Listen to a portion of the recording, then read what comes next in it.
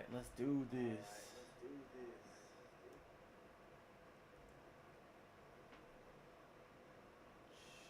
Let's see. Check 1 2, check 1 2. Check, check, check, check, check. There it is. Check 1 2. Shit's fucking loud as fuck.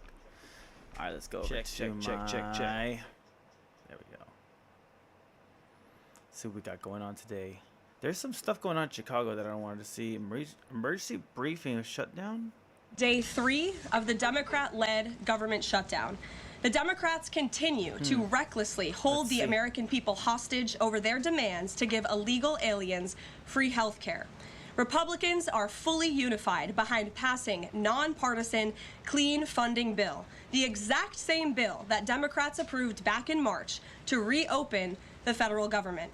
But those same Senate Democrats are now voting against this clean funding bill and keeping the people's government closed. I understand Democrats will have an opportunity very shortly here to change course, and we hope that they will. There are significant personal impacts on millions of Americans as a result of this current government shutdown. The 1.3 million men and women of America's Army, Navy, Air Force, Marine Corps, Coast Guard, and Space Force who serve honorably and put their lives on the line to defend us all are not being paid. Military families are already seeking out food assistance because of financial anxiety caused by this Democrat shutdown. According to new reporting from the Military Times, staff members at the Armed Services YMCA food pantry distribution location near Fort Hood in Texas found a line of military families stretched around the side of the building yesterday at 5 in the morning. According to the staff who work there, that is, quote, not happened ever. They've already had a 34% increase this week over past weeks. President Trump and Republicans fundamentally believe we have a sacred responsibility to protect and provide for our military families with the resources they need to thrive. If Democrats believe in this very simple premise too, they should end this shutdown immediately. Unfortunately, the severe impacts of the Democrat shutdown extend beyond our troops. Nearly 7 million mothers, infants, and low-income families who rely on government-run food assistance will be in jeopardy if the WIC program runs out of money in the weeks ahead. The more than 13,000 air traffic controllers who ensure that Americans fly safely in airports across the country are currently working without pay. The National Flood Insurance Program is in danger of lapsing, which could leave families without necessary help if a disaster strikes, and we are in the middle of hurricane season. Critical services offered at Social Security field offices are reduced for senior citizens and disabled Americans. Helpful transition assistance programs are not being provided for veterans who fought to defend our country and are now trying to re-enter civilian life. The economic consequences of this shutdown are piling up every day. Policymakers, markets, and even the Federal Reserve are flying blind at a key juncture because BLS and BEA data are on hold until the government reopens. Democrats shutting down the federal government to give health care to illegal aliens could lead to lower growth and higher unemployment rates for Americans. According to a new memo from the Council of Economic Advisors, the U.S. economy could lose $15 billion of growth domestic product each week. Every single week, the Democrat shutdown extends, with a month-long shutdown leading to an additional 43,000 unemployed people. Small businesses are likely to encounter delays in receiving federal loans. Mortgage applications will likely shrink. And just this morning, Business Roundtable, an association of more than 200 CEOs of Americans' leading companies representing every sector of the U.S. economy, put out a statement urging Congress to pass the clean CR that will once again come before them in the Senate floor in just a few moments. Quote, a fully functioning government is essential for American businesses, workers, and consumers, while policymakers continue working on a full-year funding package and other pressing issues. Again, that is a quote from the Business Roundtable. What's clear is that the Democrats' actions account to an intentional sabotage of our country and our people by shutting down our government. This madness must end. President Trump and Republicans are calling on Democrats to reopen the government immediately on behalf of the American public. All we need are 5 Democrat senators to do the right thing and to stop this shutdown. Call your Democrat senator and tell them to vote yes to reopen the government. On another matter, despite the Democrat shutdown, President Trump's efforts to make America safe again continue. President Trump believes that American cities should be the safest places on earth, and he is committed to making this a reality. Okay. We've already seen that President Trump successfully made D.C. safe again in only a few weeks. That same crime crackdown will continue to happen in cities across the country and is happening Poor in little Portland, illegals aren't being Oregon. treated better than President civilians of the U.S. of A. reign of terror in Wait, Portland are they once still and for all. collecting taxes The even though president has the government is directed shut down? Secretary Hegseth Then to how are they provide all losing necessary 15 troops billion? to protect war-ravaged Portland and any ICE facilities under siege from attack by Antifa and other left-wing domestic terrorists. What's been allowed to happen in Portland, Domestic and terrorists, we saw damn. disturbing video footage of this last night. This is not peaceful protesting. This is left-wing anarchy that has been destroying this great American city for years, leaving police officers battered, citizens terrorized, and business properties damaged. Since early June alone, Antifa terrorists have laid siege to the ICE field office in South Portland. These radical left-wing lunatics have violently breached the ICE facility by using a stop sign as a battering ram, hurled explosives and other projectiles at law enforcement, repeatedly assault and dox officers, berate their law-abiding neighbors, and have even rolled out a guillotine in front of the ICE facility. I gotta get my streamer hat. And more people should be reporting on that. Even President Trump has sent federal law enforcement to protect federal assets and arrest those fueling this violence. Just last night, we saw an extremely troubling incident where conservative journalist Nick Sorter was captured on video being taken into custody by the Portland police after he was ambushed by Antifa and was defending himself from these assaults. But instead of arresting these violent mob members night after night after night who are ravaging this community, the police arrested a journalist who was there trying to document the chaos, and everyone in this room should be extremely concerned about that. The Department of Justice spoke with that journalist this morning, and they will be launching a full investigation into his arrest. This incident is part of a troubling trend in Portland where left-wing mobs believe they get to decide who can I was having visit and issues live with my logins in their too city. today. It is not their city. It is the American people's city. I don't know what's going on, Trump but is going to I was having that. trouble with my I just spoke logins. with the It took president me about like this, and he 20 has minutes just to log directed his in team here at the White House with to my other begin computer. reviewing aid that can In the sense that potentially cash be still cut comes in, but Portland. comes less, We will not much fund less states goes out. that Yeah, allow it's a anarchy. conspiracy. There will also be an additional surge of federal resources to Portland immediately, including enhanced CBP and ICE resources. Law and order will prevail, and President Trump will make sure of it. With that, I'll take your questions, and we will begin today's briefing with our new media seat, Amanda Head from Just the News. Amanda, thank you for being here. Thank you, Caroline. On that most recent topic that you mentioned, reportedly Portland police have not been able to engage protesters to the degree that they normally would. Does the president plan on handling this from that angle as well with city leaders? Yes.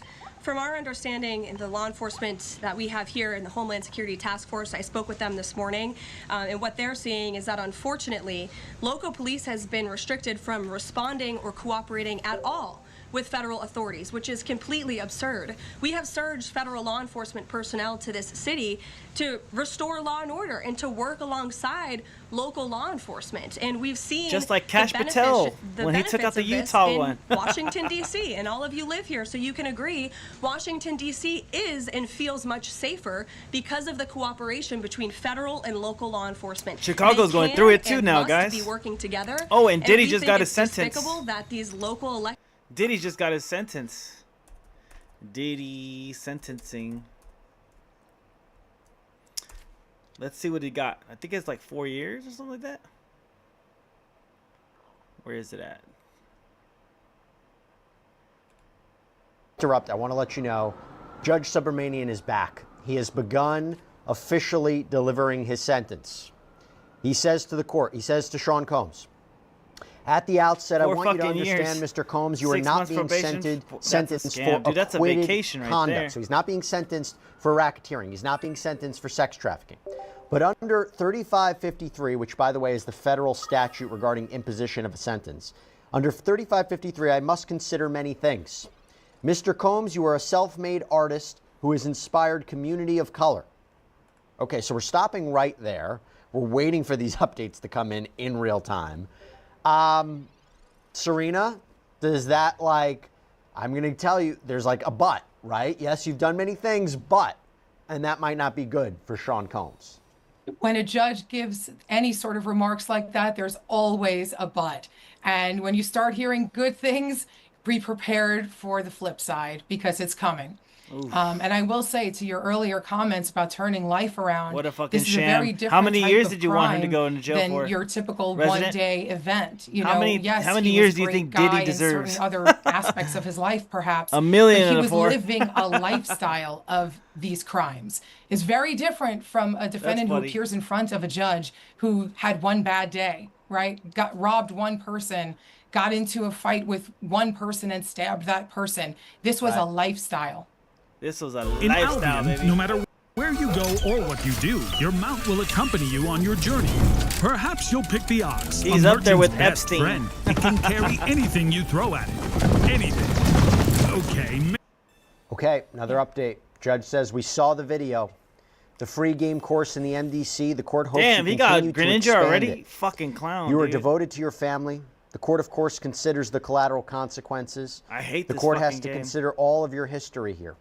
And when that's true, by the way, the factors to be considered in imposing a sentence are the, and this is, I'm looking at the statute. A lot of people are the gonna nature and die when he's out, circumstances of and the he offense, the history snitches. and characteristics of the defendant, the need for the He's sentence gotta to be be on pro- imposed, he's gotta be a good the boy, kinds though. of He's gotta be sentences a, available, the kind of sentence and the sentencing What is it range, called? A Samaritan. any pertinent policy statement, the need to avoid unwarranted sentence disparities among defendants. So, just looking for an update here. Okay. Okay. A history of good works can't wash away the record in this case. You abused these women. You used that abuse to get your way. Freak-offs and hotel nights. Freak-offs, baby. The evidence of the abuse is massive. I was sitting right here during the testimony. Joe, this isn't good for Sean Combs. No, it's not good for Sean Combs because he started off with good stuff. He says, but on the other hand, you know what I mean? Because to my mind, I mean, it could be different, but a lot of times you start off with the part, not with the part that you're going to end with. You know what I mean? Here's the good news, but here's the bad news, and here we are because of the bad news, as opposed to here's the bad news, and here's the good news, and here's where we are because of the good news. I think the order of things may dictate that, you know, he's going to come at him, and it's not going to be a low-end type sentence. Sierra, this is very consistent with what we talked about before, where that video was being played of Sean Combs, where you look at his history of helping others, you look at his works in the community. You and I had talked about it. The argument would be, yes, but at the same time he was committing crimes. Or after his apology video for Cassie, he was accused of committing crimes. It seems that the judge is being consistent with this, and I apologize if I have to cut you off if the judge says something, but your thoughts? No, please do cut me off because I want the updates as much as you do, Jesse, and so do our viewers. But I think it's confusing here, right? But two things can be true. P. Diddy can have all the love in the world for his children, and he can be a great dad to them. But on the other side of the coin, he did commit these acts, and it is violence. And I think the thing that was most telling to me from what we've heard. All right, let's hear that update, Jesse. Sierra, I'm going to throw it right back to you, but this is the judge. This won't was be doing it subjugation. anytime, man. That is the They never reality of do. what happened. These Helping offenses others. irreparably harmed two women. You Hey, applied them. I remember he said he's already planning to do a speech, like a speech or like a speech tour, and they're like, "Yo, this guy's crazy. He's not even off yet, and he's already planning shit." with drugs. Why did it happen so long? You had the power and resources to keep it going. You were more than a John. Pisses Again, me Sierra, off. it was the idea of this happened so Hell many yeah, it times. pisses me I off, said too. I think that was something the judge was going to consider here. And what he said very specifically is that I was sitting right here. I heard the testimony. And I think that is what is so vital when we were talking about the way that the judge was going to end up with all of this sentencing is the fact that it wasn't today he decided it. It wasn't in the 3 months that he had to go through and read all of those letters. No, it was when he was sitting there in the courtroom seeing Cassie and Jane and Mia and all of the testimony there that this happened over and over again. It wasn't, to your point, to what Serena said earlier, this wasn't a one-time thing. This was a pattern of abuse that the prosecution put on and displayed, and then here we have a conviction. And so I do think that all of this is kind of running through Judge Arun Subramanian's mind as he's coming forth, putting down this sentence, because, I mean, it's really hard to ignore. All right, this just came in. A significant sentence is required to deter. You say you're sorry and you won't do it again. After Miss Ventura's civil lawsuit was filed, after the video was public, an investigation started. You had a brutal hotel night with Jane, punched her in the head. Dang, punched her in Serena, the head, that dude. is the key here. That is something we have talked about during the course of the day. It didn't deter him. There were significant episodes that came out after the investigation, after the apology. He was arrested with materials in his hotel room that would indicate a freak off. I think we're looking here at maybe 5 to 7. I don't know yet. What can happen any second, but I think we're looking at significant prison time here. Yeah, I mean, I think the judge makes an incredible note that, you know, you've had the chance to deter. Wow, you were what a not fucking deterred. game, dude. You were I given fucking an hate this game. opportunity over and over again, specifically during the investigation, and you can't be stopped. Oh my God, And this if you game, can't be dude. stopped, I'm going to have to He be the one won to last stop you. second too. Yep. Fucking game, And by the way, the judge has considered his history. I hate this fucking He game. said about the fact that he became Sean Combs after his father died. That is especially You gonna impressive be okay? given So the no, early violent death I'm of not your gonna be father okay. and the I'm trauma pretty that must fucking have mad left. about So this He's game, dude. appreciating all I've this, been but at the same ranking time, all day. he's hitting all the factors. I've been and he's ranking all talking day, about the just trying to get the evidence that fuck came to out during the course of Masters, this and trial. I'm He over just this said, game. After that, once I get Jane to says he Masters on this told her, game, "Take I'm this fucking pill, done with this game Go out there for another month. bleep I'm his just trying to bleep, get out bleep of him. here. I don't care. The court is not convinced this would not happen again. Tough times make good The court men. has Yeah, considered the fuck. programs. They are Fucking force. This is bullshit, dude. Dude, we gotta see Diddy beating the shit out of Cassie again. This is what 4 years gets you. Diddy beating Cassie in hotel. This is what 4 years gets you. Disturbing new video appears to support some of the accusations of abuse against music mogul Sean let's Diddy remember Combs. what We want to happened. warn you that this video you're about to see is extremely graphic. This is The what surveillance you get. footage that was captured inside of a Los Angeles hotel in 2016 allegedly shows Combs assaulting then-girlfriend Cassie Ventura in a hallway. A now settled lawsuit filed by Ventura claimed that she was trying to leave the hotel after a drunken Combs punched her.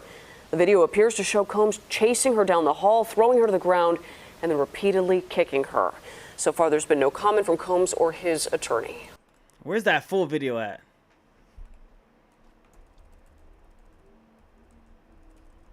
Where's the full video?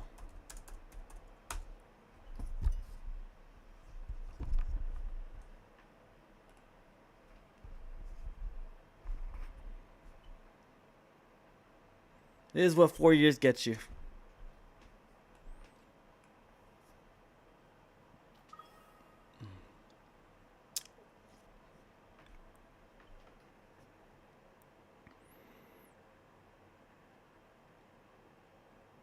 She's going to the elevator, right? She's trying to sneak out while he's passed out drunk. Supposedly, is what she thinks.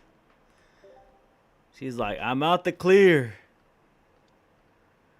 She's about to put on her shoes so she don't, yeah.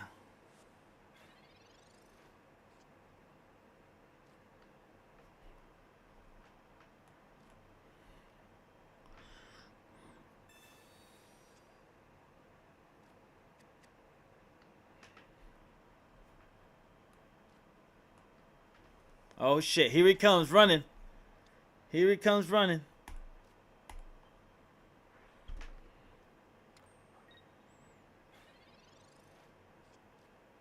Oh shit. Drags her to the ground. Kicks her. Grabs a bag. Grabs the Louis Vuitton bag, kicks her again. Drags her like a kid, like a bully.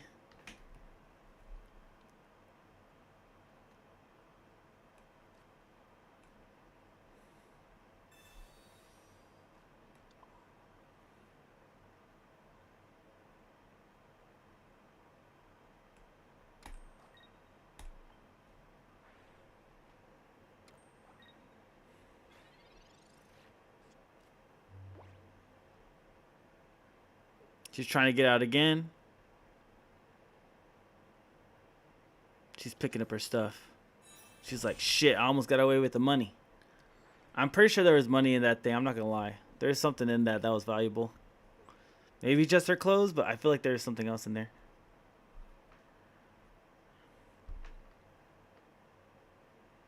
He's like, you calling on me? Grabs up the stuff again. Goes back to his room.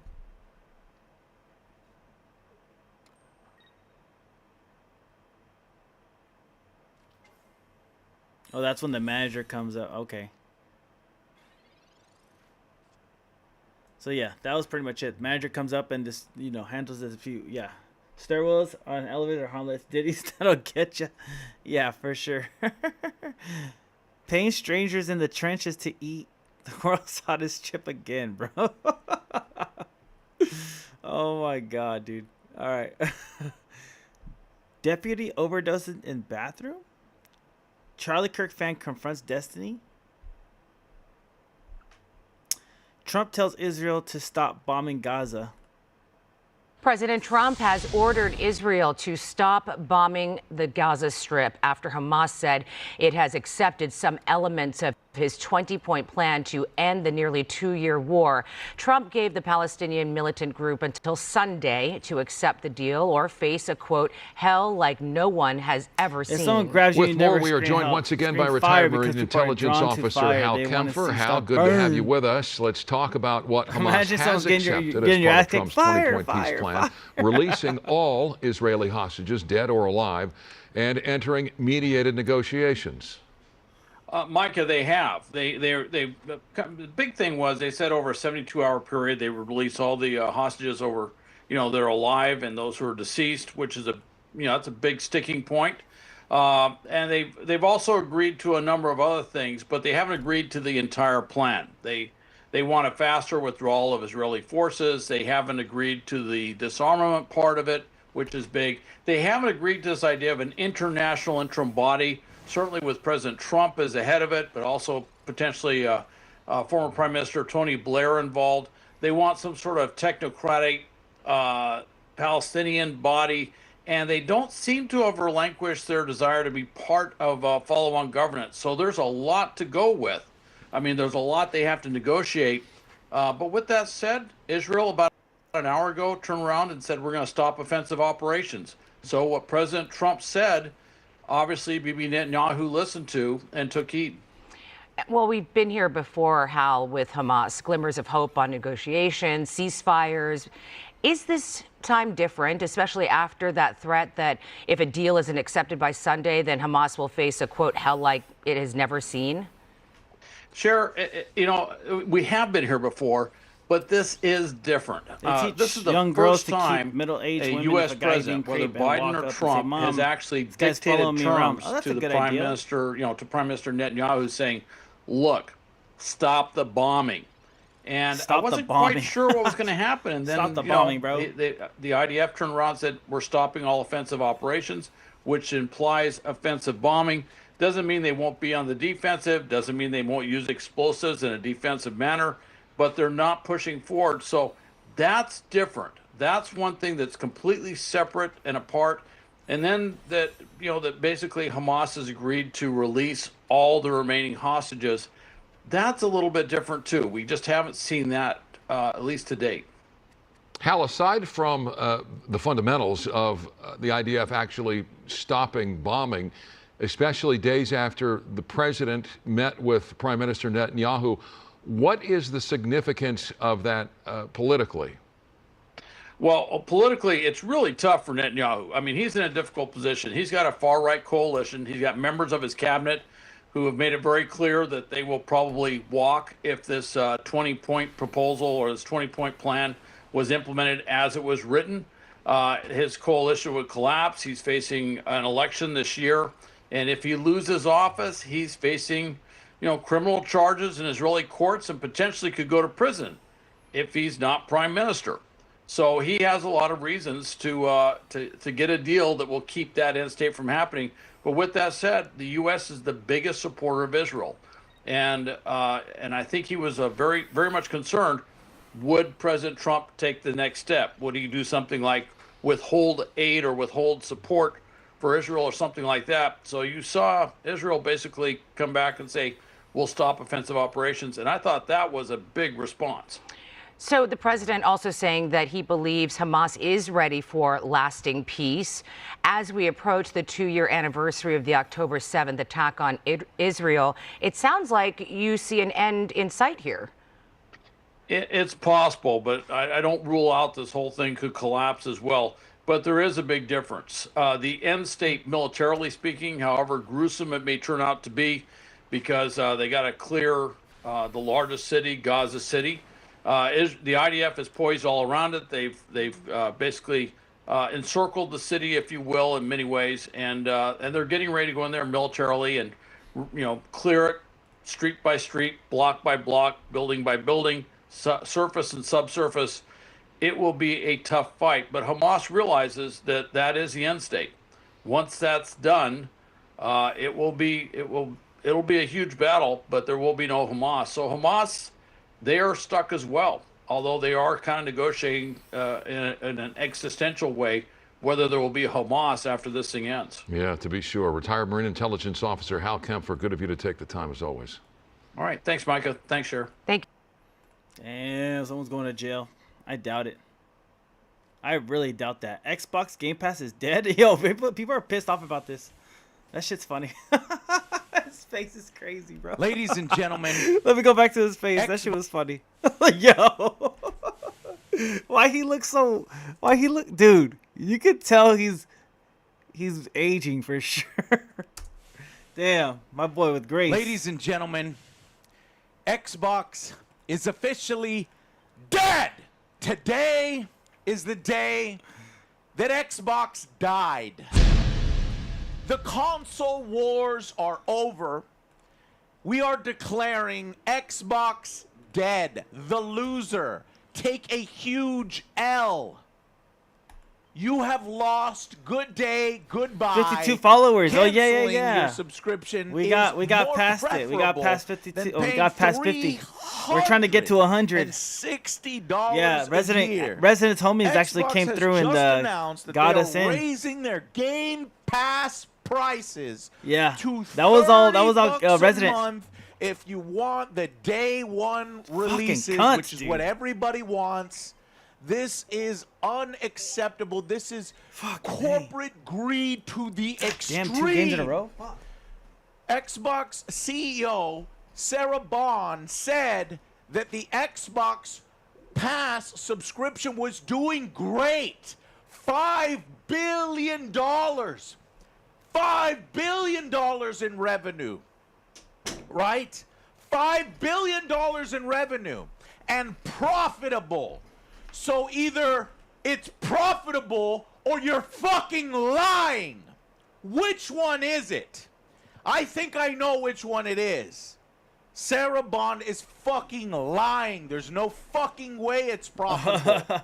I'm still in here just AFK, so you got the viewer, by the way. All right, bet. It might Appreciate be that. $5 billion in revenue or profitable. I'll wait till you come back to get get political again. Of putting day one releases. Yeah, Becca, we got to 50 last night on live, dude. It was fucking sick. It was pretty exciting. So it's all fucking corporate I was super lies happy. Yet again.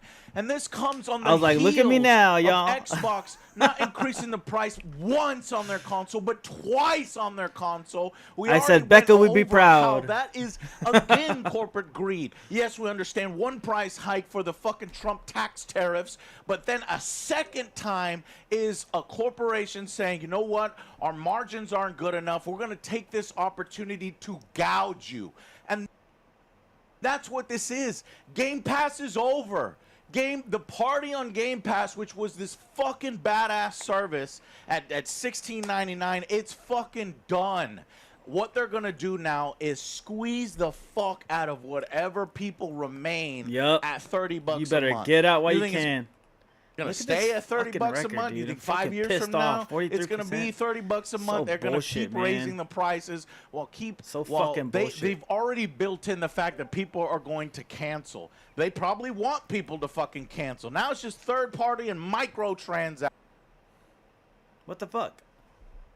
What is going on with my internet? See, I told you this is getting weird. Which what they're going to Like, make their I'm not even money touching off of anything. instead and attract people. That it's over. Xbox is over. I mean, you could already argue that Xbox has lost the console war multiple times in the past. Really, the only fucking time they won, in my opinion, is the Xbox 360 fucking kicked ass.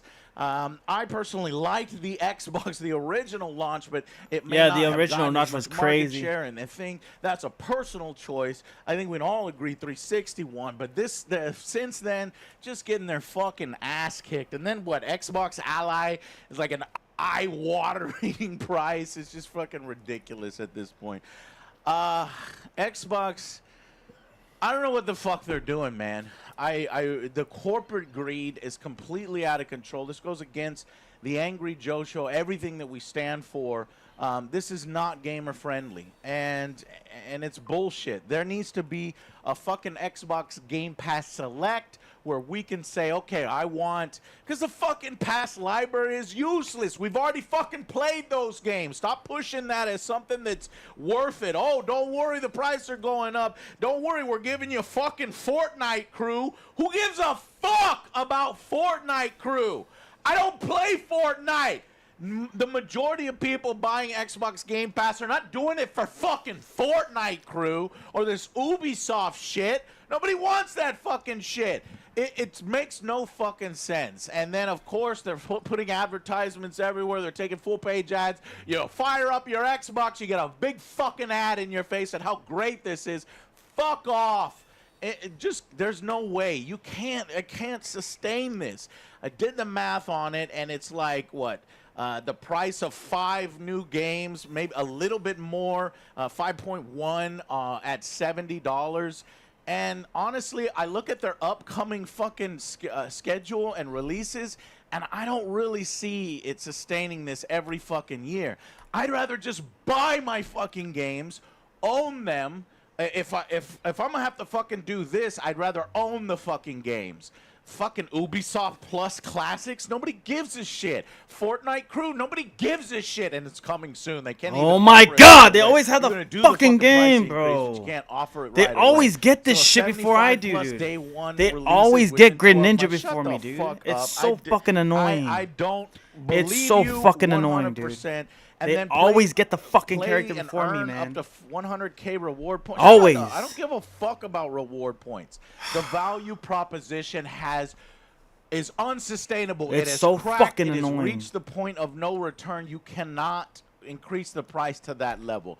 It's like 5 It's so or fucking 6. annoying, dude. Relatively few people are going to do So this. 6 fucking full annoying. I price hate of this games fucking a game. year, and you have to like each and every one of them. And I have chances are you're not gonna like Giratina every single and a fucking Froakie, one. and he has You're not gonna be already 3 excited for every characters up, single dude. fucking So one. fucking stupid. It I might hate be this that fucking maybe game. you just turn it on for a month and turn it off for a month. You're paying man. $30 for a fucking game instead of $70, but then you don't own the fucking game. At that point, I'd rather just own my fucking game so I can play them whenever I want.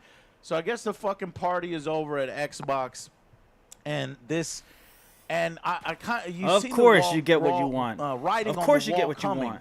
At Tokyo Damn, Game bro. Show, Sarah Bond was asked how viable was this fucking shit as a business. And this is before they announced the price increase, right? So this is really critical what she says.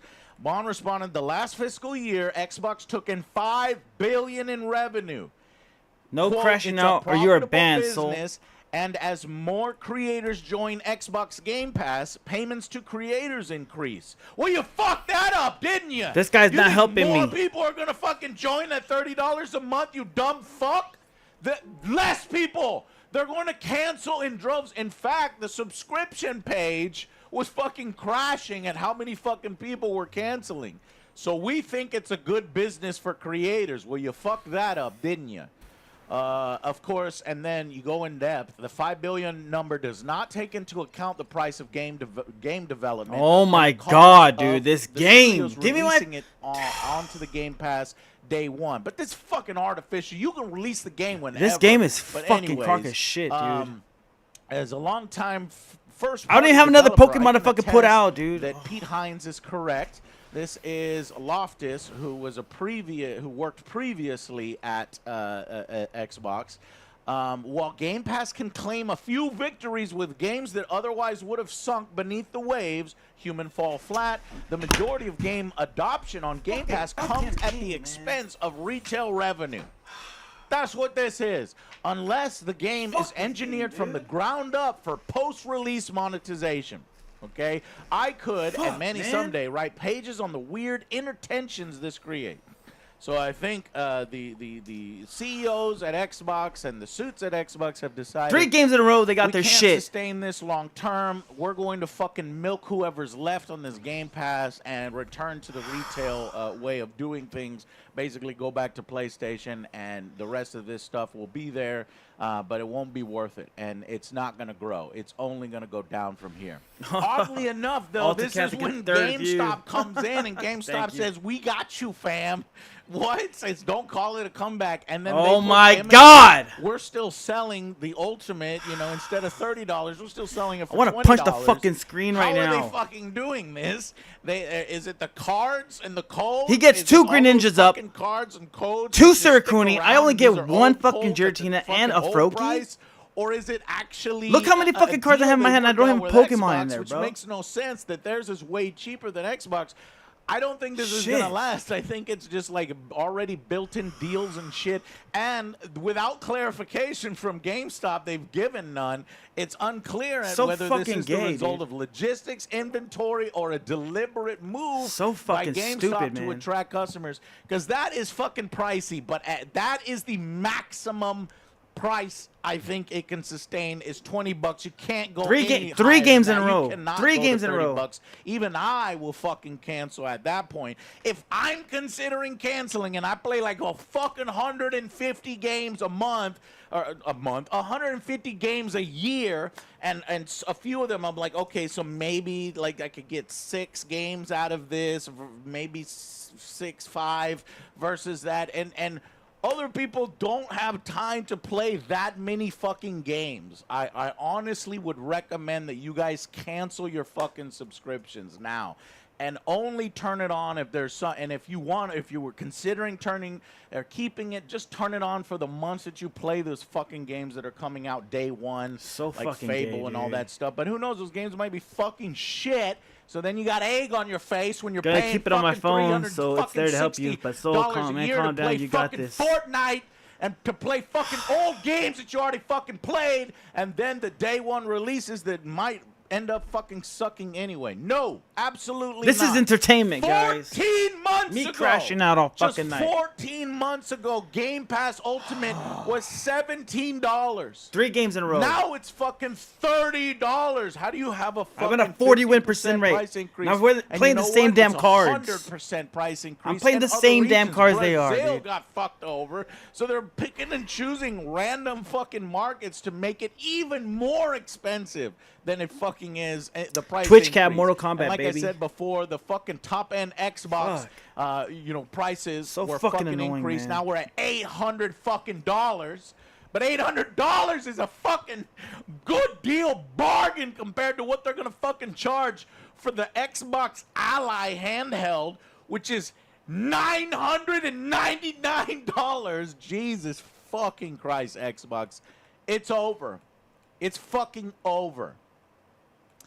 And what do they have left? Well, they got the Outer Worlds 2. You're going to have a fucking day one there. And the next year, you're going to have inevitably Fable. Who the fuck knows with Fable? It look like shit. Man, I got a storied history with Fable. Top 32 reasons why Fable sucks.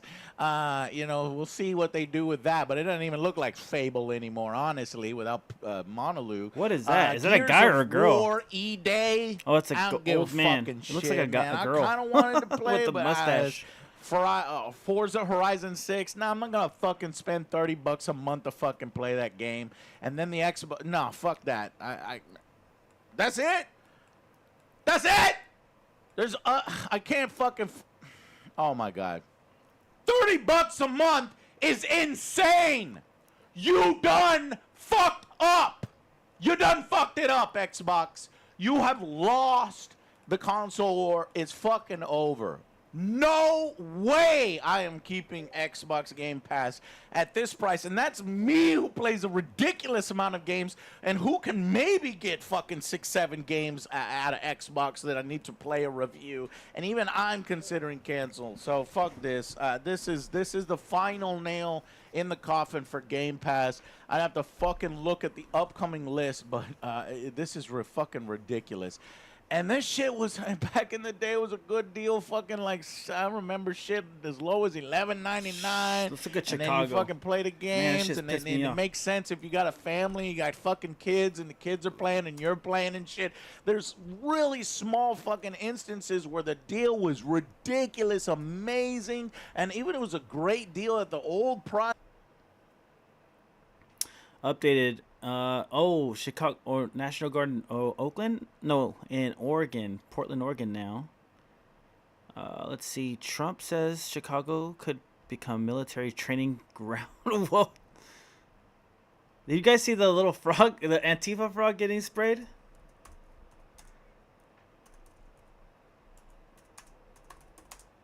Pepper sprayed. Shit's crazy. This guy right here. Go 100K, everybody. Good shit, dog. The frog gets pepper sprayed, bro. That's crazy. Oh shit, Mr. Froggy's mad. Why are you so sexual? Why are you so sexual? That's hella weird, bro. That's hella weird. You know, that's hella weird. You're all fogged up, bro. You're all fogged up. You're all fogged up, frog dog. You're all fogged up, frog dog. Bro. Okay. Thanks, Andy. Welcome. He's being sexual, bro. What are you talking about? No, I'm not like that, bro. Hey, Andy's coming back. What's up with these people and their brains, dude? This doesn't make no sense. These people make zero sense. Shut your tits. You're probably like on some registry, 100%. That's why you're not showing your face, because you're on the registry. So this dude talk about sucking. You're on the registry, bro. Look, he can't show his face because he's on the sexual predator registry. Oh, she wants to show my face. Real, Philip. Let's go. Real. Let's go, everybody. Tap that screen. Let's do this. I'm not the one hiding my face. We're not the ones hiding our faces. We're not the ones hiding our faces. That's okay. That's okay. Oh, the umbrella's out. What'd you say? What'd you say? I could ask the same thing about you. He's not scared to take it off. And then the guy over there, and then like so many of you. Oh, Andy's back. That's Andy. So Andy's watching. I'm thinking of a really good bid. I gotta tell my buddy. Let's stick with the MAGA guy for a second. They're though. terrorists, bro. It's totally different. I've been fighting for a lot of years. Yeah, I'm not done. I'm just starting, and I'm gonna be out here as much as I can every night after work. Oh, good. MAGA guy will always give us a stream. Yeah. That's awesome. Hey, you should be wearing a bra. If you're gonna have kids out like that, wear a bra. You're not anti-fascist. You're fascist, bro. Oh no! Oh no! It's not no, anti-fascist. You are the no, definite. no, You guys no, killed Charlie Kirk for his views. That's no. fascism. Is all your Yes, research you for did. college? Your people did. You no, people not did. yet. Yeah. That The origin of the Antifa group in Germany. It was a communist group. Yeah. Yeah. Thank All you. right. Yeah. By farmers. Yeah. All right. Going against the Nazis. All right. You guys are doing the exact same thing the Nazis are doing. Yeah. All right. You guys are the modern day Nazis. Literally. You literally. You attack people that Literally. Look at Frog Dog. All right. The same thing Frog the Dog. Nazis are doing. Frog You're the ones that scream it so much. Why don't you tell me? Why don't you tell? You call everybody else Nazis. Okay. I'm not talking to you, bro. Take your mask off and talk. I read lips. Bro. I can't understand what you're saying. I'll put MAGA I guy's read lips. channel in the That's chat. still not gonna let me read lips, bro. I can't understand you. I don't understand. You are a domestic terrorist. That's a fact. Because you're out here in a mask, agitating everybody. Who am I agitating? Me, right now. No, you come up and follow me because I walked to your guys' homeless camp. Watch this. Come on. Let's go. I'll get the Let's super go. chats Follow in a me, second. doggy. Hang on. Follow me, puppy dog. I'll get the super chats when we have a quiet moment. You know exactly why, bro. Yes, you do, bro. There's no talking to you people. It goes one ear and out the other. Okay, well, then try me. Nah, I'm good. I've already tried. Oh, angry people. Ooh, the bird. Oh, my God. Oh, my God. Not This guy the bird. is fun. You know what? Not the bird. Listen. I don't need him to. I may have misjudged this guy, and he is fun. You're right. No wrong. Yeah. Yeah. I'll say what I'm wrong. Yep. Just like MS-13, Trinidad Aragua, all them. You guys are just like them. Criminals. Criminals. Criminals. Criminals. Criminals. Criminals. Criminals. I'm staying visual. I'm not letting these people come up on me again. Yeah. Criminals. Criminals. There's not a brain cell between his ears. He wants me to keep talking to him. You guys killed Charlie Kirk. We did? You guys Yes. tried to kill Trump twice. Yes. All right. Hey, thanks, Billy Don't Billy. even Nights try to like say this, he was I wish we had Republican. Gestapo. His family Yes. was. He wasn't. You guys Yes, we do, Silly Billy. have attacked churches. Thank you. You guys have attacked children. You guys literally. Hold on. Here in 2020 and the riot, there was a Christian rally. And Oh no, not a Christian rally. Oh no. Oh no, not that. Do any of you live in liberal Oregon? Children. Unfortunately, I do. I fucking got it! No fucking way! You look like a liberal, so it makes sense. Yeah, okay. I look like a liberal. Oh, that's really. That's like the smartest thing you've said, bro. That's like the smartest thing you've said. This guy doesn't know that Antifa hates liberals. He doesn't understand the joke. Bro. That's fucking hilarious. He doesn't understand that Antifa doesn't like liberals. You're wearing a terrorist flag, a terrorist keffiyeh. Okay. Did you just hold your own shirt? Let me explain to people what's happening right now. Antifa is telling the MAGA guy that the MAGA guy looks like a liberal, and the MAGA guy is very confused about this because he thinks that Antifa are liberals when Antifa in fact hate liberals because liberals are not far enough left for Antifa. So this is one of those conservative things where conservatives don't understand the left, and so the left is like insulting him, but he doesn't understand it because he thinks that they're liberal. I am so confused. This is why you don't buy into bullshit conservative talking points. I'm just saying. How does it feel to know that we're going to be out here every fucking night from now on? Thanks, Silly Billy. We're going to be out here every fucking night doing this. Thanks, Silly Billy over on Rumble. Where's the dogs and fire hoses when you need them? Real. It's 10 p.m. You better shut that thing up. Real. It's 10 p.m. You better shut that thing up. Froggy. Trigger. You're so gay. Come over here, grab a tug, and start pulling. Yo, this. Man, shut up. Look at this dude. This frog is hilarious, dude. Why is it the two fatty McFat fucks that are wearing the Charlie Kirk shirt? Fatty McFat 150K fuck. likes. Let's go.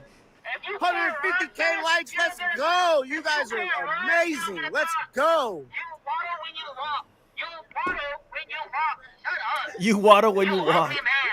If you can even call yourself a man, you're more like a woman. You have bigger tits than half the women I know. Shut up. You don't know no real women. I do know lots of real women.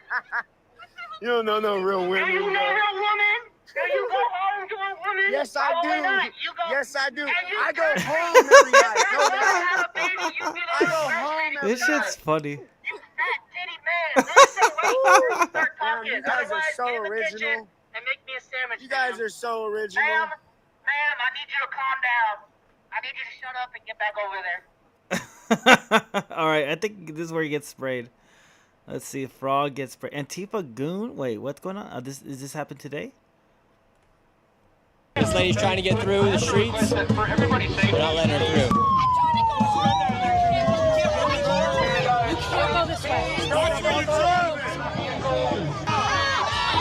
Oh, they're not letting her through. That's privilege right there, baby. Let's go. what this lady right here is saying. It's illegal for her to be coming through here. The police are stepping in.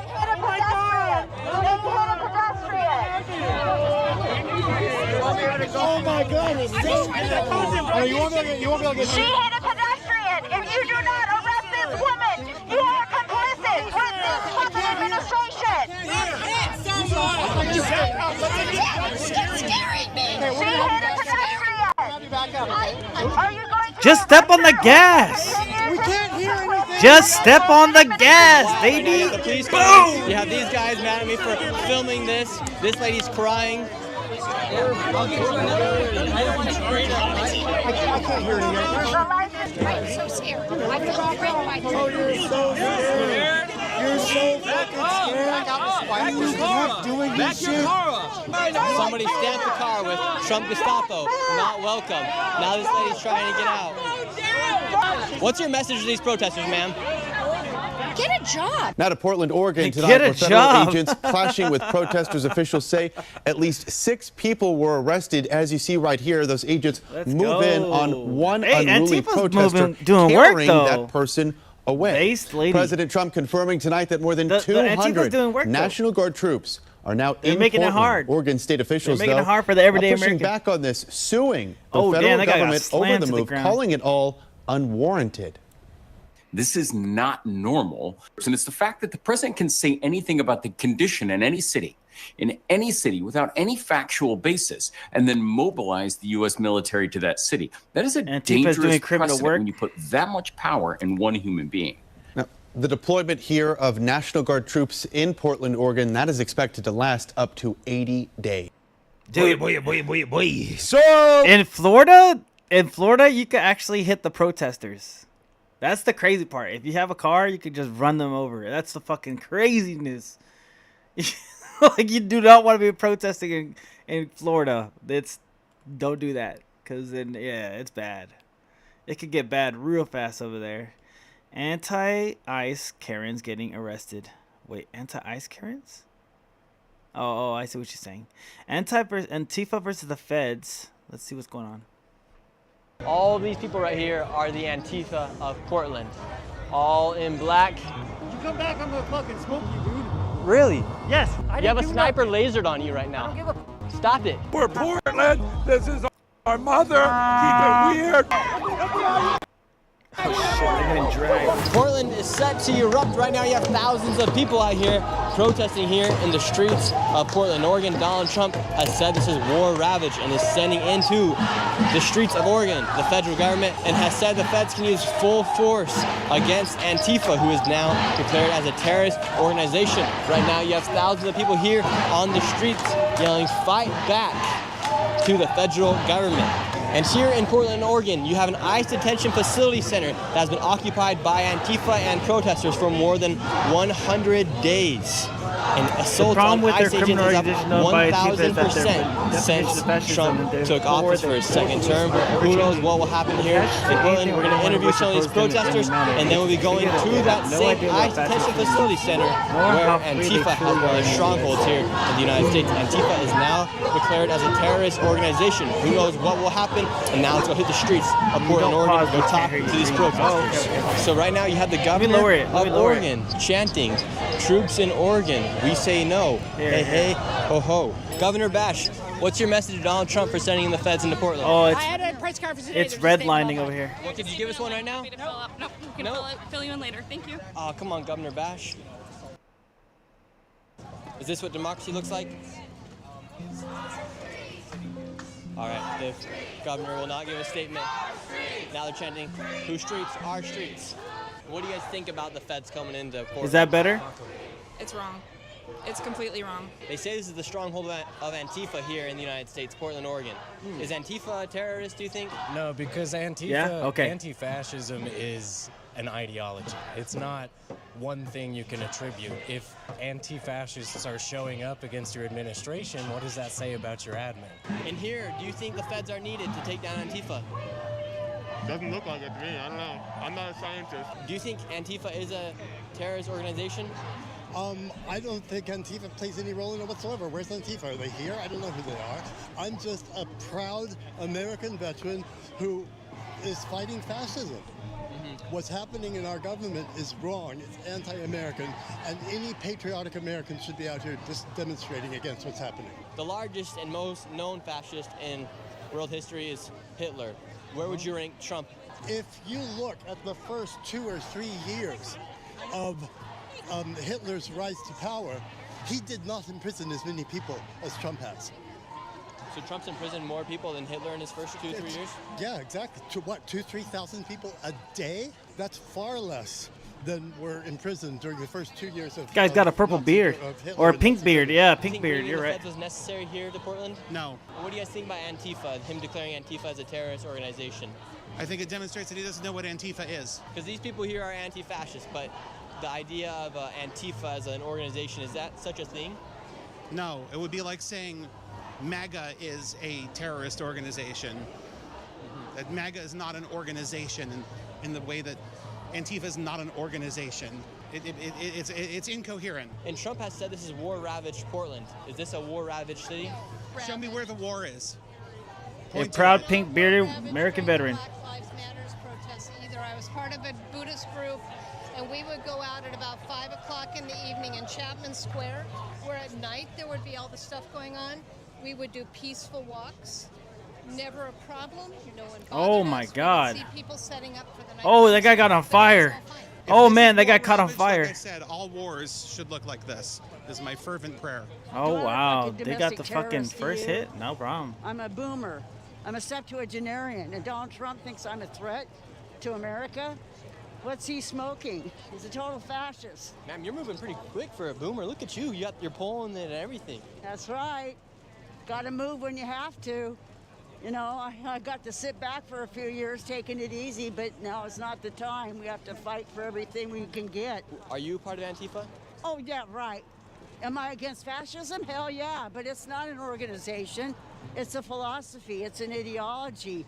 It's just an excuse, a pretext for the government to find a way to invade our cities. So you're not a terrorist? No. I don't think you look like a terrorist, ma'am.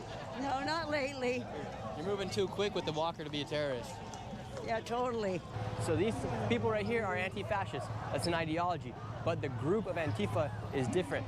That's who Donald Trump has declared as terrorists. The organization of Antifa, the group of people that receive funding from groups to then go out and incite political violence against their opposition, as they are part of the group of and the organization of Antifa.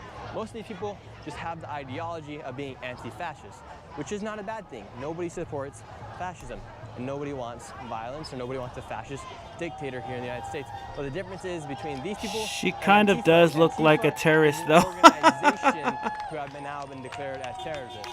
These people, these old boomers right here, are not terrorists. They have the ideology of being anti-fascist, and they believe Trump is a king and a dictator. But I would not consider these people as terrorists. So you had that protest going on, and now we're heading over to the main protest, where a rally from Antifa is set to take place, as they have been controlling and occupying the outside of this ICE detention facility center for over 100 days. And who knows what's going to happen here. We're heading over right now. All right, we made it here to the ICE detention facility. Here you have all of the protesters.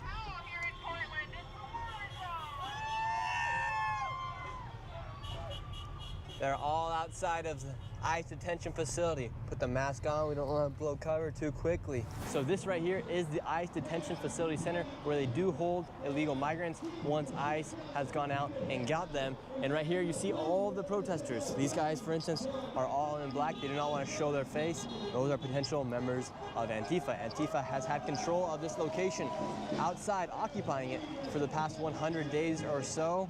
And now this is set to be their rally. Let's see, they're handing out piggies. Little piggies that squeak. Calling the police and the feds pigs. Bubbles, not bullets, right? Right. So why do you put the bubbles out? It's an indicator, just like balloons. You watch where it's gonna go, that's where the gas is gonna go. And how long have you been protesting out here for? Well, I've been protesting in different cities across the country now since they broke out early this summer. So, what makes you so enthusiastic about protesting? because there's a lot to protest. There's a lot that's wrong that's going on. A lot of people aren't buying the bullshit from Trump. Basically. What do you think they should do with illegal migrants if they are here illegally? For instance, because the last 4 years underneath Joe Biden, there was like over 10 million. Should they all just be allowed to stay here, or how should Trump go about doing that?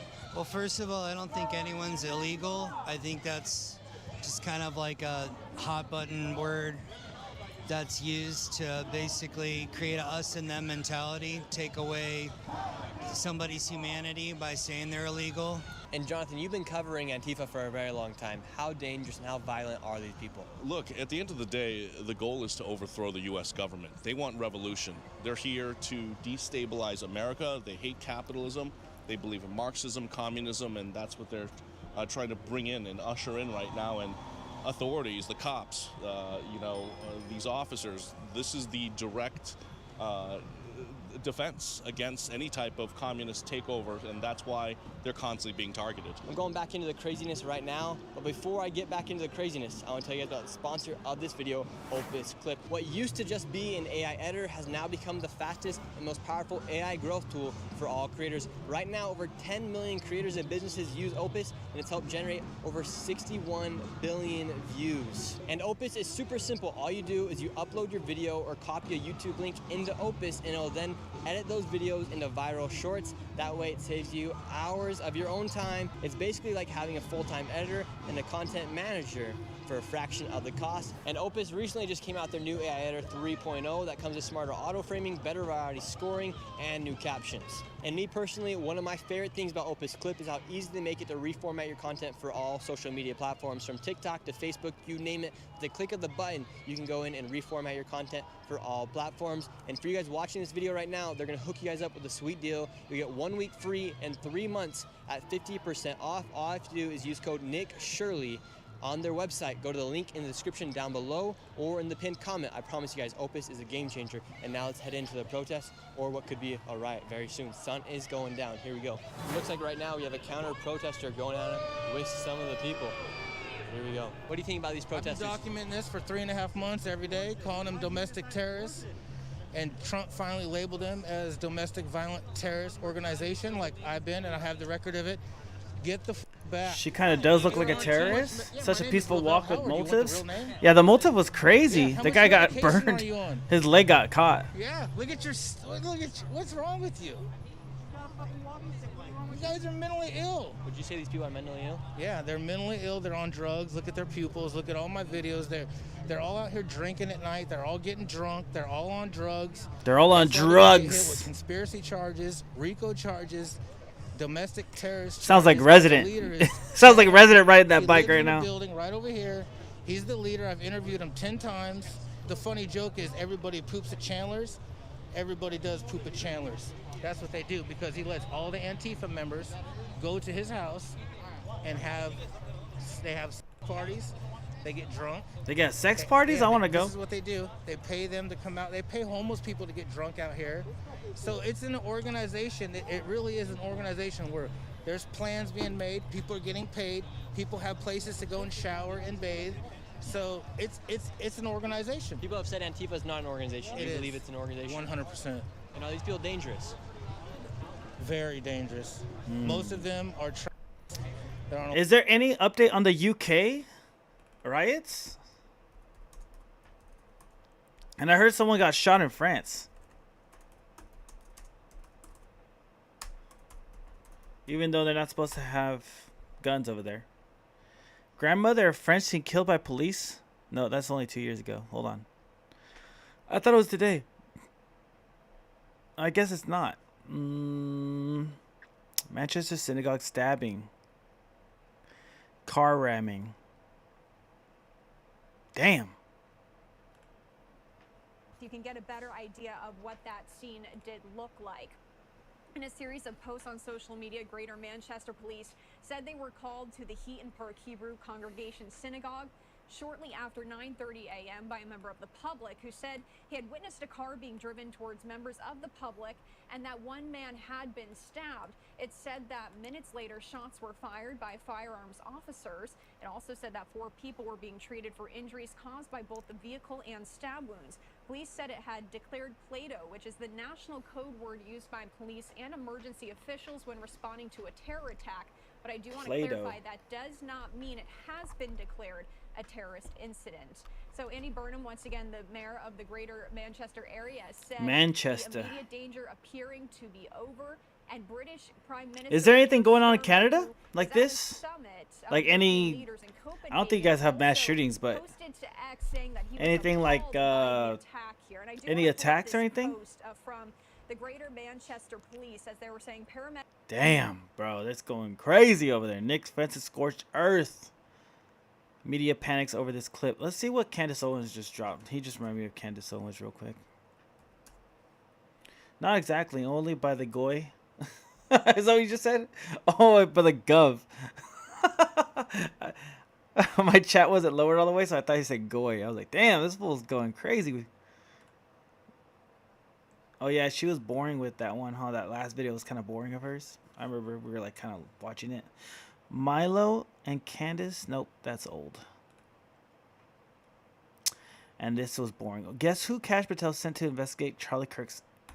Let's see if we can watch it again. Like an eyewitness to him on his way there is just shocking to me. I gotta say, when I saw that, I was actually kind of giddy because I was like, finally, it looks like a college student from UVU who is speaking to the news. That's great. And of course, I then had to wonder what she was studying.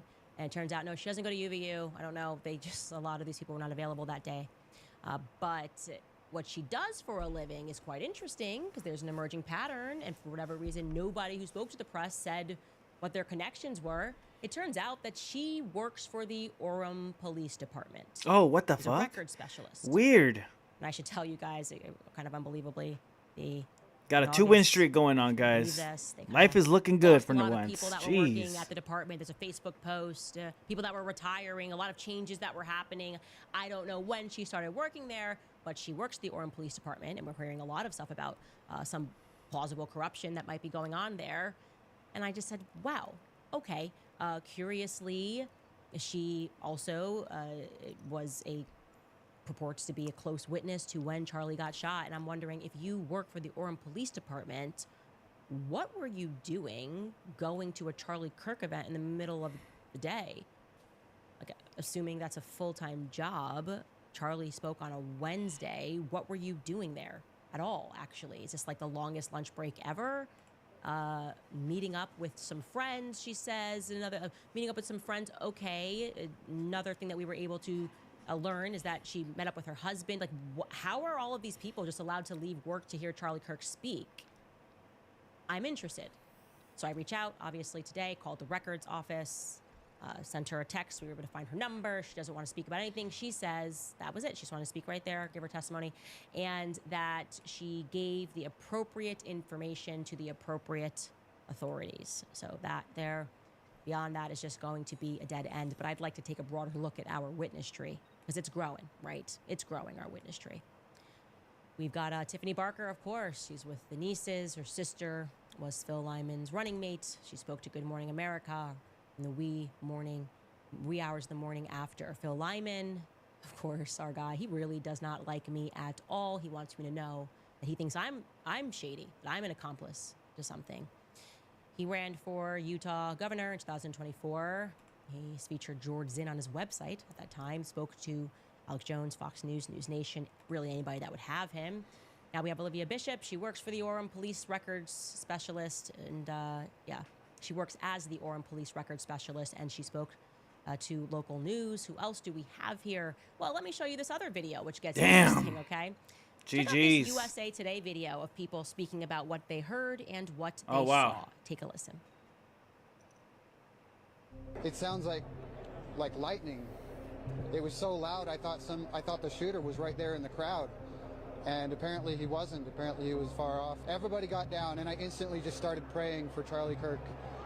And the girl I was with next to, she was bawling because she had seen it. She had seen the graphic imagery of the bullet piercing his neck and opening his neck up.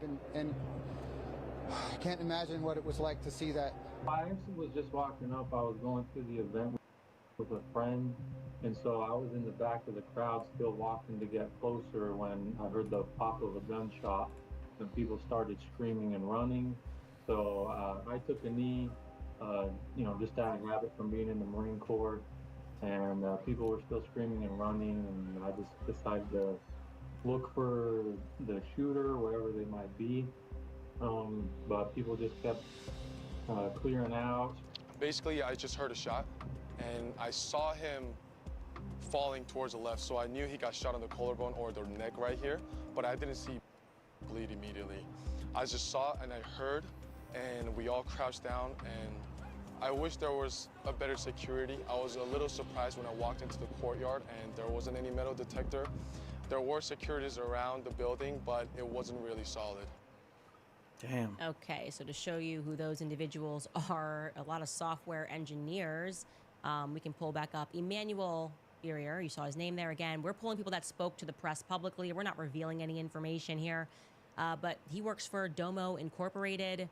His history is that he is a software engineer, a technical advisor. His name is German in origin. I'd like to know a little bit more. Also, when I look up these people, by the way, none of them have reached out to me. Like from the minute that this all happened, I asked for information. And for whatever reason, these people were very anxious to speak to the press right after. But then we're like, you know what? We're not gonna speak to anybody else about that. Same for Gurno owner. Look at this guy's hair on the left.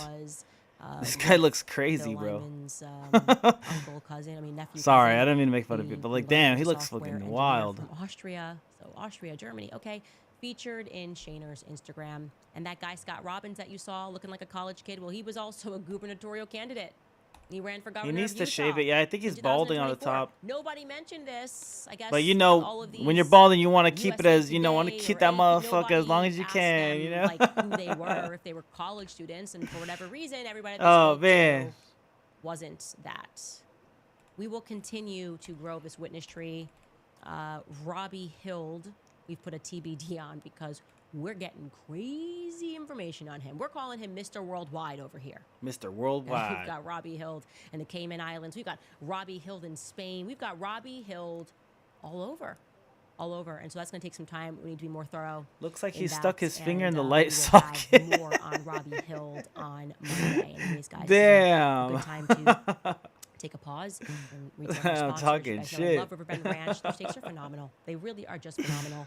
A Black Angus beef that they That have was a pretty is good one. literally famous for its great flavor.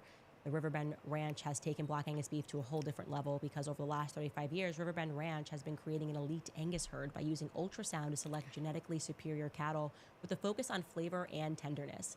Each year, Riverbend Ranch provides about 850 elite Black Angus bulls containing these special genetics to over 260 Western U.S. ranches. Those partnership ranches receive a substantial premium from Riverbend Ranch for raising those calves without the use of any growth hormones and without any antibiotics.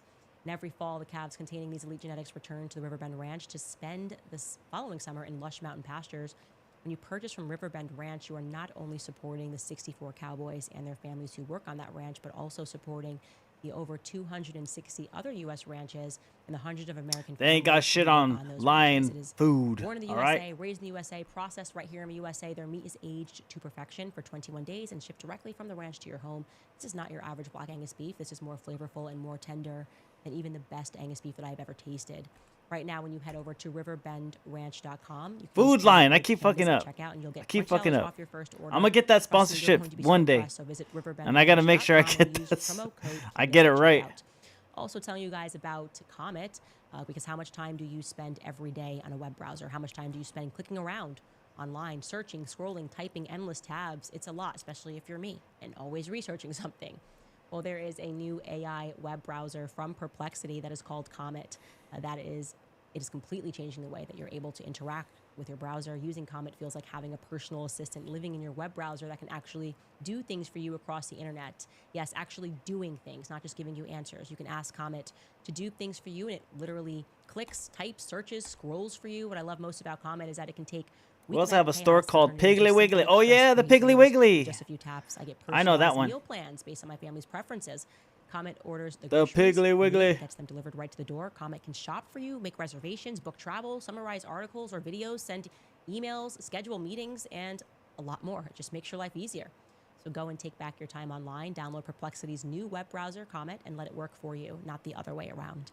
Check it out at pplx.ai/Candace. Again, that's pplx.ai/Candace.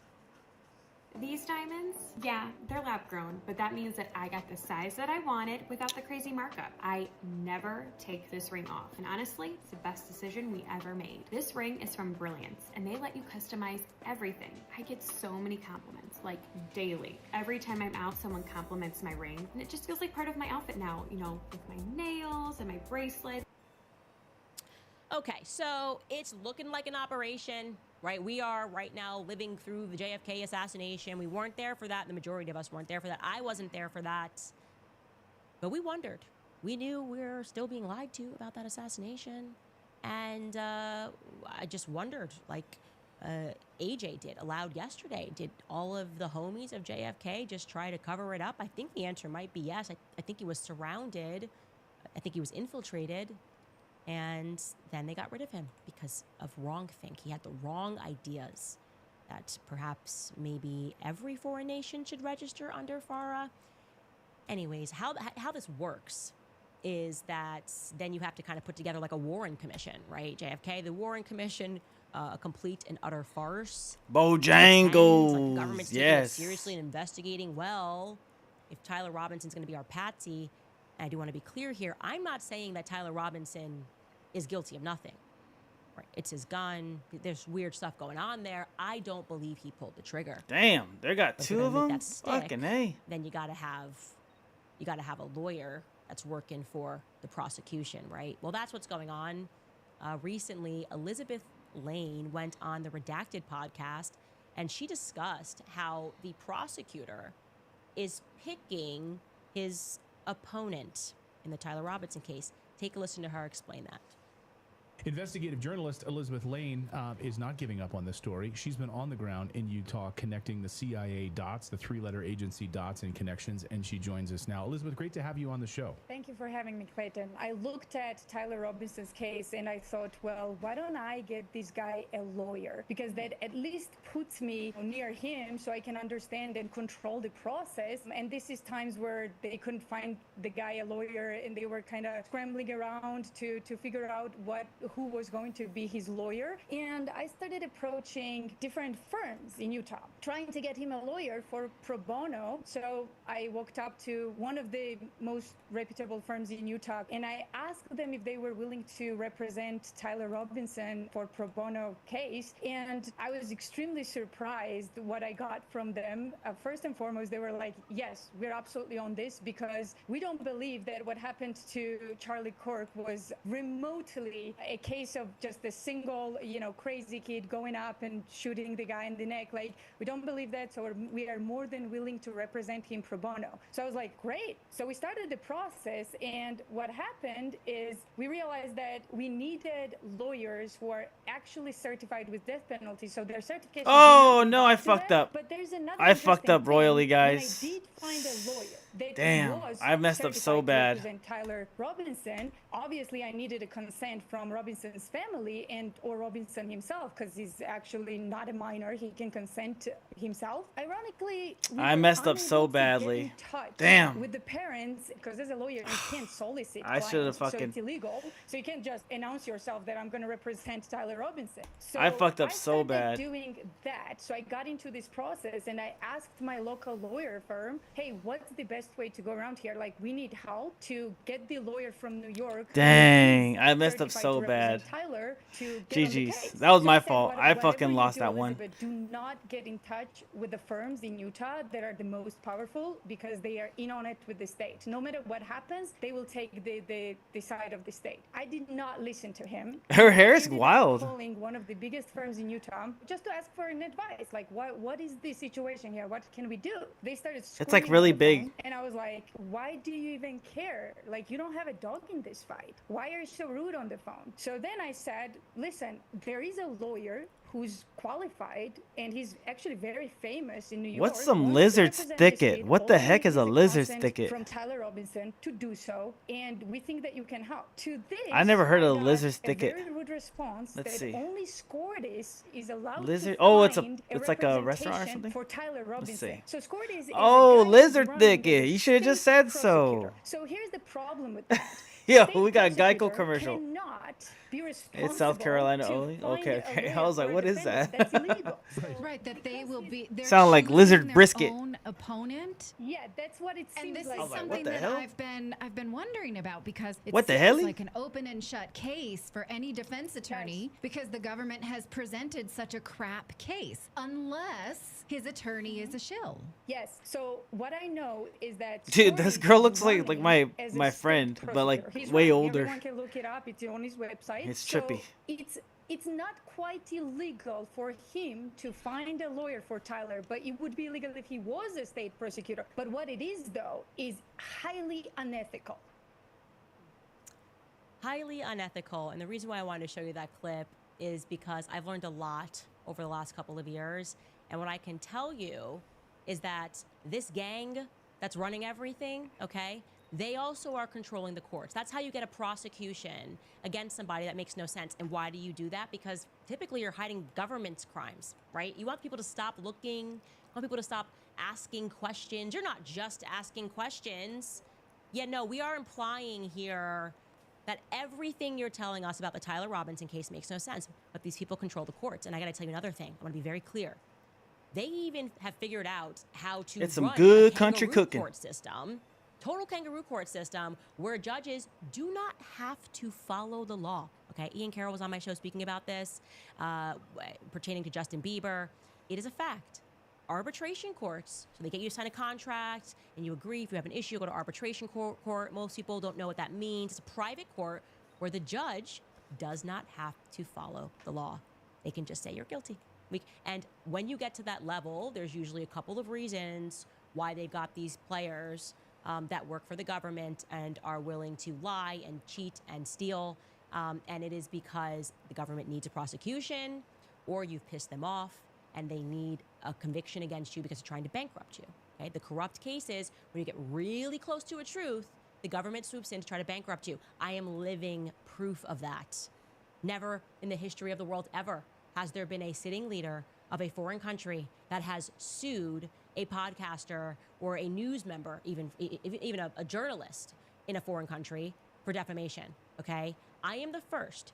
It is because we are getting close to a lot of truth when it comes to Brigitte Macron, okay? Brigitte What Macron. they're doing is they're calling their cronies. Brigitte Macron has hired former federal prosecutors, and she's hiring a firm here. Why? Because the next option is if Candace doesn't shut up, we're going to bankrupt her. These are the people that want you to believe they're successful in life organically. No, no, no, no. The entire system is rigged. It's rigged, okay? If you get too close to them and too powerful, usually suddenly a person gets inclined to commit suicide. We don't know why. And then suddenly there's a hostile takeover of their company, or, you know, a random person shoots them, right? If there's any threat against them, it's either you're smeared, you are bankrupted, or you die in rather mysterious circumstances. So watch this, because you're learning the playbook. Everybody's waking up right now. God you need damn to it. pay attention to this. This is another one of their mechanisms. They control the courts, and they will get whatever it is they need to get accomplished in the courts, whether it's bankruptcy. Better circle or the eviction wagons that to makes protect her, literally yeah. no sense, as is going to be the case with Tyler Robinson. They're going to convict him. Right? They found their patsy. They're going to make it work, and they're going to keep threatening the rest of us for noticing that nothing makes sense at all. Anyways, further to that point, I had done, and if you have not watched it, you should jump into the Epstein series that we paused because this happened, where we talked about that, the hand of Midas, making these people executives. We're more successful because we're brighter. No, you're more successful because you're more corrupt. You're willing to lie, cheat, steal, and kill, actually, to get whatever it is that you want. And the Jeffrey Epstein story has all of those elements, right? And our government, I think actually it was the day that Charlie was killed, quietly voted. We're not going to actually release any Epstein files. Wow, how do they maneuver that? Well, Marjorie Taylor Greene has been very loud about how she is against that, as she has grown increasingly vocal And she feels the need, as she did a couple of days ago, to publicly clarify that she is not suicidal. She wrote, I am not suicidal, and I'm one of the happiest and healthiest people that you will meet. I have full faith in God, and Jesus Christ is my Lord and Savior. As a sinner, I am only saved through his grace and mercy.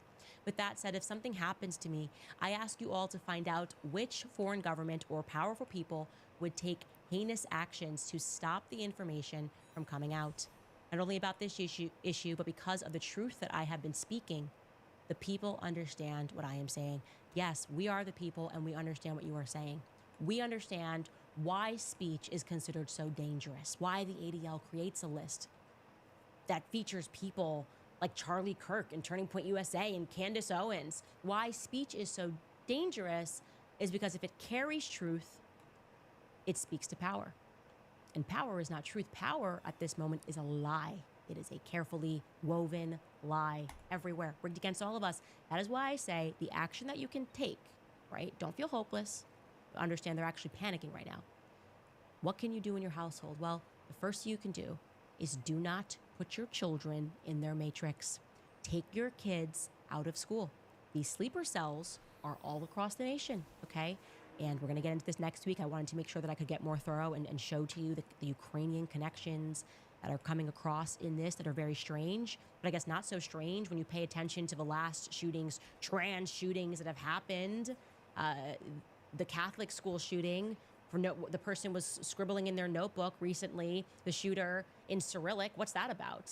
What's that about? Why do we suddenly have Russian speakers that are involved in these sorts of things? We are looking at a program, and we're going to speak more about that because you have to understand it is dangerous what's happening right now. It's a dangerous game, and we're playing with dangerous people. And if it ever needed to be said, I am certainly not suicidal. I'm angry. I'm angry at people that are homicidal is really what's happening, and enough is enough. And if we are not brave enough to speak out, if we are not brave enough to take that action and to begin something as minor as homeschooling our kids, getting out of their system entirely, then our children are going to inherit a world in which the truly evil people have completely wrapped everything, right? They have wrapped everything and they control everything. It's up to us, guys, and I think we're close. So I'm going to leave that at that. Speak about a couple more sponsors before getting into some of your comments and questions. Oh my gosh! I should have first let you know.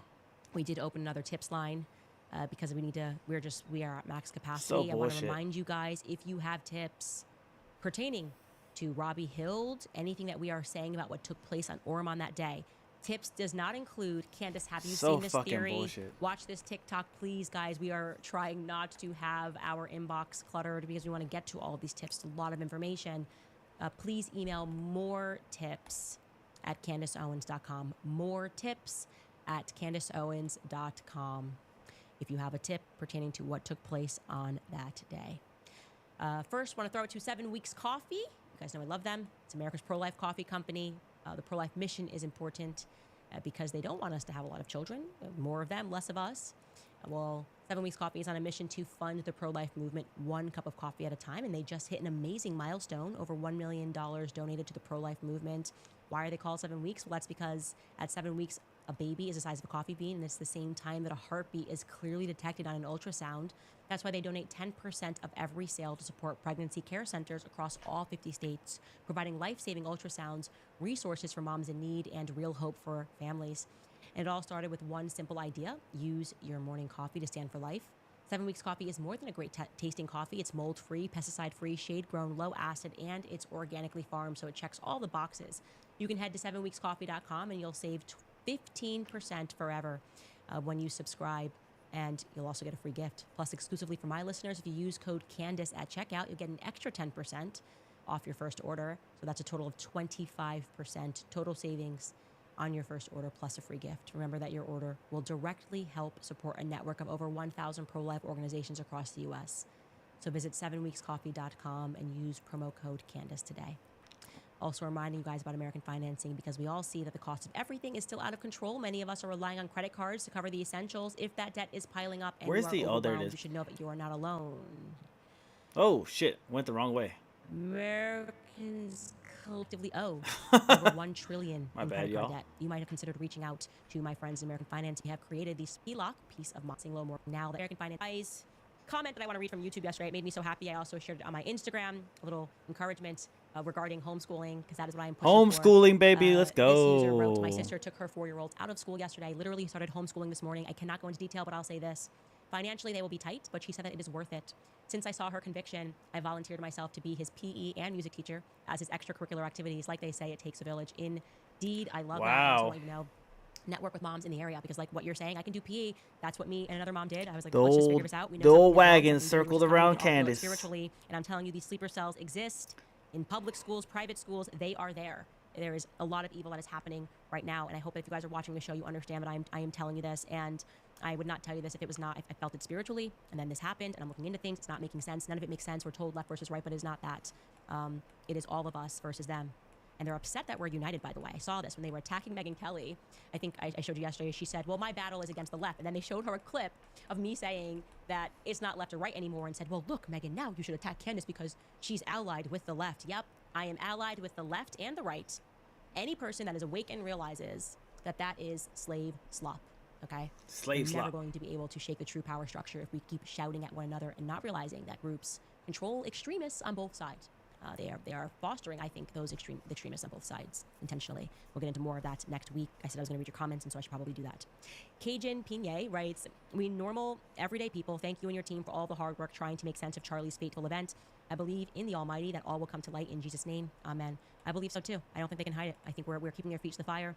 We are absorbing all of these bullets, figurative bullets, wherein they're attacking us, attacking our character, psychological operation, paying influencers to say that's crazy. Don't even think about it. Everything was above board. We can only trust the feds. Tell us what happened. But right, we can't trust them at all. I hope, having learned the origin story of the ADL and their relationship with the FBI, you realize that. Go read that book about Mary Fagan, written by Mary Fagan, a descendant with her same name. Bill Scott writes, I came to Christ after going down so many rabbit holes, ending at the same conclusion. Satan runs the world, but God wins in the end. Christ is king. So well said, Bill Scott.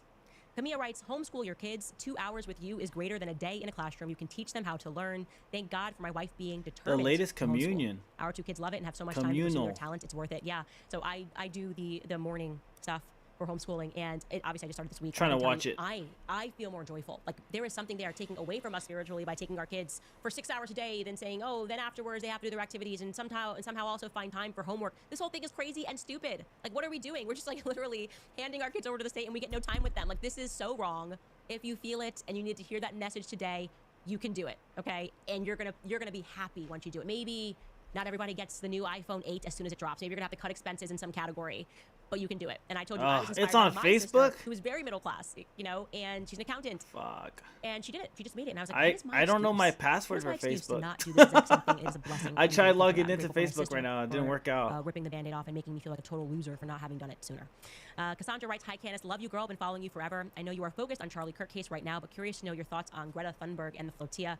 Israel is committing an international crime right before our eyes. I have not looked much into that story. I covered on recent episodes how they randomly, you can really see how much power Israel has because they like put her on the cover of Time, and then suddenly they were like, she had an octopus in a picture, and they basically said she's Hamas, and it was very funny. It was very funny. It gets more and more ridiculous when you look at it. Miss Rachel and Greta Thunberg are Hamas. I have It's it a weird angle. downloaded. We're trying everything. I'll I think send we're it. becoming a little bit Okay. undone because we're waking up. Damn. Marzi My boy writes, "Hey, downloading. Candace, did you see Theo Von's viral clip about letting Israel know that he is not going to end his own life? My goodness, why do we all have to do this? It's sad that people feel they have to make public announcements. I had not seen it, but my producer says that he pulled the clip, so let's watch it together. I would never take my own life. I would never take my own life. Okay? You hear that, Israel? I would never take my own life. Damn. I'm grateful to God for his grace in my life. Wait. I love my siblings. I have so many friends and people that love me and people that I want to see their children grow up. I'm hopeful that I get to have a wife and meet my own children one day. Like, there's a ton of things in my life that keep me alive and hopeful, right? I want to be able to have an impact in the world. Those are just a few of them, probably. You know, I mean, so many just moments we've shared on this show that I'm like, oh, I live for those things. I mean, it's ridiculous, but we do all have to say it. If you have influence and you're speaking out against Israel, you do have to kind of make that statement. And so I join him in chorus in saying, I love my life, I love my children, I love my husband, my life is fantastic. I love all of you guys. You're such a blessing. And I would I love my life, I guys. have no suicidal thoughts. Not since I was like 18 and an angsty teenager breaking up with a boyfriend that I thought I was going to be with forever. And I also wake up every day feeling encouraged because there are good people that are now naturally rising, and I know that what that means is they have to artificially. Got down because they delete knock us videos out on of the Facebook markets. and They censoring the after this episode people. is gonna do what they do and, Damn, my boy's call, downloaded it. Use their powerful influence to call. All right, I'll YouTube. watch it. You know, last year what happened. You want to put it on Discord or and, something? I'm prepared for that battle because I know that we cannot let That's our children. for inherit some reason I this can't get world, and Facebook we cannot allow our open. children to inherit a satanic. Yeah, give me a minute. All right, bet. A satanic organization that is happening across all of our countries simply because we were cowards. That can't be the thing. So I love Theo Von. He's great. I love that he has found so much success. He cracks me up. He really does. He's so funny and so talented. And we need him. We need everybody that's in this fight that has a platform. Paul T writes, I'm in the private security sector. I see a lot of investigations. There is not only one group involved here, and they don't all want the same things. This whole operation seems very rushed. It's sloppy. Was Charlie planning to expose people? Maybe. Charlie had the power to expose people. And like I said, and I put that out to Turning Point USA because now I want war with people that are lying and allowing this ridiculous narrative that Israel is fighting for, that he died basically for Israel. He's loved us so much, and not that he was explicit, that he was left with no choice but to become anti-Israel because of their behavior, what they were doing to him, what they do to everybody. They did to me. They're going to do it right now to Megyn Kelly, like I said. Actually, I said that yesterday, and then somebody tagged me, and there are all these articles. It's starting. The hornet's nest has been kicked. The bees are buzzing around Megyn Kelly. Do what we say. We're your friend. Don't worry. We love you. Do it or else. Yeah. This is how it goes, and that's how it went with Charlie. And I only wish Charlie had listened to me. I think about this conversation that Charlie and I had in the Trump Hotel, and it was pertaining money. And I told him, I looked him in the face. I sat there and I said to him, Trump Hotel in DC, you have to be very careful who you take money from and what you are doing, what you are willing to do for a check. I think because I was from sort of the opposite side of the tracks, I had better instincts about that, you know? Like I've always had to kind of survive, and to survive, you gotta have good instincts. You gotta know that just because it's wearing a ball gown and is at Mar-a-Lago doesn't mean that it's not a gangster. It's no different. It's no different from where Jay-Z came from in the project selling crack. It's just wearing a ball gown. It's at Mar-a-Lago. That's still a gangster. I can recognize a gangster. And I don't think Charlie believes that or saw that until it was, I think, too late. Snake Girl writes, I really love and appreciate everything that you're doing, Candace. I'm in England. Would you advise I take my kids out of school immediately? I would advise that immediately, no matter where you are in the world. Don't forget, Germany, they're not allowed to do it. Germany, they won. Okay, the school system, the government won against your kids. You get arrested. Can you imagine being arrested for wanting to keep your kids home? Like it's a requirement, especially in today's world where they're getting, factually speaking, dumber and dumber every generation, and they're like, nope, we have the right to make them dumber and dumber. We have that right, and you give us your kids all day. Yes, do it while you can, and fight for laws so that can never happen where you live. That you always have a right to your own children, which is ridiculous that we have to say this. That's crazy that they have the right to take your kids. We own That's their minds, we fucking own their wild. bodies. And we say 97 vaccines in order for them to be allowed to go to public school. Huh? I gotta let you poison my kid to let you poison their mind? This is really effed up. This is really effed up, and we gotta back away very quickly. And yeah, please, guys, take your children out of the school system. Start homeschooling, and you will be happier. It's the most rewarding thing. It really is. Just the more you get of children, you are being blessed. KL Blarson writes, you are one of the few real journalists that has any integrity, Candace, and you are one of Charlie's few true friends. You have bigger balls than Mrs. Macron. I don't know about that. Haha, bigger balls than Mrs. Macron. Bankrupt me. That's For crazy. exposing it. We'll bankrupt you. That's what they do. How dare you keep talking about the truth? We will destroy you and your life and everything that you ever know, and try to turn your family against you, because we're good people. We're victims, always. Anyways, you guys, new merch on the website. Thank you guys, by the way. We had so many people buy our CIA merch. We don't know, but we know. We don't know, okay? And soon we are going to know when it comes to this Charlie Kirk thing, because I'm getting a lot of information that's getting even more interesting, but I wanted to, as always, take a few days to digest, research, and make sure what I'm presenting to you guys has been thoroughly vetted. And we're going to make mistakes, of course. You can anticipate that somewhere, some place, we're going to make a mistake because the feds are not helping. And the witness tree has gone silent, has never reached out to me. So anyways, we'll see what we come up with. See you next week. Damn.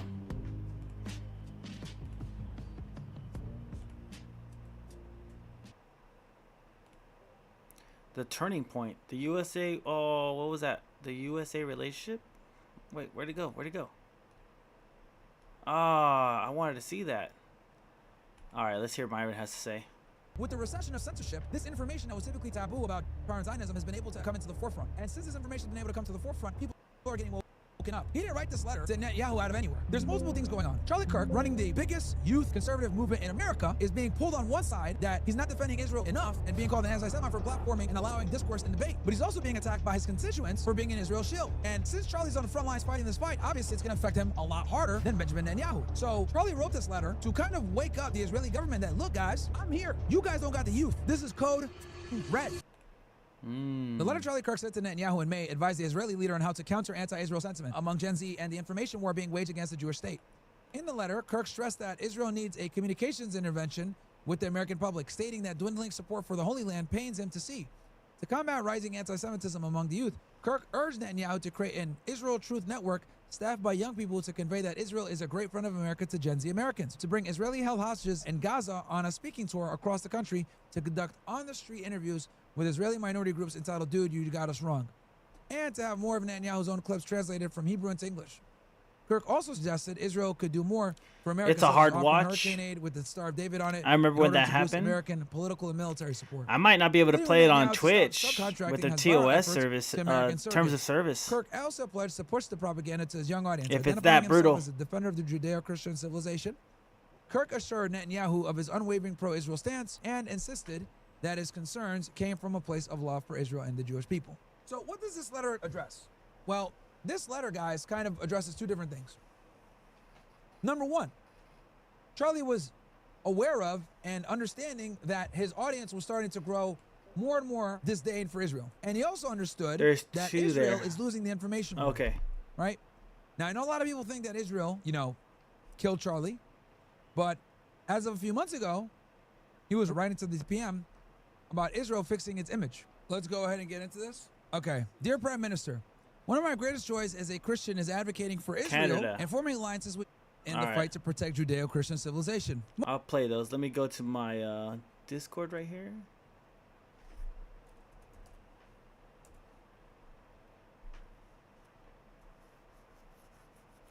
Oh wait, what am I doing? I meant to go to my chat in this computer, not the other computer. Sorry. Y'all making me work over here. Let's see, Discord, and then chat. I guess I could just go to my chat. My bad. I'll get it. I'll get it one day.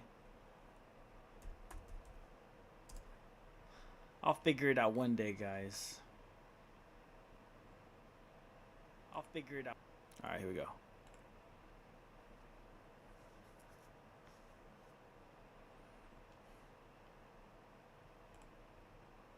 We're here to talk about Bill C-2, the path to a police state.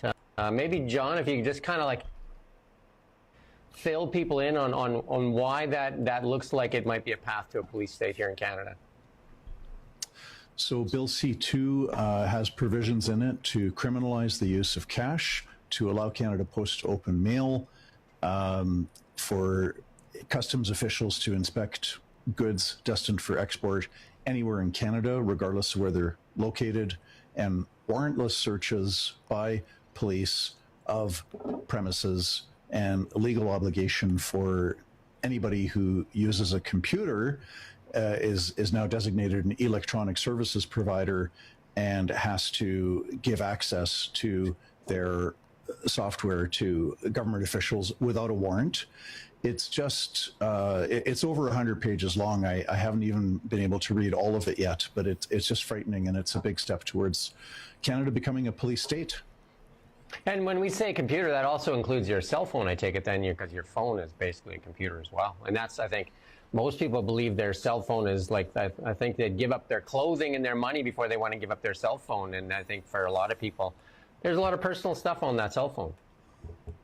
Well, and the government's not asking you to give up your cell phone. The government's, if this legislation passes and comes into force, the government's saying that government officials will have access to it, easy and ready access without a warrant.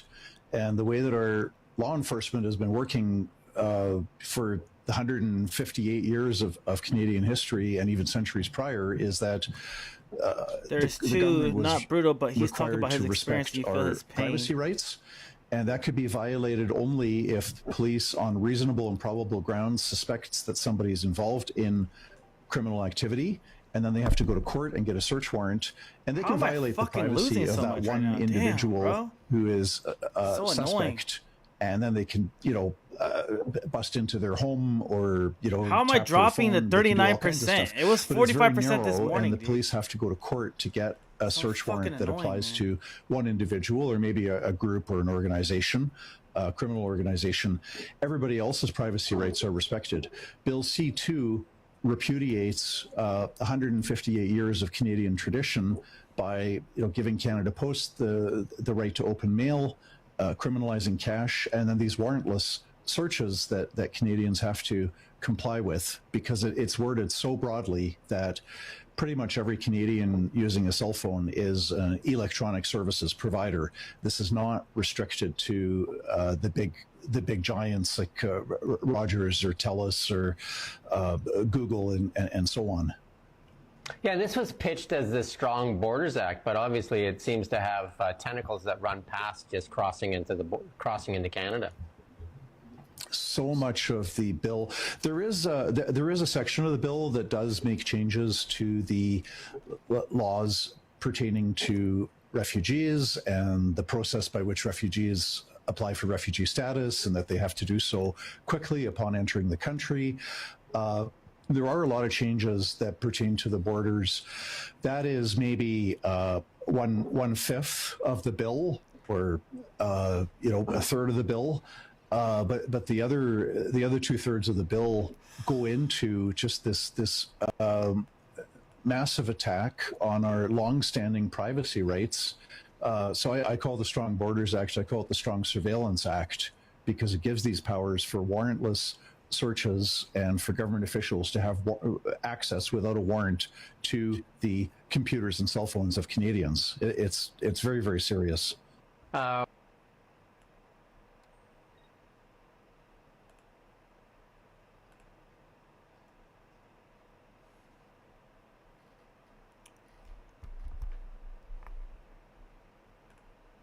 Canada, your freedom online is about to become conditional.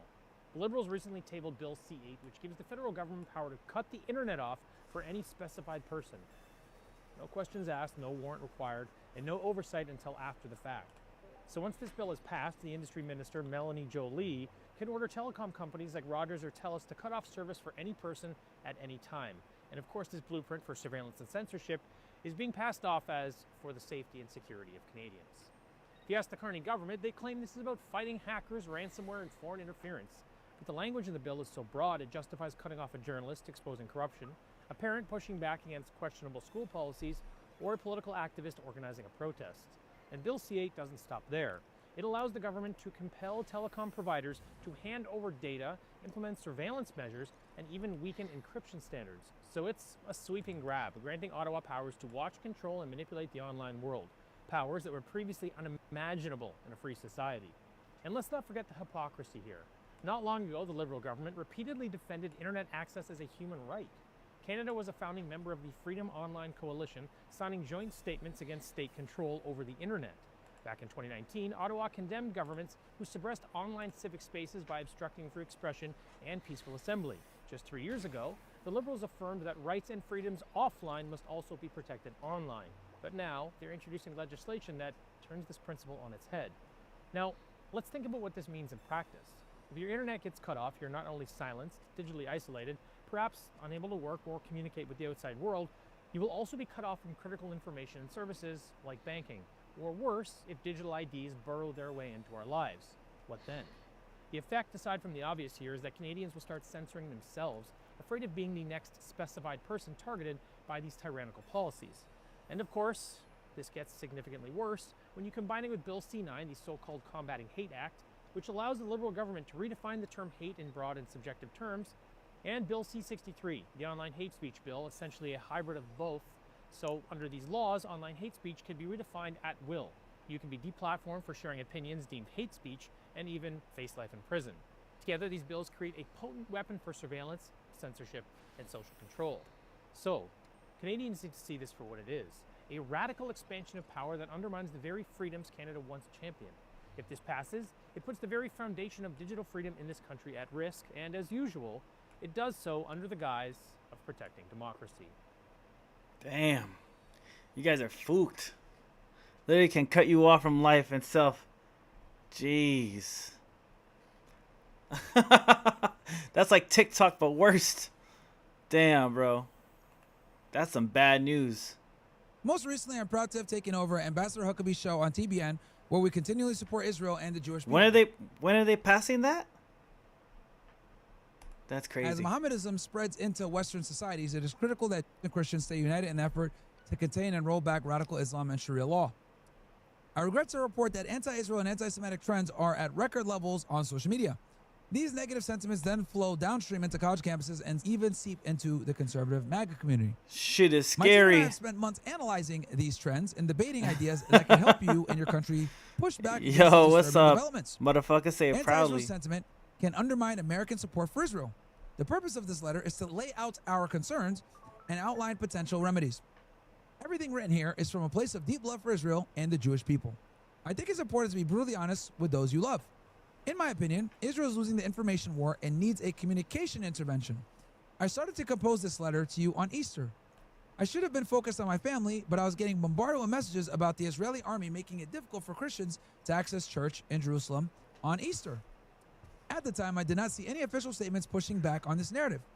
It was frustrating because pro-Israel surrogates like me should not be in charge of fact-checking every piece of anti-Israel information that pours into social media.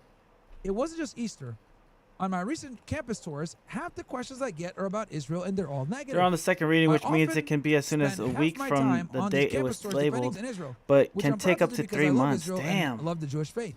Resident, Spent endless hours with Dennis Prager you ain't, over the years. you're gonna studying get the your Torah. fucking Sometimes internet it cut feels off, like bro. I'm defending Israel in public more than your They're own gonna cut government. off the My experience Wi-Fi. on college campuses matches a recent Harvard-Harris poll, which reported 48% of 18 to 24-year-old Americans support Hamas over Israel. Even in young MAGA circles, Israel is losing support. We are getting huge crowds of 4,000 to 5,000 students on some of my college tours. Damn. My Depends on campus if they're visits you're are on the becoming radar like or a rock not. concert atmosphere full of conservative patriots. Hopefully you're Yet, not. On these campus visits, I'm constantly confronted with, quote, Israel is an apartheid state. Why does Israel conduct ethnic cleansing? Just because you're Why is informed America doesn't mean subsidizing you're Israel's genocide against the Palestinian people? you're a Is threat. American aid You know what I'm saying? helping to Unless subsidize it does Israel's to healthcare? them. Israel are running U.S. foreign policy. Israel is responsible for defending Israel is not It's in when our I U.S. re- national it's interest. when I rebel. Why is Israel Move trying to here. drag us into a war in the Middle East? Pretty base students, huh? Above are just a sampling of the negative Israel-Jewish comments and questions I confront on college campuses. I'm accused of being a paid apologist for Israel when I defend her. However, if I don't defend Israel strongly enough, I'm accused of being anti-Semitic. I know you've got a seven-front war, and my kvetching pales in comparison. But I'm trying to convey to you that Israel is losing support even in conservative circles. This should be a 5-alarm fire. I'm often asked, why is Israel killing so many innocent civilians in Gaza? I know Israel goes to great lengths by dropping flyers and even calling civilians to clear out of areas about to be bombed. I know Israel posts maps showing which areas should be evacuated. I know that Hamas uses civilians as human shields, but 90% of the younger generations get their news from social media and the podcast, and there is very little pushback Oy vey. or fact-checking by Enjoy Israeli these government political and or streams the pro-Israel most because supporters in the shit media, got to be especially told. social media. I strongly suggest Israel With not some always Pokemon on the depend side, bro. subcontracting the information war efforts to citizens in America. Motherfucker say it Mr. Prime proudly in Minister, kick I urge chat. you to revamp, in all caps, your information warfare strategy from top to bottom. Sometimes the impression is given that Israel thinks everyone hates them, so why care about winning over hearts and minds? If there's any truth to this impression, I urge you to consider that social media and podcasts is where you fight for the hearts and minds of the younger generation. Obviously, all this negative Israel propaganda on social media easily translates into pro-Hamas, free Palestine sentiment on many college campuses. Here are some of the unsolicited recommendations my team and I suggest if you're open-minded to a communications reset. 1. For starters, you need a rapid response media team. President Trump does this very effectively on social media with his own account and his White House Rapid Response 47 team. The president has strong fighters like Stephen Miller and Caroline Levitt who battle the press every day.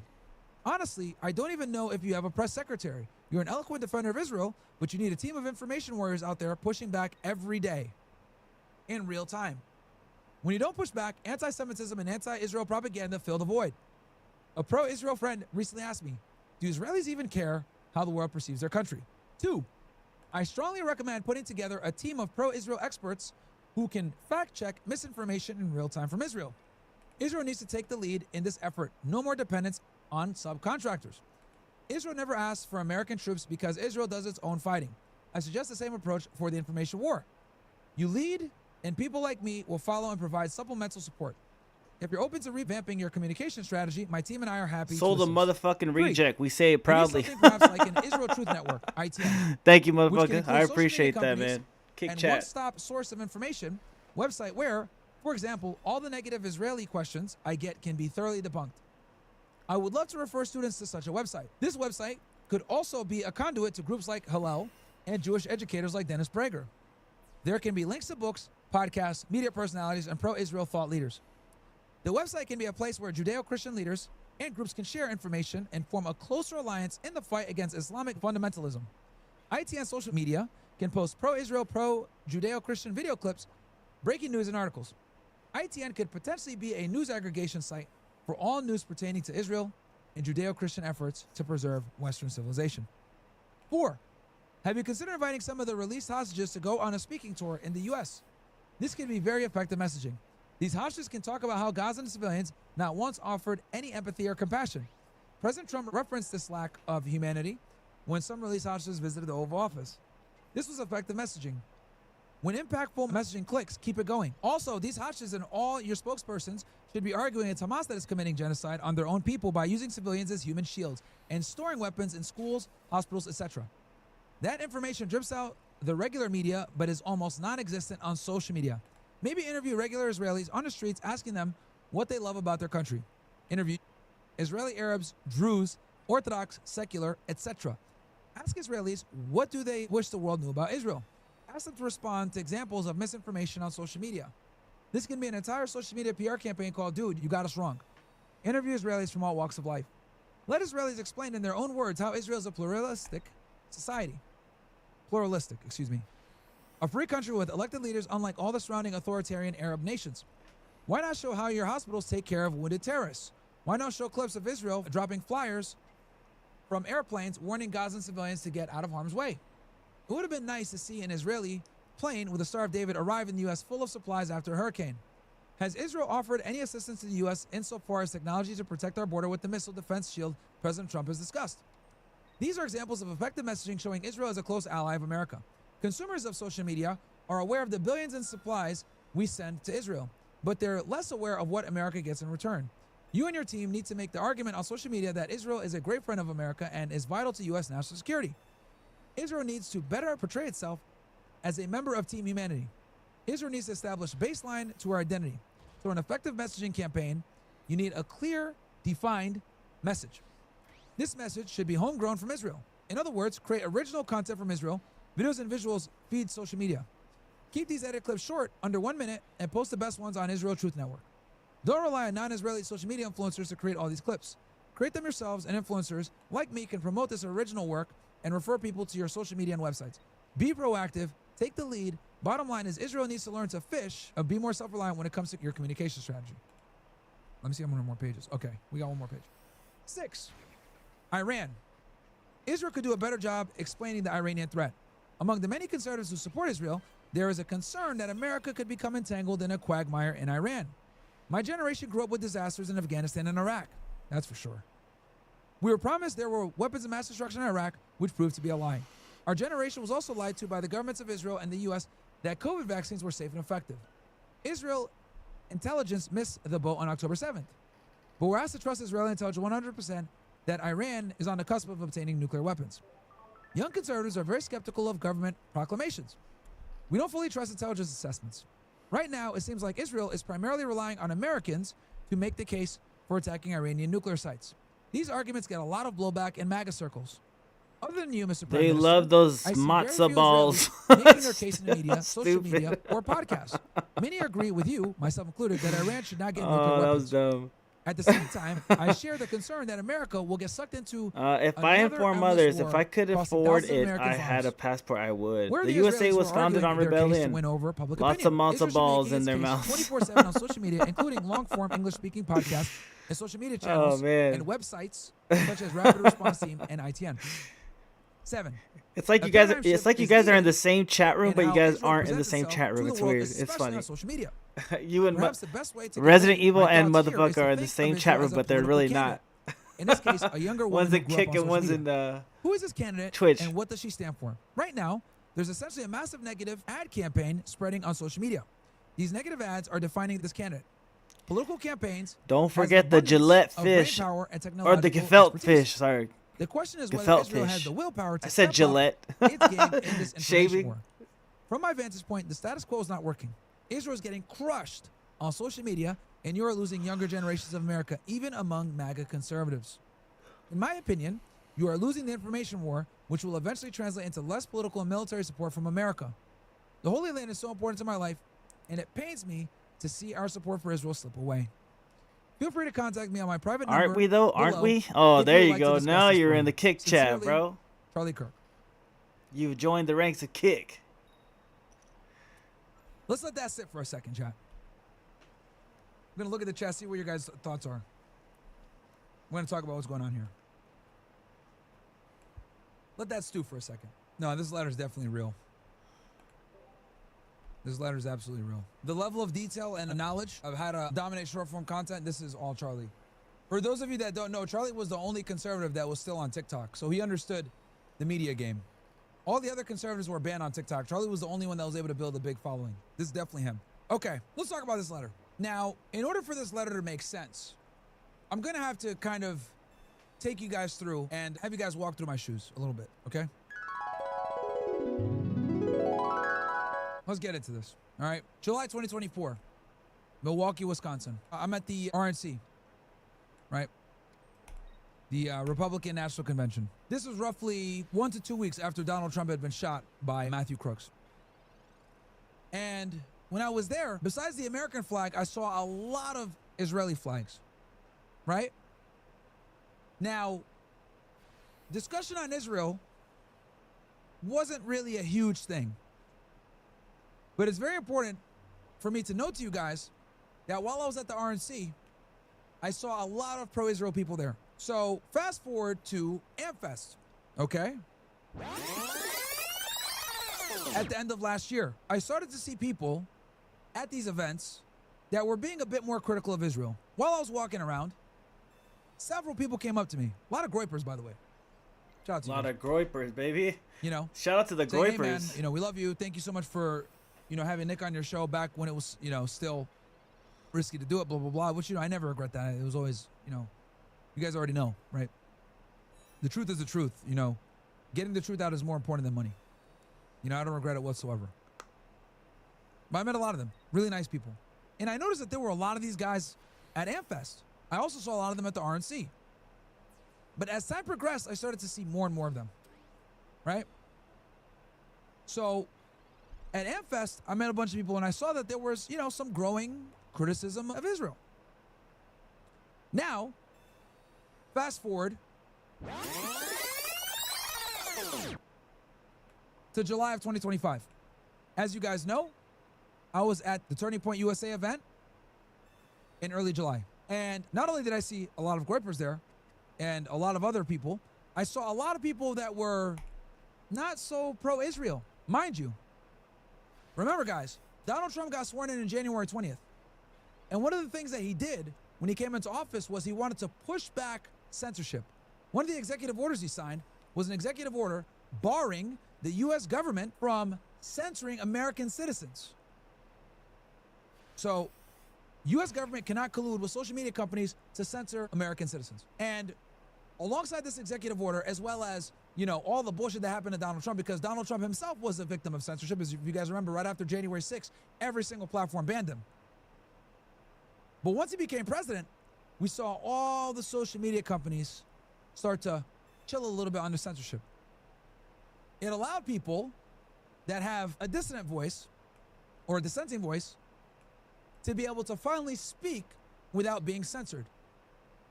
right? You've seen people that are critical of Israel been able to actually get some limelight. We've been able to break containment, for lack of a better term. And when I was at this event, Charlie had answered some questions. And as usual, whenever he's there answering questions, someone, presses him on Israel. And obviously, Charlie Kirk's been dealing with this for years. Guys coming in, asking him questions about Israel, talking about dancing, etc., USS Liberty, etc. And it's always been entertaining, but it's been far more prevalent than usual. With the recession of censorship, this information that was typically taboo about power and Zionism has been able to come into the forefront. And since this information has been able to come to the forefront, people are getting woken up. This is why they work so hard to get TikTok under control, or Israeli control. Because now the Great Awakening is here and you can't put the genie in the bottle. Charlie Kirk, running Turning Point USA, which is an organization designed to convert young people into conservatives, he's on the front lines of this shit. Every single time he throws a Turning Point event and he picks up a mic to do a Q&A, someone is going to grill him on Israel. Before, this was a manageable nuisance because these ideas were considered fringe, nobody really believed it, they would call them conspiracy theorists, etc. It wasn't really that big of a problem because these were all talking points that weren't mainstream yet. But when I was at the last Turning Point event, now that Trump's been in for about, at that point, 7 months, the questions were flying. And it's very clear that you can see the frustration on Charlie's face. Because let's be very honest and painfully blunt here. Being pro-Israel is a very indefensible position. It's indefensible. Let's just keep it real. We don't get much benefit from them. They wage wars on all their enemies. We pay for it. The Arab world hates us. And now we're actively funding a genocide. 7 fronts, guys. All across the world. 7 fronts. Israel has 7 fronts of war right now. That's crazy. And they're a small ass country. It's like crazy. And now they're going for an 8th. You are a multitasker. Kick, pump. Donald Trump had been shot by Matthew Crooks. And when I was there, besides the American flag, I saw a lot of Israeli flags. Right? Now discussion on Israeli wasn't really a huge thing. Did you know Matthew Crooks was a Jew? There's pictures of him with the yarmulke hat. Crazy. Right? No level of Hezbollah is going to pull Israel out of this. However, Netanyahu, Ben-Gvir, Smotrich, and all these other over in Israel, they're not dealing with young Americans every day. He said, they're doing you are a multitasker. Yeah, from the comfort of Tel Aviv in Hebrew. They're focused on getting rid of Hamas. They're focused on 3-win streak, guys. 3-win streak. They don't really Can I get W's in the chat for a 3-win streak? Come on. Growing resentment towards Israel. This is why Jonathan Greenblatt made a big stink about this. Game is retarded. Went to the Knesset guys and did a whole presentation on how America's youth are turning their back on Israel and that this is an emergency. Now that the fog of war has dissipated a little bit, Netanyahu's finally realizing, oh shit. Thank you, man. Damn. I was fucking rage quitting right now. We need to start buying TikTok. We need to start pushing out our propaganda because we're losing the narrative. We're losing the narrative. And Charlie, as being a guy that's on the front lines, talking to young conservatives every single day, this is the #1 obstacle that he's dealing with.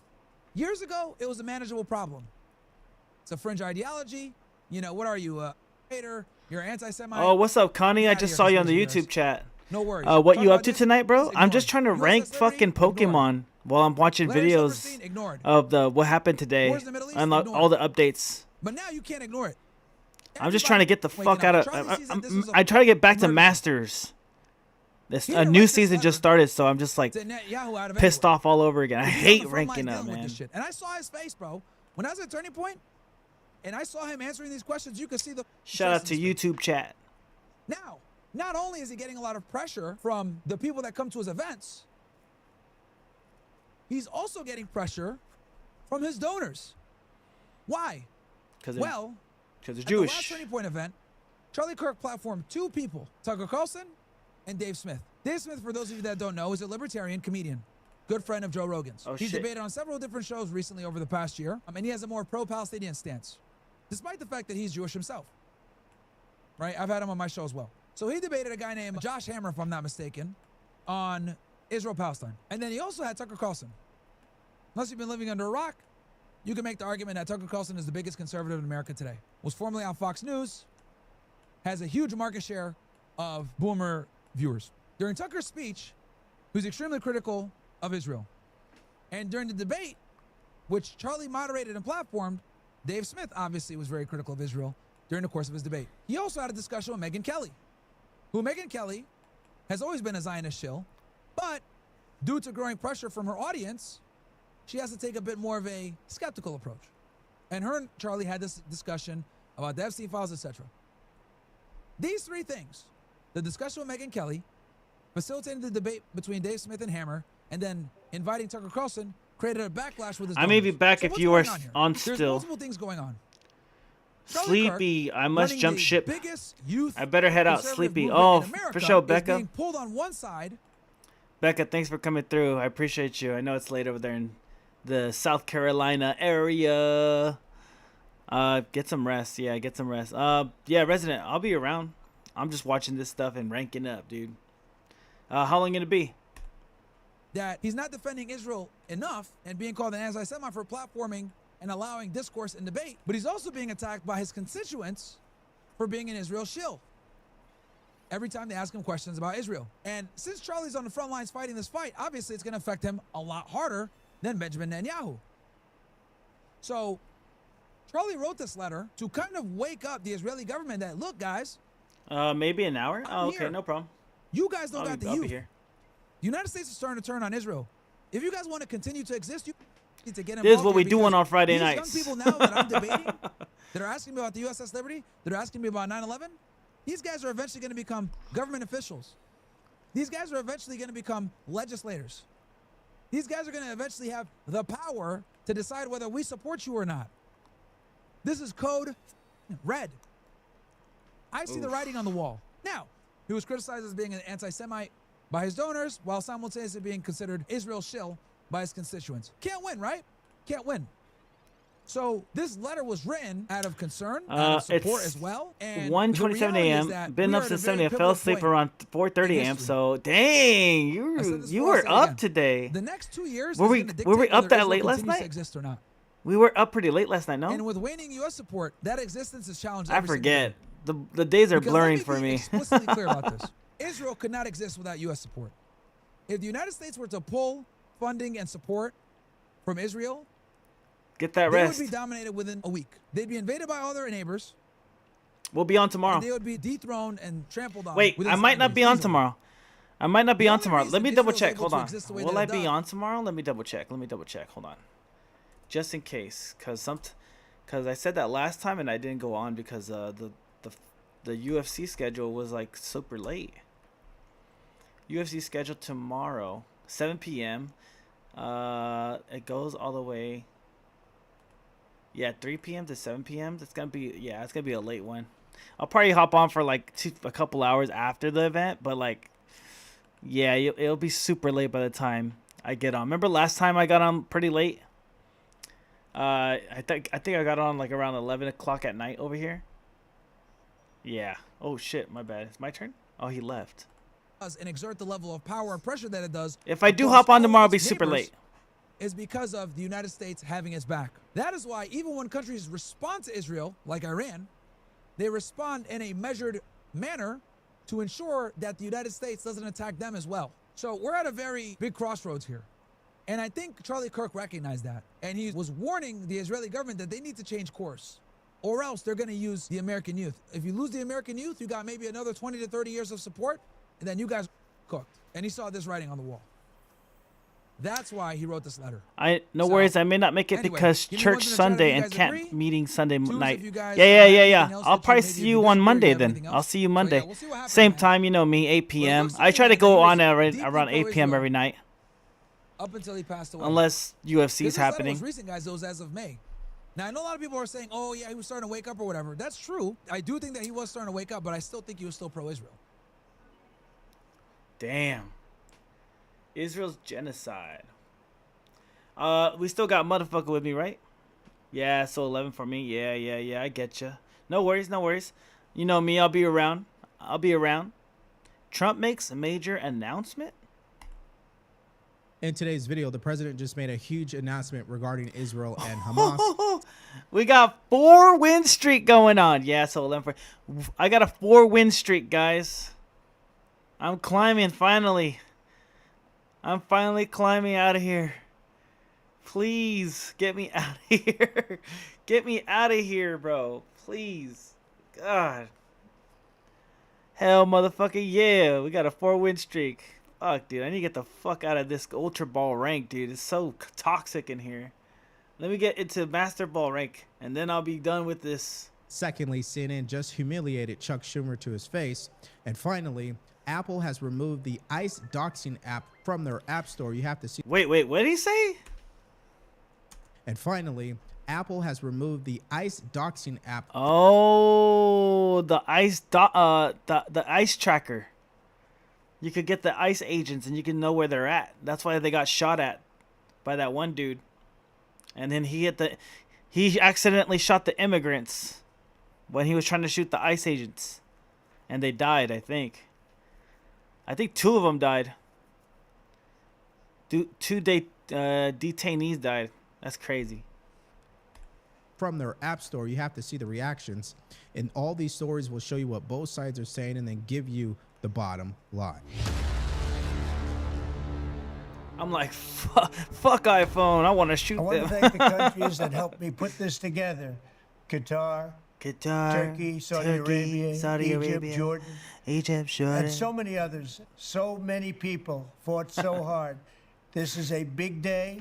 We'll see how it all turns out. We have to get the final word down in concrete. Very importantly, I look forward to having the hostages come home to their parents and having some of the hostages, unfortunately, you know the condition they're in, come home likewise to their parents, because their parents wanted them just as much as though that young man or young woman were alive. So I just want to let you know that this is a very special day, maybe unprecedented in many ways. It is unprecedented, but thank you all, and thank you all to those great countries that helped.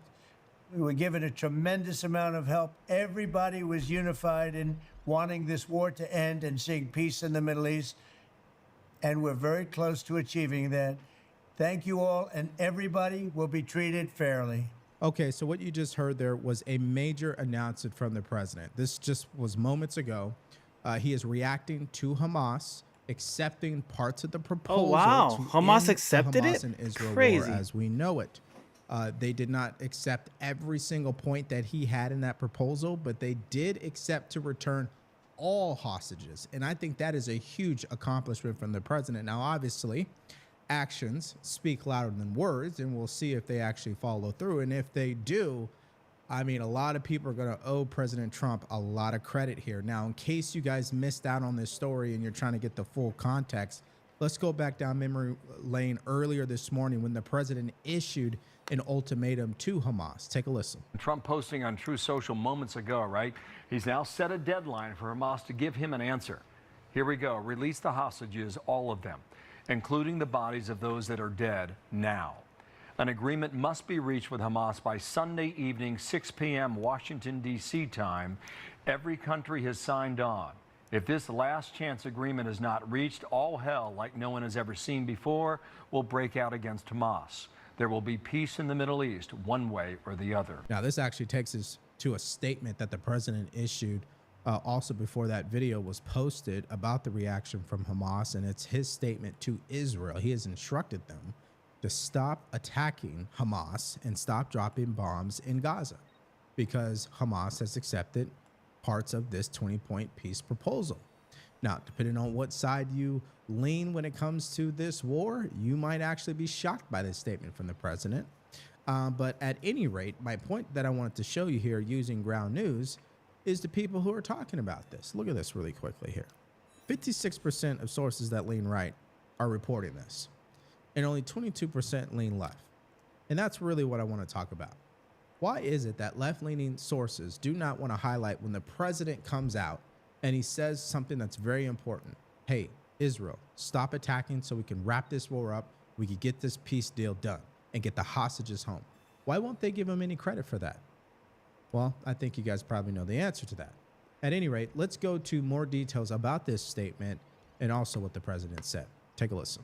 Jillian, this just in from President Trump. He says, based on the statement just issued by Hamas, I believe they are ready for a lasting peace. Israel must immediately stop the bombing of Gaza so that we can get the hostages out safely and quickly. Right now, it's far too dangerous to do that. We are already in discussions on details to be worked out. This is not about Gaza alone. This is about long-sought peace in the Middle East. Now, let's make sure we got the full picture here, okay? The president is saying, Israel, don't attack. Let's see if Hamas is really serious about this peace deal. Because if they are, they won't attack either. And that means we can go back to whatever we had before October 7th. And to some people out there, that's very important, okay? Now, how do I know that? Well, because when I look up ground news in this story, they give me the bullet points. Right here, the outcome depends on Hamas's response by the deadline, with Trump pledging full backing to Israel to eradicate Hamas if they reject the proposal, aiming for long-sought peace. And this is the type of research you guys can do yourself by using ground news. As you guys know, I like to get to the bottom line, and they give you the bottom line points here. So there may be times where you can't watch my show, you can't listen, you're too busy, whatever the case may be. You can whip out your phone or go to your computer, look up a story on ground news, and get the information you need to critically think for yourself. So if you want to use this tool for yourself, all you have to do is go to ground.news/Devori, or you can download the mobile app. Just use promo code Devori, and it's going to give you access to everything that I showed you in this video, including 40% off the Vantage plan. Jake, this is super dramatic. President Trump calls on Israel to stop the war immediately after Hamas responds with a yes but to his proposal. I think this is a point we haven't been in since October 7th, and definitely we haven't been in since January 20th when President Trump came back to office. Now, as I told you guys, I think this is a few videos back, I've never been to Israel, so I like to keep my commentary to a minimum as it pertains to what's going on over there, because I just appreciate people who've actually been to Israel, who have been to Gaza, who have been to Russia, Ukraine, and they could speak firsthand about the people and the culture and the mindset. I think that type of analysis is much more valuable than some secondhand opinion on YouTube, okay? But I will say this, as it pertains to President Trump, if they're able to end this war on the terms that he has laid out, I mean, how many more wars does this man have to end for him to finally get some credit around here? That's my point. And if it stops the killing and it brings back peace, that is a super win. Now, some people may say, well, you know, this isn't going to solve anything. Okay, well, if that's what you believe, then I'm definitely not the guy that's going to change your mind. But if we just look at the results, a peace deal brokered by President Trump, I think that is a huge deal. Now, let's go to our next story, and I think you will find this to be interesting, all right? And we want to talk about some sweet justice. So, as you guys know, these radical leftists, they've been creating these apps, okay, to dox ICE agents, tell people where ICE agents are located in some capacity, say what their names are, even what they look like, etc. And so Apple decided today to remove one of those apps, and of course, Democrats are losing their mind over it. Take a listen. Apple's App Store has removed an application that helped warn users about nearby ICE agent activity. The app, ICE Block, allowed users to report sightings of ICE agents within a 5-mile radius. It did not share personal information about the agents, but was removed based on, quote, information from law enforcement about safety risks, according to the company. Now, before we get to the person who created this app, because you guessed it, he ran to CNN to, you know, cry about his victimization and how he's being targeted, etc. Here is a reaction from Joe Walsh, who is definitely an unhinged individual who screams all day long about how bad President Trump is as a person. And the reason why I'm showing you his post, because it really does sum up how the left feels about this. They're claiming that this is fascist behavior. This is the government overreaching. Apple, they're mad at Apple right now. And what I find to be interesting, okay, I want you to pay attention to this. Let me scroll down You to fascist the enabler. comments. There are people who basically looked up his account and said, did you have anything to say about Parler? when every single platform removed them off the face of the internet, you had nothing to say. So, you know, it's the same old, you know, censorship argument that is just screaming a lot of hypocrisy from the left. Now, here is the owner of the app and what he had to say to CNN just moments ago. Joshua, how worried are you now about the Trump administration targeting you? They've been talking about me since the app came out, and they've been looking for any excuse they can to get it taken down and put pressure on Apple to do so, because they want their paramilitary force, ICE, to be able to act with impunity, which we see. I mean, the guy who was just, you know, made headlines because he body slammed that person to the ground, and that woman, you know, and then they let him go. And that made big headlines. You know, ICE is taking action against this person, and like what, 3-4 days later, he's back on the job as if nothing happened. So there are no repercussions. They want to act in secrecy, and an app like IceBlock does not allow that to happen. But here's the interesting part. If you see something in public, remember, our federal tax dollars are paying for all of this, right? And if you see a law enforcement officer in public, whether it's a speed trap or an ICE agent, you're just simply saying on IceBlock or Apple Maps when you're reporting a speed trap, or Waze if you're reporting a speed trap, hey, I saw something in public that I saw with my own 2 eyes that you can see with your own 2 eyes. I'm just pointing out where it is. Now, this individual must think that me and you are stupid, okay? This app was literally providing intelligence to the neighborhood and local officials as it pertains to what ICE is up to, what are they doing, where are they? Listen, there's no app out there, to my knowledge, publicly that is telling you where SWAT is going in, okay, where SWAT is located, etc. Okay, that is just ludicrous for him to even try to dumb down what's happening here. And for the record, I would just have a question for him. Is it true that there are criminal, illegal aliens? Yes or no? Is it true that these criminal, illegal aliens are wanting to commit more crime? Yes or no? And you don't think those criminal, illegal aliens are looking at this app? So again, I don't buy his nonsense. Now, here is Todd Lyons and his reaction to this. Take a look.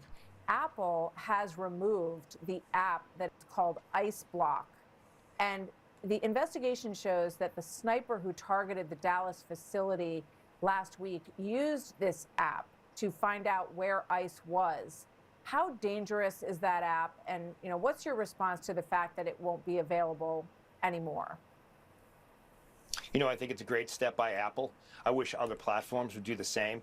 You know, that it's an actual law enforcement fact that if you put an app like that in the hands of someone that's an extremist, you know, the field office director in Dallas said it best. It's like giving a hitman a map. The men and women of ICE would be targeted by these known apps. And you don't see apps against the FBI or a local police department showing where they are. It's only showing the men and women of ICE against people who don't like the ICE mission. And that puts the men and women in danger every day. And I think it's a great move on Apple, especially after the fact that it's now the FBI is able to reveal that that app was used by the sniper in Dallas. Now, did you hear that? The FBI confirmed that the sniper that was used in the Dallas attack on the ICE detention facility that left at least one migrant killed, all right, was using that app. But according to the owner, hey, the app is just fine. We're not causing any problems here. See, it's the same attitude from Democrats. They don't want to accept responsibility for the results. Okay, all in the name of, we're just trying to help people. We just want to keep people safe. This isn't keeping people safe. Just think about that for a second. You're literally handing intelligence over to criminals, just like sanctuary city policies. It's a nice place for criminals to hang out and to commit more crime because they know they're not going to be held accountable. You don't need to be a detective to know that by now. Just look at the results. The numbers show that. Now, here is Tom Homan also reacting to this nonsense. Take a look. It puts law enforcement at great risk. People need to remember, ISIS, they're not just out arresting illegal aliens. I look at the numbers every morning. 70%, 7 out of every 10, are criminals. And the other 30% include national security threats. To give anybody a heads up, ISIS is working right now on 14th Street and Broadway. If you're a criminal in that area, there's going to be that population, that percentage is going to prepare for ICE to come.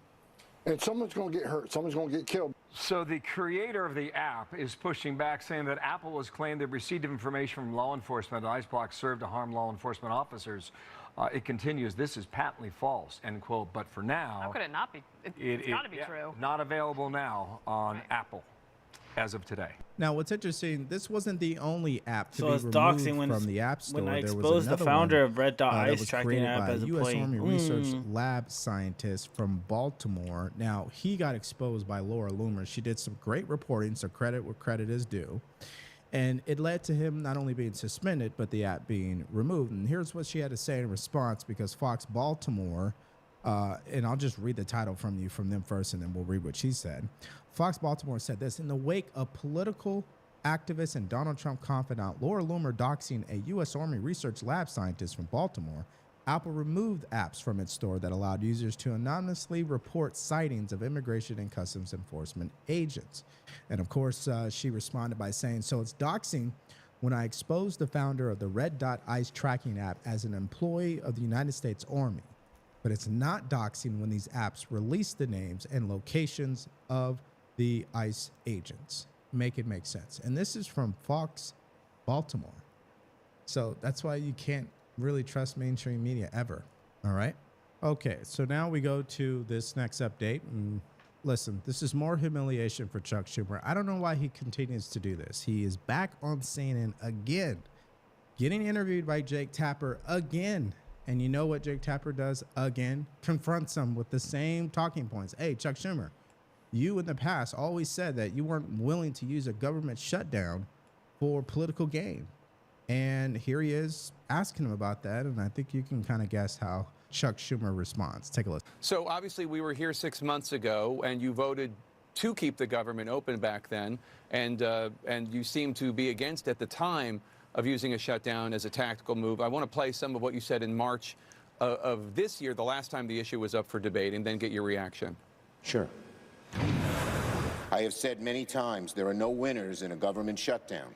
As bad as passing the CR is, as I said, allowing Donald Trump to take even much more power via a government shutdown is a far worse option. Therefore, I will vote to keep the government open. Now, obviously, back then there was a shorter timeline at hand, but isn't the outcome the same? I mean, President Trump is threatening a host of federal firings. He's already frozen billions in funding to New York, your state, and other blue states. Yeah, well, look, there's a lot of difference between now and then. Back then, we wanted to see what they would do, and we've seen how horrible they are. The horrible health care cuts that they made were made in June in their so-called big, beautiful bill. Trump even now says they want to change the name. They're so embarrassed about it. And they hadn't started doing these technical things called rescissions, which lets them undo the budget on their own unilaterally. So the times are different, and we don't want a shutdown, that's for sure. Well, Chuck, I don't think that is for sure, because what we heard on MSDNC earlier was that you guys want to use this shutdown to get the American people to feel pain under Republican leadership. So you're essentially weaponizing a government shutdown for your own political reasons, which means, once again, that you're not in the business of serving the American people. You're only in the business of fighting against President Trump. And I wish fake Tapper would say something like that, of course, but we know that's not going to happen. And that's why you never really see Chuck Schumer that much on Fox News, right?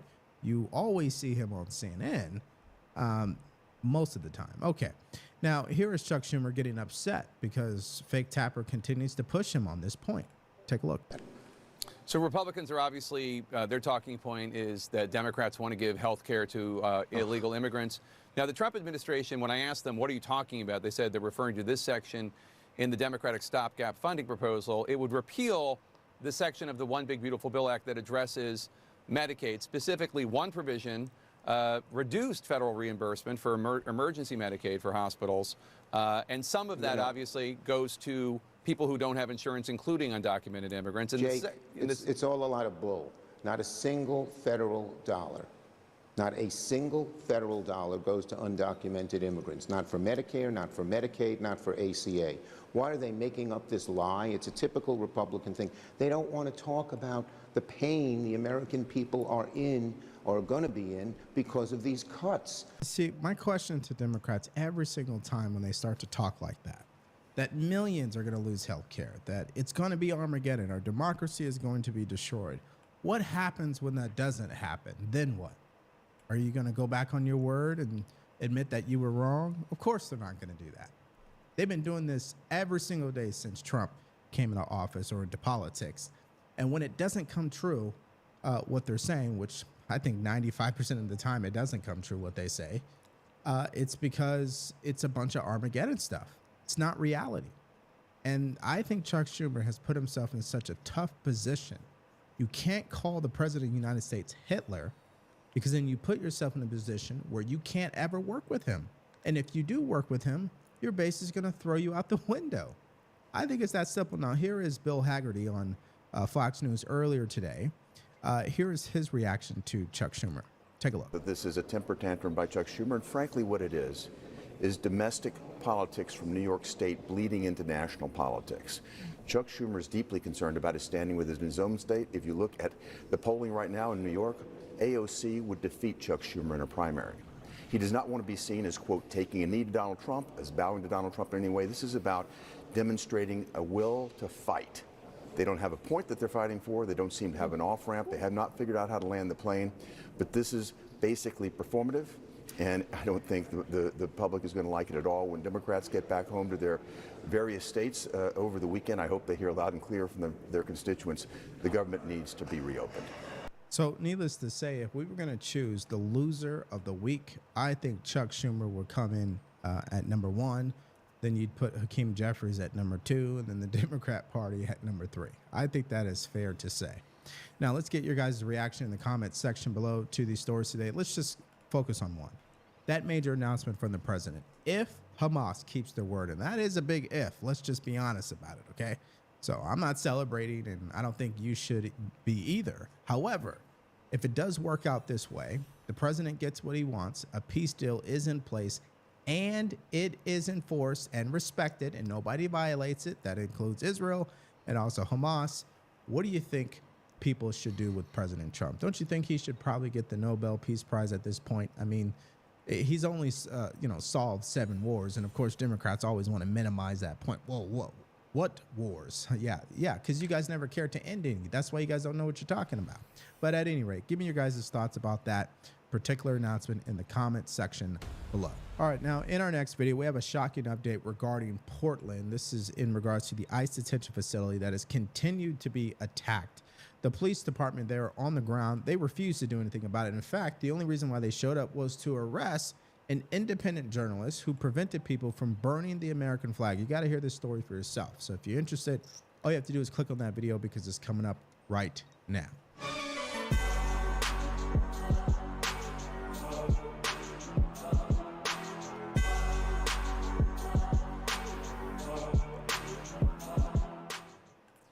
Oh, not bad, not bad. We are going to switch gears, head overseas to the Middle East. The other big story of the day. Israel ready to Gaza. specifically implement Gaza plan? Nice. Responding to President Fucking Trump's crazy 20-point plan to end the war in Gaza, cease the fighting in the enclave, and bring the hostages home. It's something that we've been discussing often with Dr. Alon Burstein. Alon has guided us through much of the 2 years of this war, and I gotta say, Alon, a lot of major developments today. This might be one of the more sizable news days we've seen since this war began. I'm going to start with this tweet from Axios's Barak Ravid. He says, at the directive of the political echelon, the IDF will shift to defensive operations only in the Gaza Strip, and then will halt the operation to occupy Gaza City. That's according to a senior Israeli official. Is this the initial signs that something big is actually progressing here? It's good to see you, Austin. I mean, there's so many signs with regards to what happened today. It's, as you said, one of the biggest and most charged days within the deal-making attempts of the war. I'm not saying within the war, because the truth is the deal has not been reached yet. Sides have talked about the deal. They've talked about the possibility of a deal. They've signaled their willingness to deal. everyone's reading slightly differently what the other side has said. If you look at the actual wording of each side's response, none of them are actually accepting Trump's deal wholeheartedly, but they're all saying we're willing to talk about it. So it's not. I'm not yet saying this is the biggest day of the war because we're at the point where the war is ended. What I will say is that in terms of the attempts to bring the sides together and say there's a framework to work with, and the sides are actually showing some willingness, whether compelled into that willingness or for other reasons, this is the closest we've gotten to the sides being willing to talk about an end to the war, even though each one is framing what's happening actually through their own different sides. And this issue with the IDF stopping the offensive operations to take over Gaza City and moving to more defensive operations is one of the big stories of how this has played out. Because how this has played out is not the sides moving closer together to compromise. This has played out as a result of Trump basically signaling to both sides, I have had it. Signaling to Israel, we spoke about this, you and me, the other day, about his meeting with Netanyahu, and signaling, I've had it with the war and I've had it the way things are going, and I want you to move forward with this deal now. And using Qatar, Turkey, and other countries to signal to Hamas, I've had it. I've had it. This is no longer, we can keep playing around. So both sides, rather than moving closer together in their positions, have all come together based on what Trump said.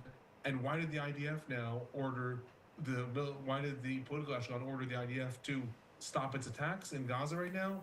Because Trump said so. It's not because the sides are already making a deal. It's because Trump specifically said Israel has to stop the bombing in Gaza. Lo and behold, that's probably what's happening. We are seeing blasts live on air. Damn. It happened right now. So if there are any blasts, and by the way, we should make something clear, just because Axios is saying that the IDF is signaling a move to a defensive operation, that doesn't mean that that's begun quite yet. What we could still be seeing are offensive actions. No, but I will say that Wow. the Israeli military itself put out an announcement saying that they have been ordered to. Israeli will bring Hamas a shitload of chicken soup with matzo balls if a deal is made. Not exactly the words of Axios, It's so stupid, not bro. exactly saying it's halting all of its offensive abilities. But there Oh my clearly god, that's was funny. An order, and the IDF has Hey, made you this think public, and you again, think it's that because deal is gonna stay, or you think that deal's gonna Trump said go Israel's to stop bad? the bombing in Gaza. Wouldn't you know, 2 hours later, the Israeli military is putting out an announcement Who would have thought? saying that it has been ordered Who would have to thought? not take any action that may It happened like what 7 times already? They fucking have a deal and then they What that fucking means, go I mean, back on yeah, it. You and I are seeing right now. There's still probably active fighting there. But what that means is that fighting is, I would estimate, more likely something to do with holding lines, right? This typically, unfortunately, we've seen in many wars, and particularly in the Middle East, as we draw closer to a ceasefire, each side also wants to have one final crowning achievement. Yeah, So for maybe real, we see you're not Hamas wrong. These attempt to motherfuckers infiltrate an ain't IDF happy outpost, or unless maybe they're an IDF fighting, bro. attempt You're to right. arrest some It high-ranking feels weird to figure. have But peace the in the Middle East. They major gotta offensive, stir it up. taking out buildings, detonating entire areas. I'm gonna take a piss real quick. I'll be right back. At least until there's another development. I'm not saying it's over, but at least until there's another development. You and I were talking earlier today offline, and you made a point that I think is important to bring up on TV. There's a certain amount of prerequisites that would have to happen before we even see hostages taken to safety. There was an initial response from Hamas today. Some people were confused with how it was worded. There was some speculation at first as to, is Hamas agreeing to release the hostages immediately? And again, it was because some of the phrasing in it was a little bit confusing. Can you lay out the absolute soonest possible time that we could see something like that happen? There's a lot of mechanics that go into something like this. So I'll say two things. I'll say what are the built-in holdups that there are in Trump's plan, because Trump's plan was not a fully fleshed out program for what should happen. It was a framework. It was a framework that both sides, again, are saying publicly we agree to, but each side is emphasizing a different part of what they agree to. They agree to what is important to them, not what's important to the other side. So first, I'll relate a little bit to the built-in problems that still need to be worked out in Trump's plan. And then, if it's okay, if we have time, I'll talk a little bit about Hamas's response and what was glaring to me in that response. When it comes to what's built into Trump's plan, the framework idea, and again, we're seeing blasts still going on in Gaza, so, despite the messages of the IDF, clearly fighting is still happening there. In Trump's plan, there's a framework that says hostages will be released within 72 hours. It doesn't exactly say since when that clock started, It says in the deal, since the moment that Israel publicly agrees to this deal, that doesn't make sense. Hamas has to agree to release the hostages, not Israel. Is that since Netanyahu agreed? That's not how you make deals. Deals are signed between negotiators. So first thing is unclear when the clock would start for those 72 hours. Point number one. Point number two, within that deal of releasing all the hostages, Trump's plan says 250 life-sentenced Palestinians in Israeli jails will be released, as well as 1,700 Palestinians that have been arrested in the Gaza Strip since October 7th. Even if there is a deal, streamers like Myron and Nick Fuentes will still be around to say shit that needs to be said. Oh yeah, for sure, dude. For sure. We're about to play a Nick Fuentes clip in a bit right now. They're called colloquially light bombs into the sky. And by the way, I'll say that the fact that after this one, we're gonna play a Nick Fuentes clip. This is actually more ground fighting and not bombings, because usually light bombs are sent up when there's active ground fighting. When we say, so Israel already broke the deal, right? Is that what he's saying? Hey, who broke the deal? Yep. Israel just broke the deal, bro. They said, fuck Hamas. Boom. All right, we'll just go to the Nick Fuentes clip then. I'm like, that didn't take too long. Nick Fuentes calls out Erica Kirk's girl boss. It's like, lady. Oh. Didn't your husband just get his face? I did see that part already. Yeah, I already did see that. Wait, Myron versus Tatum. Israel versus Palestine debate. Israel is some slimy motherfuckers. Yeah, they're pretty fucked. They're pretty like. Yeah, they're pretty bad. Borderlands Angry Review. Borderlands 4. I never played that one. They own Nick Fuentes warning about how they control. Oh yeah, they control TikTok and all that stuff. Yeah, all media. I saw that one. Did you say say it proudly? Did you see the how they control the whole like media corporations? Like who's connected to who? Did you see that? I played it I think yesterday or the day before. I'm not sure if you saw it. I played it early in the stream. Cause I'll play it again. It's actually really good. Or unless you already seen Nick Fuentes talk about it, then we can move on. Yeah, I think so, but worth seeing again. Yeah, it is worth seeing again, isn't it? Let's do it. Of their national security, you have to understand that as a matter on a systemic level, right? Israel cares deeply about you and what you think about Israel. They don't care what Africans in Africa think. They don't care what Latin Americans in Latin America think. If you have an American citizenship, if you have an American passport, if you're an American taxpayer, they care what you think about them. Yeah. Because insofar as you live and work and vote and operate in American society, you are a small piece of the puzzle of their national security apparatus. And I've noticed this difference as well, because the Jews and of Europe that help Israel and the Israelis themselves, they don't really focus that much on Europe. They do focus, but their main target is America and American opinion of Israel. That's where the cow is. That's where they milk it. Not Europe. I don't know. As far as I've seen it, not so much. But over here in America, oh my God. If a young man like myself starts to think that Israel's a problem, and I start talking about it, and I tell everyone I know, and I start a show like this one, and I start to convince people that they shouldn't vote for a president if they support Israel too much, that becomes Israel's problem. But it's not just any problem, that becomes an existential problem. Because if a person like myself becomes too powerful or too influential, if I convince too many people, if too many people believe that we need to stop Israel and express that in the way that we vote, and let's say that someday that results in an anti-Israel policy or in a policy that doesn't support Israel, then Israel's in big trouble. They are, yeah. So that means that Israel is going to do everything in its power to fight to win over public support in America. It's just as important to them, maybe more important than anything else.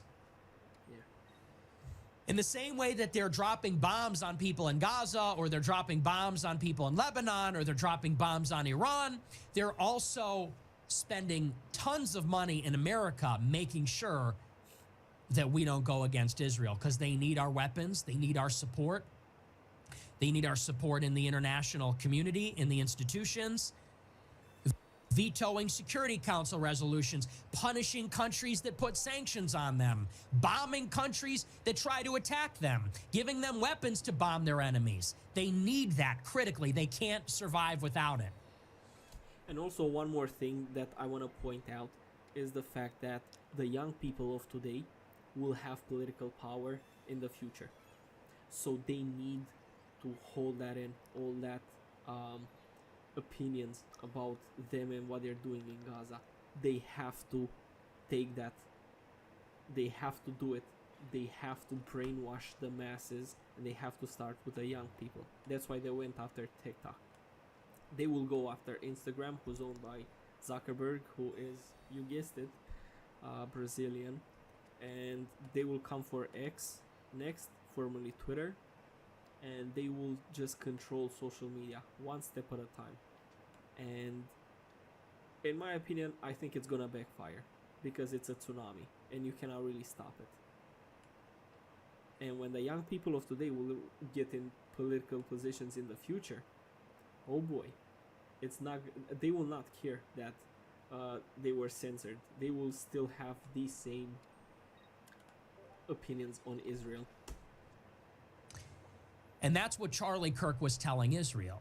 Yeah. Charlie Kirk said, you've got a 5-alarm fire. Young people don't support you. That's going to wind up in a policy where we're not giving you as much military support. And Charlie said, I don't want to see that. Well, Israel got the memo. Yeah. And now they're doing exactly what Charlie Kirk prescribed to them. You are seeing an all-out offensive by Israel on American media to try to undo all of the Israel critical sentiment that has become so popular in the past couple years. You know it, I know it, everyone knows it. They're losing public opinion. It's on the tip of everybody's tongue. Everyone is seeing it. It used to be unquestionable. You used to not be able to talk about Jews or Israel at all. And now everyone's talking about it. And it seems like there's no taboo. There's no guardrails. This has been an utter catastrophe for them. They're being isolated internationally. They're losing support here. And if that trend continues, as I said, they're going to be in big trouble. So now they're undertaking some major projects. And they will keep focusing on every single stream of entertainment and social media, forum, whatever they can get their hands on. And they will try and do it. I think they will succeed in a lot of ways, but it's gonna backfire, because you just cannot stop the absolute avalanche that people have. They can try, and they will succeed here and there, but as a whole, I think it's gonna backfire massively on them. Oracle is a lot less known because it's a back-end service. It provides data hosting services. It's more software side. That's right. But it's still one of the most valuable companies and important tech companies in the world. We ain't fooled by we ain't gonna be fooled anymore. That's right. That's right. In the world last week, he's got a net worth north of $350 billion. Damn, that's a lot. Larry Ellison owns Oracle. Oracle acquired TikTok. Larry Ellison is a Jewish Zionist. Oh my God. Larry Ellison is the largest private donor to the Israeli Defense Forces in history. Has given the biggest private donations to Israel's military of all time. Not only that, he is a personal friend of Benjamin Netanyahu. So close, in fact, that Larry Ellison invited Bibi Netanyahu's family to vacation on his private Hawaiian island several years ago, where he personally hosted the Netanyahus and they had dinner together. Netanyahu actually received political support from Larry Ellison. He tried to get Larry Ellison to buy a newspaper in Israel that was critical, excuse me, of Netanyahu's governing party Likud and his government. Larry Ellison convinced a Hollywood mogul, another Jew by the name of Arnon Milchan, to fire his lawyer so that Netanyahu could hire that Jewish lawyer in his legal defense against the state in his corruption cases. Larry Ellison is like this with Bibi Netanyahu. They work together. They operate together. Ellison has gotten Netanyahu out of political problems, legal problems. They vacation together. Larry Ellison offered Netanyahu a spot on Oracle's board. So Netanyahu would have a controlling interest in the company that now owns TikTok. That, if he followed through on that arrangement. That's who just bought TikTok. And what was really interesting, of course, we covered all this last week. That's, to say the least, it's conspicuous, it's suspicious, but it gets better. Just a day after Larry Ellison motherfucking convenient everything is. by the Trump administration. When you have money, bro, after that everything's happened, convenient, bro. Bibi Netanyahu held a panel with American social media influencers, and he said specifically, When you have money, everything's TikTok great. is the 8th front in Israel's ongoing war in the Middle East. I think it will backfire in the long run. Literally, like yesterday, I think they banned the juice emoticon on TikTok in America, so you cannot have like the little green bottle with the straw, and presumably that's for something like, oh, it's against our policy for drugs and alcohol. Shut up. And I think they will ban the emoticons forever, like watermelons, whatever they will use as coded language. And I think it's gonna work because people are just sheep, but in the long run it's gonna backfire because the tension will keep building up, because this is what happens when you do so much evil. When you genocide people, they will hate you, and they will hate you no matter political affiliations, skin colors, creed, religion. They will all hate you because you're bombing kids and women. And you're doing it with other people's money. Larry Ellison has a son, David Ellison. Damn. Yeah. David Ellison recently completed the merger. 8 front. Solar of his reject and existing motherfucker media say it probably company started in with front of our Paramount home. Paramount Global. I'm just is trying to one get of the money, bro. I'm big trying to get paid. media I'm trying to get conglomerates paid of by the America, Israeli government. I formerly need run money. by Sherry Redstone. And daughter then of we'll Sumner talk about Redstone, a fronts and Jewish shit, all right? Israeli operative, is how I would characterize him. They're now back They're doing. the acquisition Hey, motherfucker, of they're, this they're newly doing created $7,000 for media one Skydance post for Paramount. influencers. Larry Ellison, his father, $7,000 for one post. Talking good about Israel. He will own TikTok. He will own Paramount Global. He will own Warner Brothers Studios, all in the same family. This is all happening at the same time. He acquires TikTok. His son acquires Paramount, one of the big media conglomerates. They're going to merge that with yet Desperate another one of motherfuckers. the big Yep, media yep. conglomerates, forming I'm definitely one of those arguably desperate people the right now. biggest media conglomerate in the world.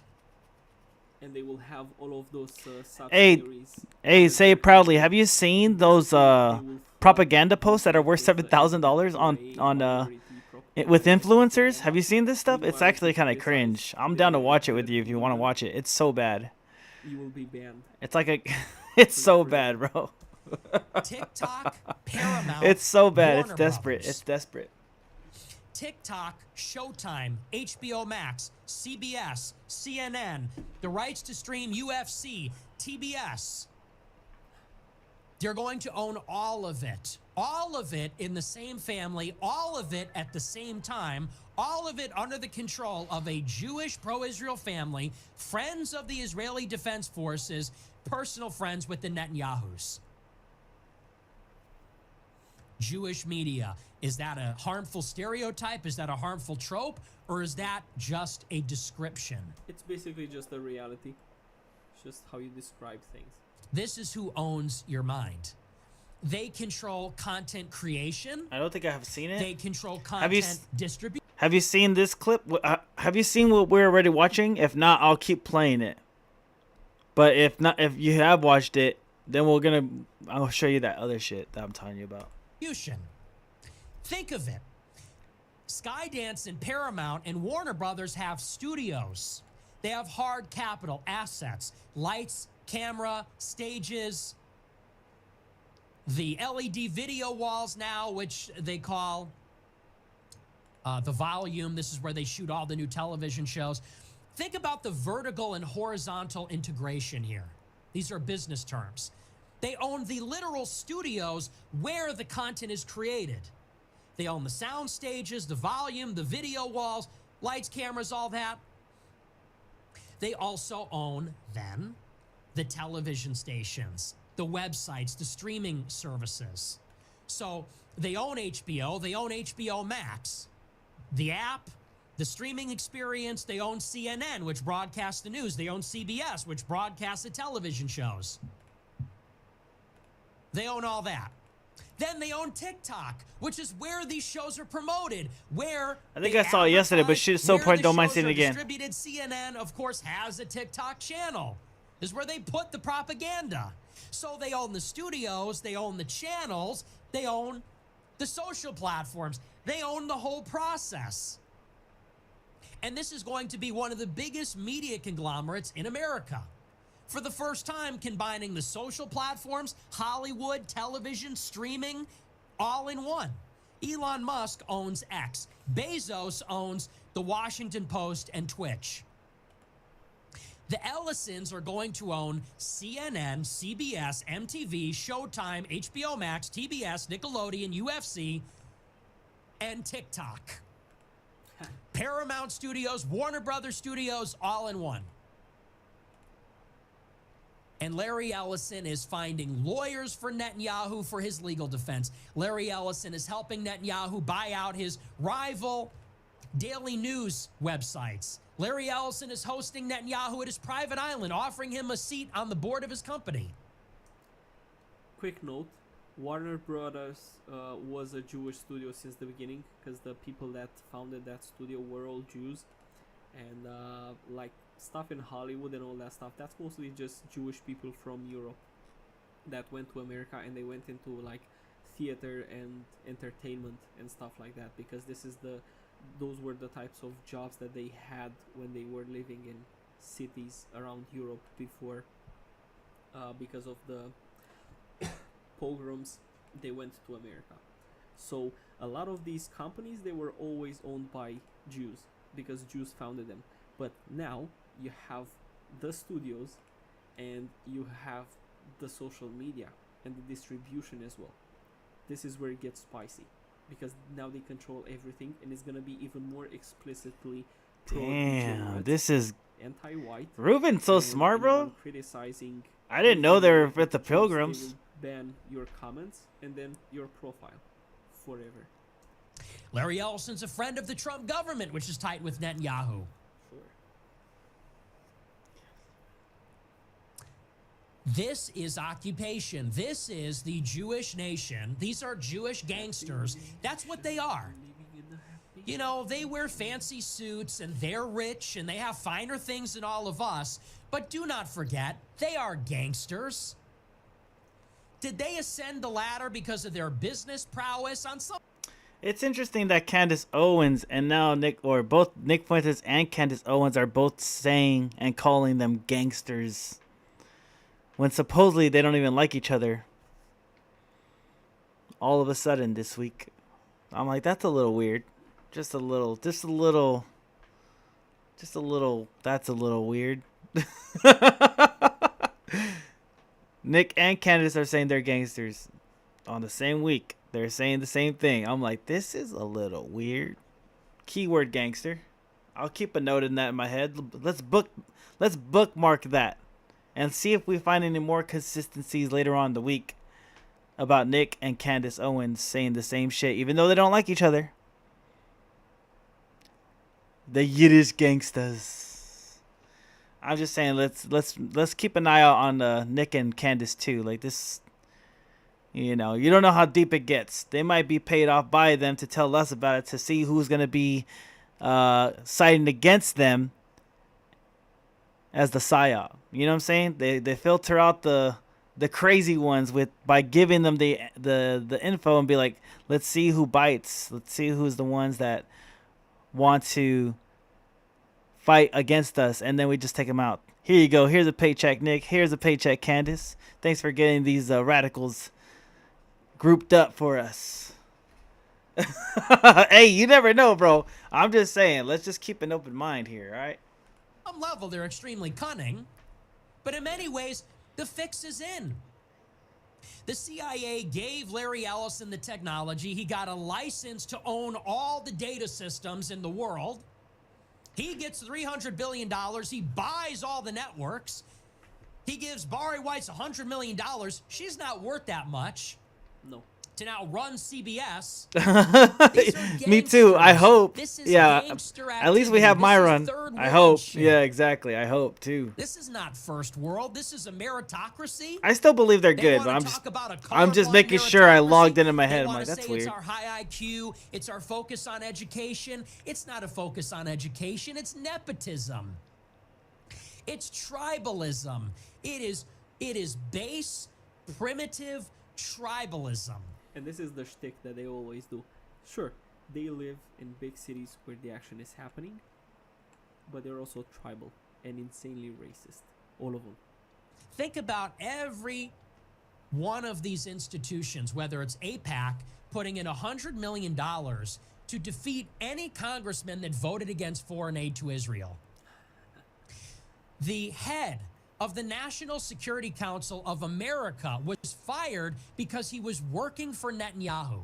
He gives the intelligence briefings combining DOD, State Department, DNI to the President of the United States. The Secretary of State, which took over for him and now runs the State Department and the National Security Council, Rubio, is a client of the Israel lobby. All the social platforms are now run by Jews effectively. All the major media conglomerates run by Jews. 5 out of the 8 Ivy League universities have Jewish presidents. Everywhere you look, they have increased their control, their stranglehold over elite society. And when they win these wars in the Middle East, think about what they're doing. They're going to take over Gaza and the West Bank. They're going to bring Syria and Lebanon to heel. They're going to topple Iran. And once they do, Israel's going to become a very rich country. They're going to have the sovereign wealth funds of Saudi Arabia, the United Arab Emirates, Qatar, pouring all their oil money into Israel. Israel's going to get all this money from the trade that goes through the Rimland. All the trade from India to Europe, China to Europe, all the trade that goes through the Suez, the Persian Gulf, all the trade that goes overland through the Middle East, they're going to collect a toll on all that. Their allies are running Wall Street, running Silicon Valley, running all the AI companies, all the future industries. Do you understand the gravity of how much power the Jews wield in the world today and how much more power they'll wield when they're finished with what they're doing in the Middle East? You thought we couldn't stop them before? Wait until they don't need us. Ooh. They might fool us, but they will never fool God. Ooh, they might fool us, but they never fool God is deep. And it's time for lefties losing it. The fake news media is really hitting new lows. So eager to restart their debunked Russian conspiracy theories that they somehow managed to mix up this man, Modi, the Indian Prime Minister, with this dude, Vladimir Putin. Easy mistake to make if you've lost all reasoning, any semblance of objectivity when you are an activist journalist for MSNBC. Here are some of the corrections. Last night, The Last Word reported on excerpts of an interview between the Director of National Intelligence, Tulsi Gabbard. and an Indian TV news network in which she said Trump was good friends with the world leader. Now, we said that world leader was Vladimir Putin, but the full interview was subsequently released, and it showed that Gabbard was referring to Donald Trump and the Indian Prime Minister, Narendra Modi. Wait. So Tulsi Gabbard mentions that Trump is good friends with a world leader, and they not only just assumed she's talking about Vladimir Putin, but then they report that as if it were fact on television. That's what happened. Let's hear one more correction from MSNBC on that issue. Last night, we reported on excerpts of an interview between the Director of National Intelligence, Tulsi Gabbard, and an Indian TV news network, in which she said that Trump was good friends with a world leader. We said that world leader was Vladimir Putin, but the full interview shows that Gabbard was referring to Trump and Indian Prime Minister Modi.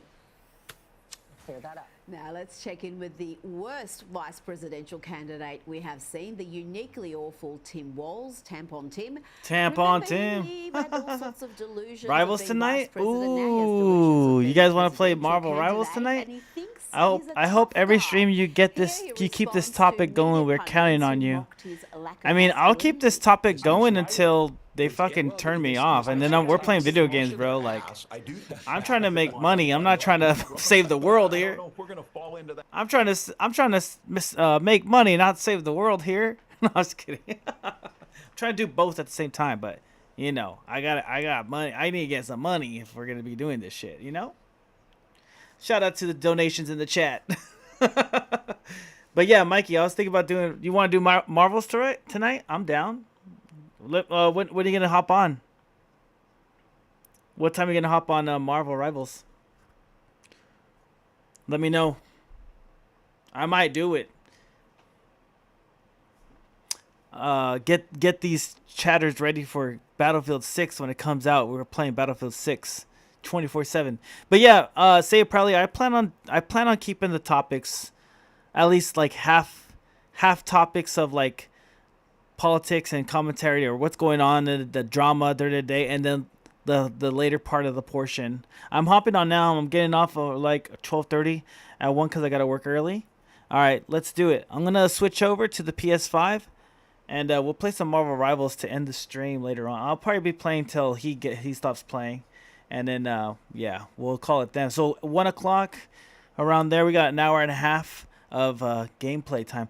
Sounds like a good plan. Yeah. So the first half is usually social commentary, and then the second half I usually do video games because I need to get my rank up. You know what I'm saying? Like, I've been getting my rank up on the Pokemon game, which I'm grateful you guys are letting me play this.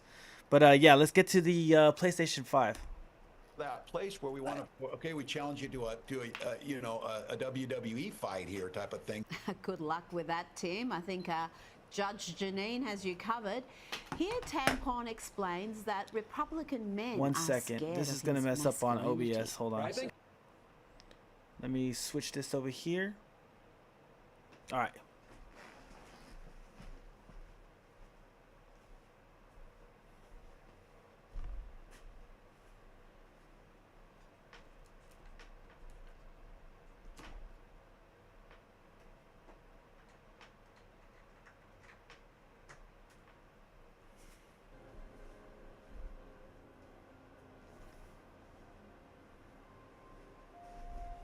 All right, here we go.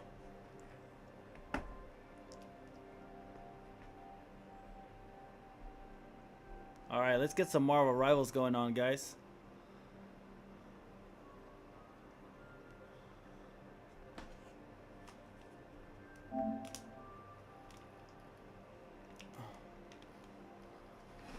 Let's see.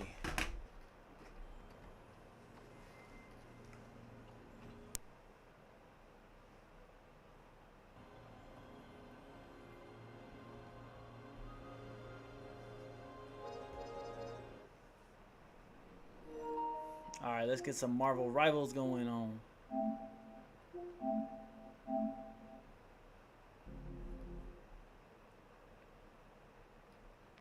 Let me switch it up on the topic that I'm doing.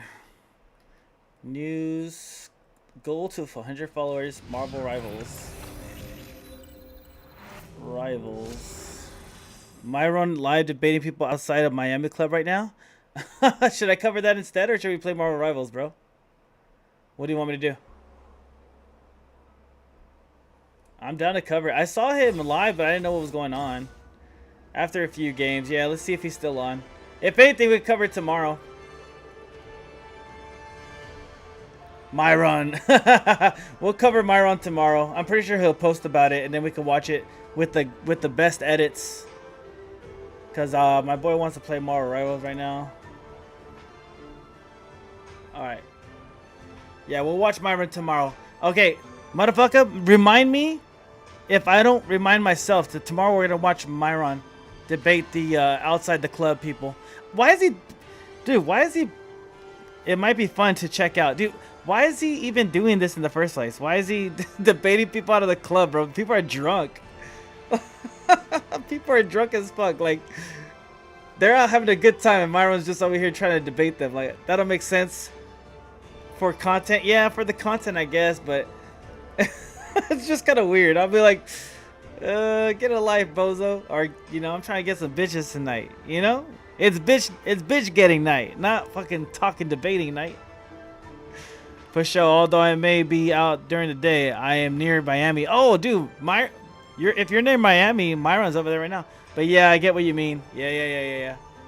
All right, cool. All right, let's get on the game. I've been practicing my Bucky, my fucking Winter Soldier, bro. He's at Club Space? Oh, shit.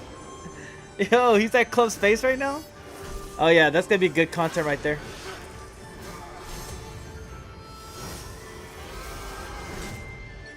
And we're at home playing video games. Hell yeah. We got priorities straight. We're do-gooders.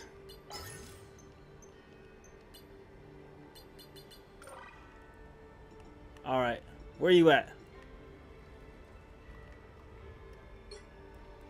Hey, I'm online right now. I'm gonna be at the LA Shrine tomorrow for a show. I'm loading in 1 sec. What show's going on tomorrow? He is playing the Kanye West. Wait, is he playing? Wait, hold on. He is playing the Kanye West band song in his US tour. Yo, Kanye West is doing a tour right now?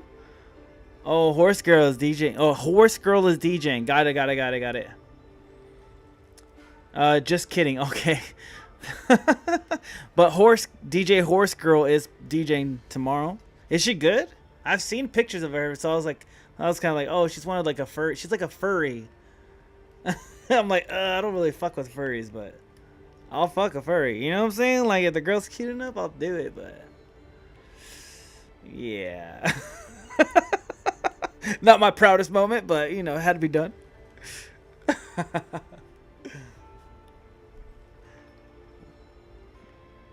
Damn, Mikey, where the fuck you at, bro? Hurry up. We could have been watching Myron right now.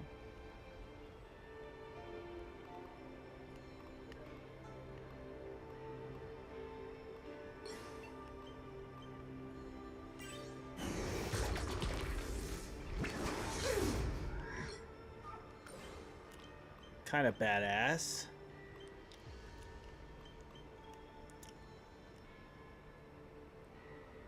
Where's the Venom one? Oh, that's Venom right here? He looks sick.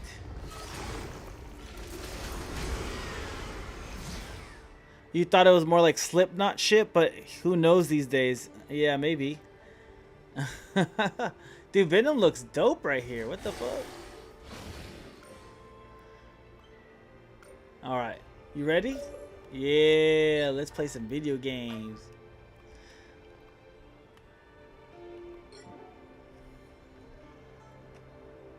Let's see if I can get some more people talking. I thought it was more like Slipknot. Damn, I wish people could hear the I wish people could hear like the party chat, not just me chatting, you know? Like on the PlayStation. Hey, Connie, do you want to get on Discord or are you good? I'm not sure how you're feeling right now. I don't want to force you to get on Discord without asking prior.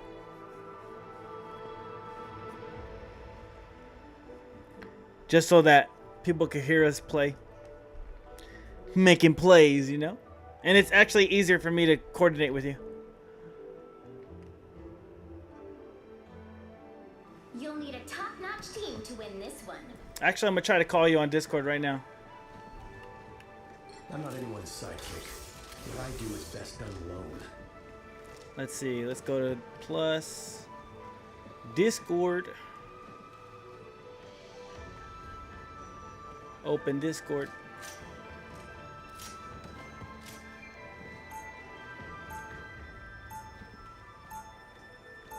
Go to friends. And then call. Sometimes I wish I could go back into the deep freeze for a few more decades. There we go. 30 seconds before you attack. Get ready. There we go. See if I could get you. We practically match. This is haute couture, darling. Designed by Jumbo Carnation himself. Oh, my costume Turn on just camera. kinda came with my powers. And I'm practically seething inside. Damn, my boy didn't answer the phone Battle call. starts in 5, 4, 3, 2, 1. Oh no, not the camera. All you need to do is capture the mission area. Got it? I hope All right, this let's is go. important. What is this? I had a date night planned. I don't know where I'm going. I can't see. Oh, there it is. Oh, yeah. He said, yeah. Yeah. What's poppin'? Slow your roll, homie. That's what I needed.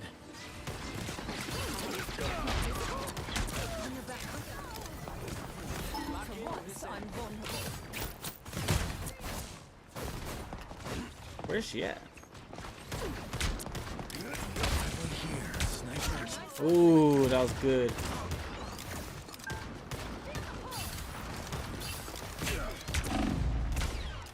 Ooh, fucking A, that fucking cute Widow, Black Widow. Black Widow got me pretty good. Damn, she killed both of us? Wow, we suck. Come on, man. We got this, we got this. Oh, shit. Damn, she's like one-shotting me every time. Widow's not getting close to that Widow. Dude, that Widow's crazy. I feel like she's not even hitting me. Like, her aim is not even on me, but it's hitting me for some reason. Does it home in a little bit?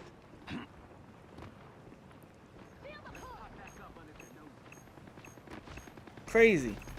Extermination!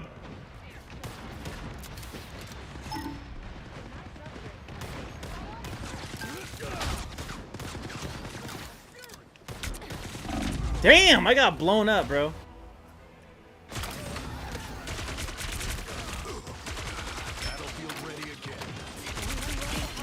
Damn. You thought I was gone for good. Come to me at once. I'm going. Oh, there's somebody that's AFK. Stop running. Enemy tagged. Look who's here. Enemy tagged.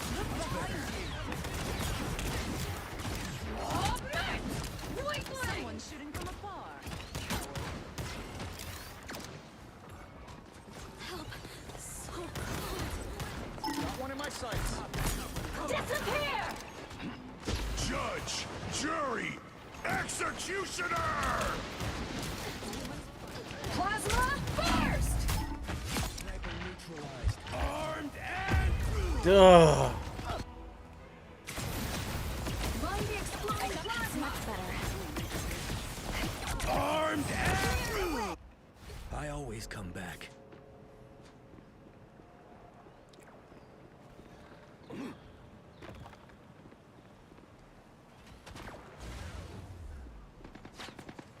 I've reached full power.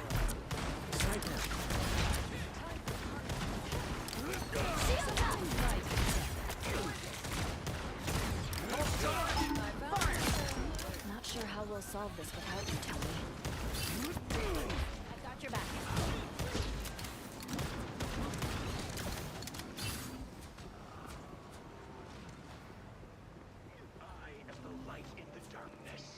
Much better.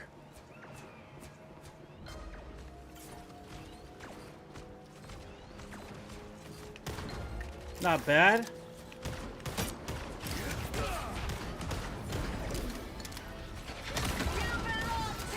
Clearly you needed some help. Help get that vehicle to its destination. Damn, that took a minute. Secret tablet on the move. All eyes on this spot. Extermination! A little help, please. Let's deal with that. Enemies on approach.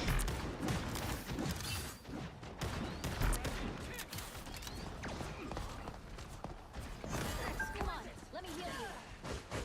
Come on, let me heal you. I don't see anybody.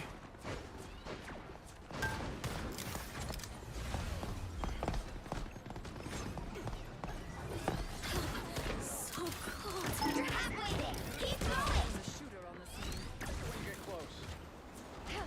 Let's get Kunlun's secret tablet on the move. That's what I needed. Chief on Talo! Leave them to Khonshu! Someone's aiming for us.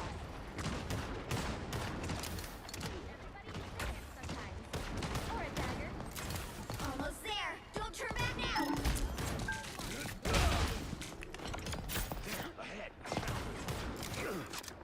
A little help, please. Heads up, they got a sniper. You might want to look over here. Let's get Kunlun's sacred tablet on the move.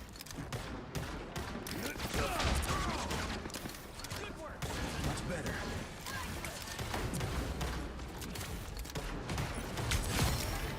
Vehicle reached the checkpoint. Keep up the momentum.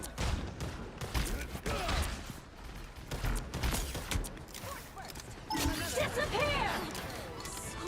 Pulse charge. Fire. I found one of them. Armed and dangerous!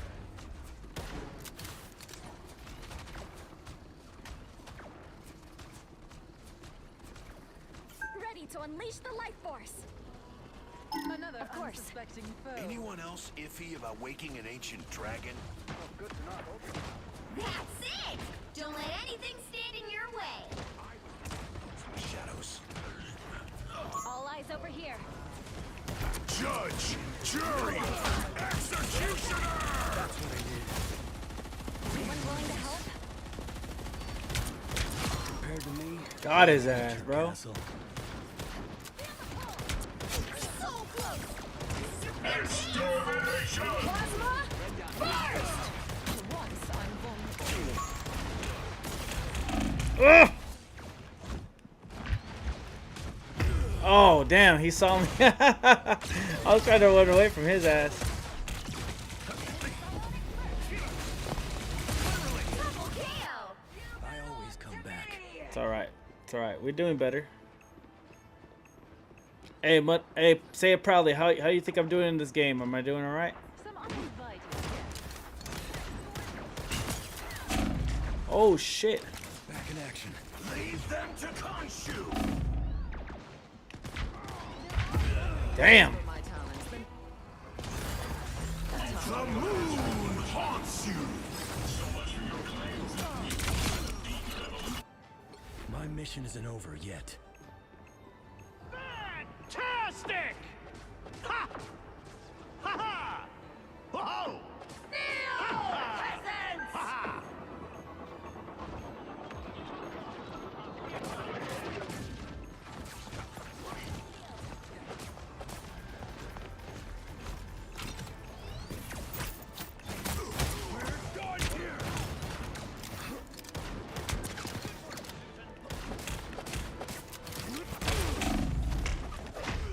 Damn. I was like floating in the air. I couldn't get away from this guy. Lifesaver.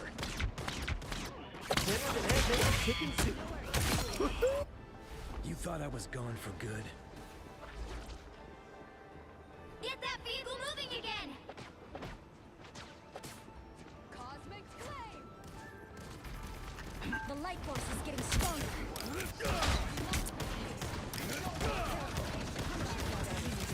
Disappear!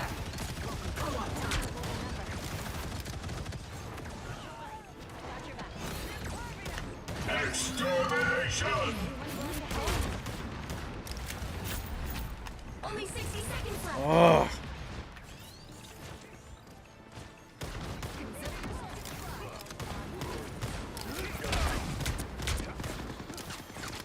Judge, jury, don't mess with Fucking aim.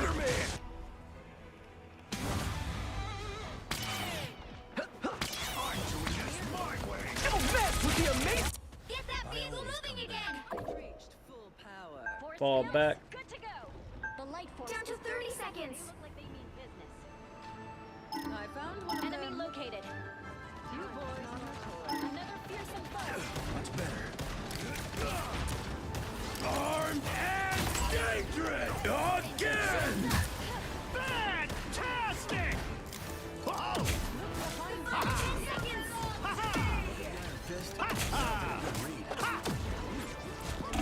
Damn, I can't find this guy. GG's. Keep fighting until we have a winner. We are sniper free. KO. Mission isn't over yet. Wow.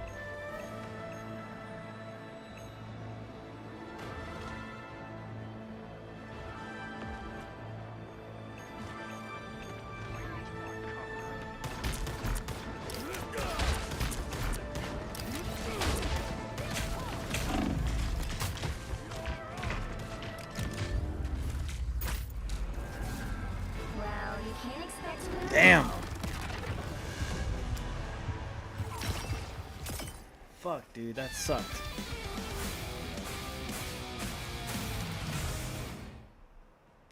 That was bullshit. Number one bullshit.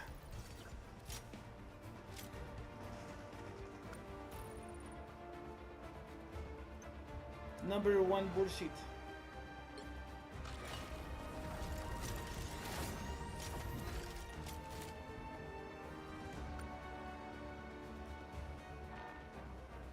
Terrible, man. Terrible, terrible.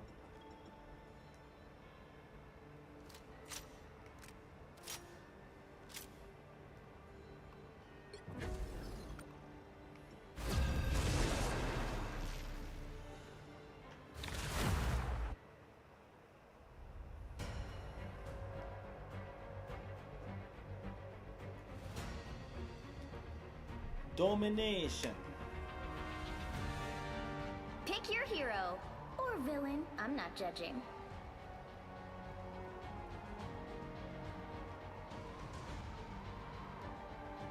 I'm not anyone's sidekick. What I do is best done alone.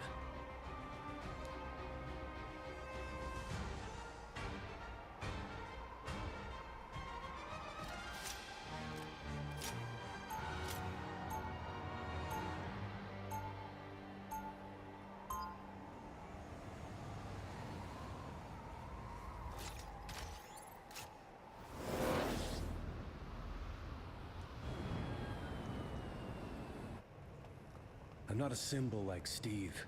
I'm just a 30 soldier seconds trying to before do you his attack. job. Get ready. I know that look. You're judging me.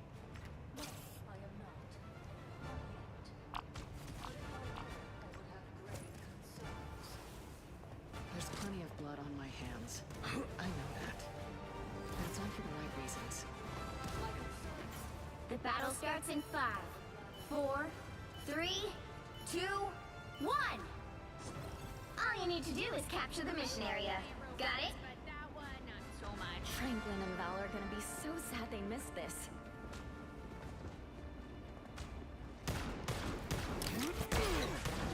That's better.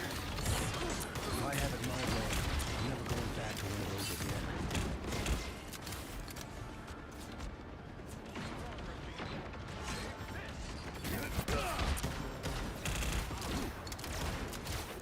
Looks like the mission area is yours to capture now. They captured the mission area!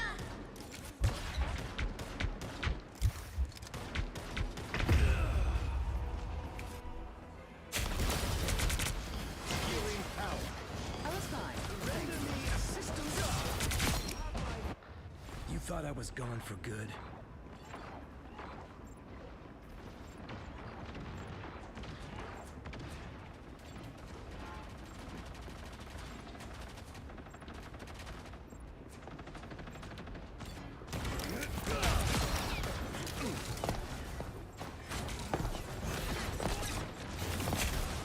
Now I see them.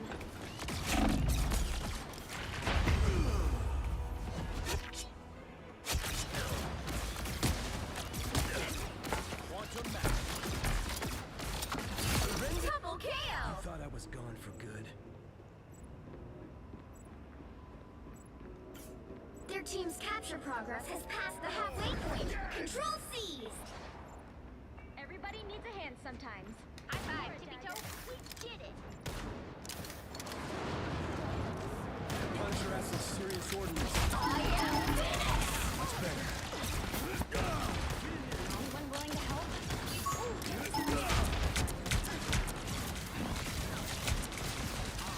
Maximum pulse!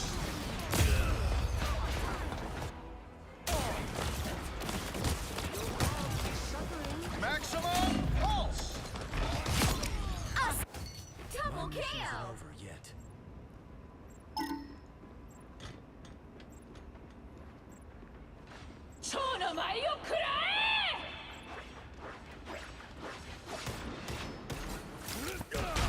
Good thing I was here. Keep an eye on it. Okay, all eyes on this spot, Super Pals. You've captured more than half of the mission area. Keep going. That's what I needed. Clearly you needed some help.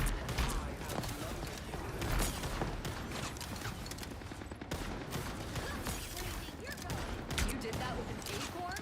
Impressive. Castle just upgraded to a turret. Target locked.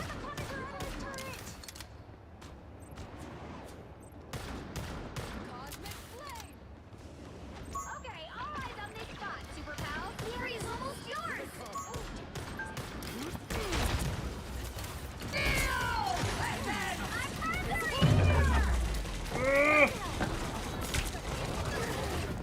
Armed and dangerous!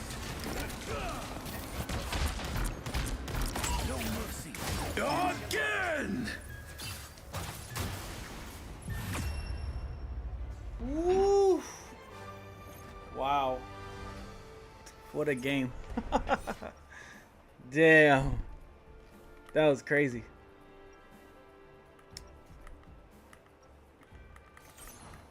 Weapons keep getting better, but it's still the person behind them that matters most. Force burst!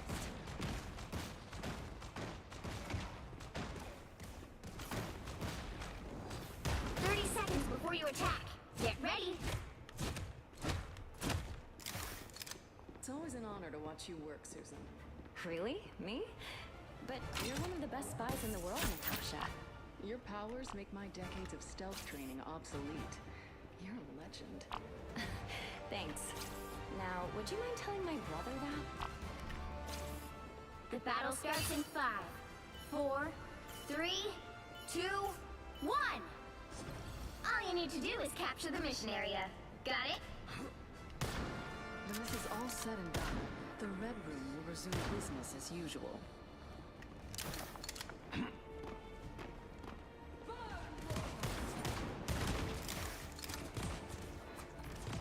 Target locked. Target locked. Incoming! I am finished! That's what I needed. Always glad to help, partner. Looks like the mission area is yours to capture now. Capture the mission area! Invisible? Your powers are mine! Shields up! Control here.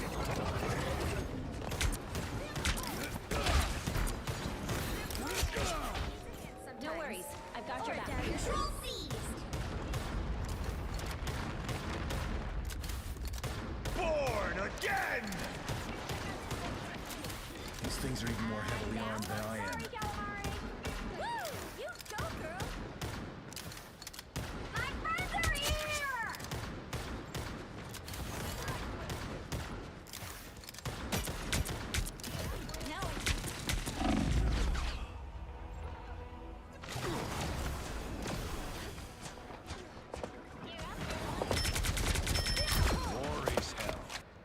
Been knocked down before. Doesn't last.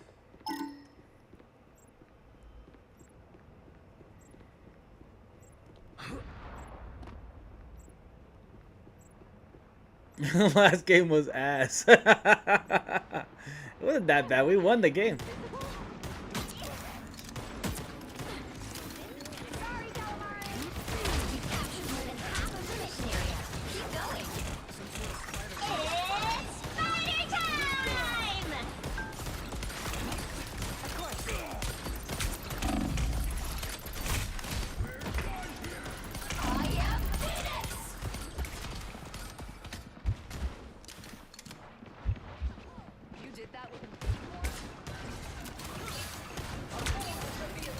The moon haunts you.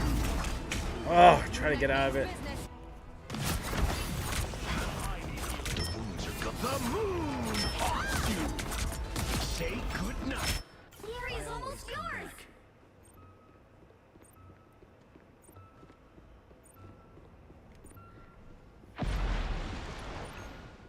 I'm opening a portal. Judge, jury, executioner! Again!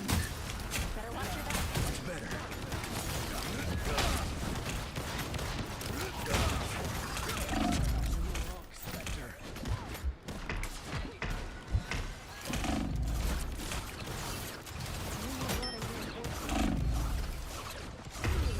Damn.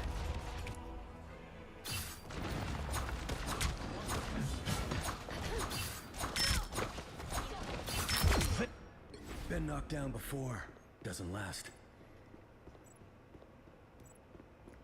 Their team's capture progress has passed the halfway point. My friends are here!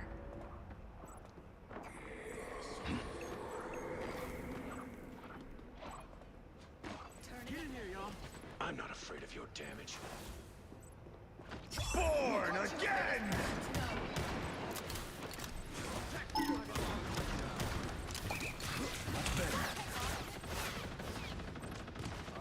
She's gonna be very angry.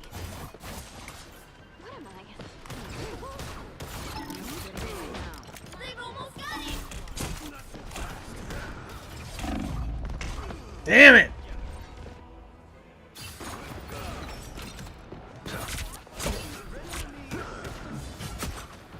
The power. My mission isn't over yet. Shit.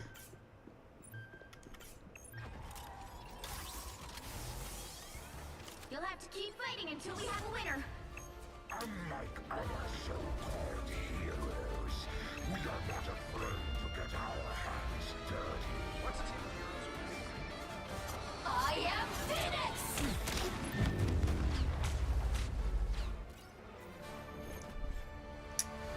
Fucking boo-boo.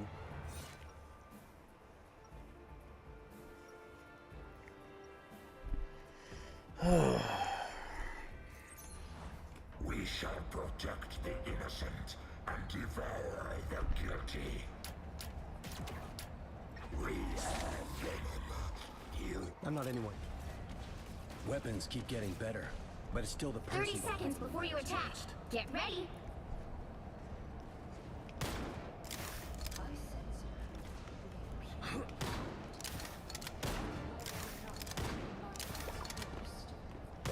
Wow, gosh, thanks. I'm really flattered, but I don't know if I'm... The battle starts in 5, 4, 3, 2, 1. All you need to do is capture the mission area. Got it?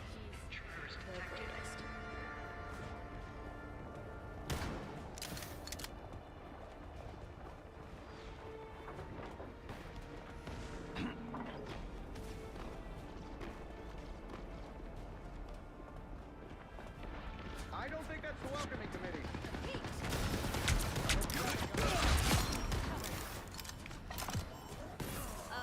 That was a Looks like the mission area is yours to capture now. The mission area is yours. That's how it's done. Much better. Help.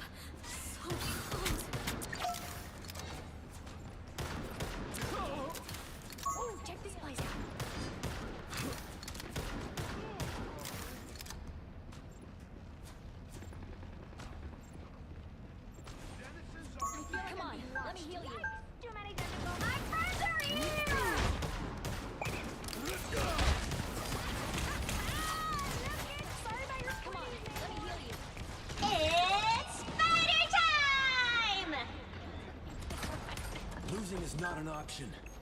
Another fearsome foe.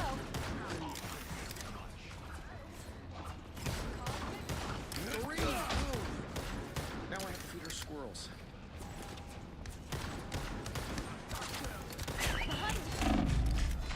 Anyone willing to capture more than half of the mission area? Keep going. Attack them! You should have returned. Been knocked down before. Doesn't last.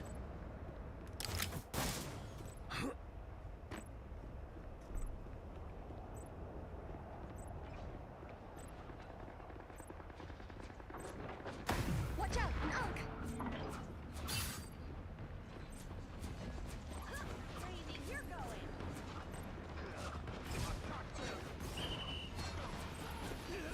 The area's almost yours! Namor's alone again. That's for the best. That's what I need. These squids reek. We've got trouble. Judge, jury, executioner! The moon haunts you! Easy work, man. That was easy game. Let's go, GG's. Another epic victory! Big win!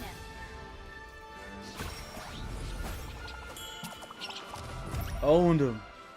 Owned him. We owned him, man. We owned him. We owned them all. Hell yeah. Nice goon night. Stupid.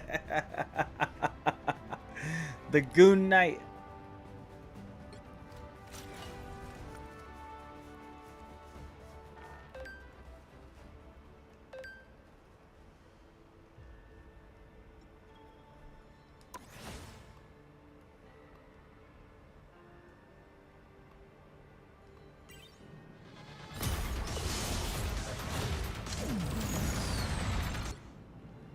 She looks sick.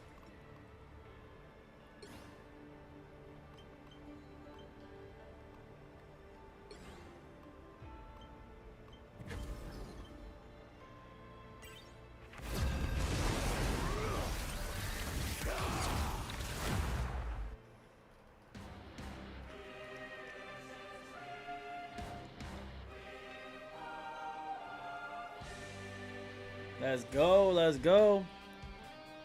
The right heroes could make all the difference. Let's go, let's go.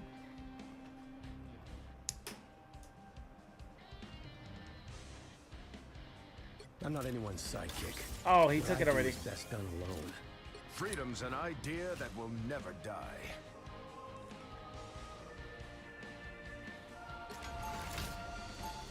Fuck it, let's do it.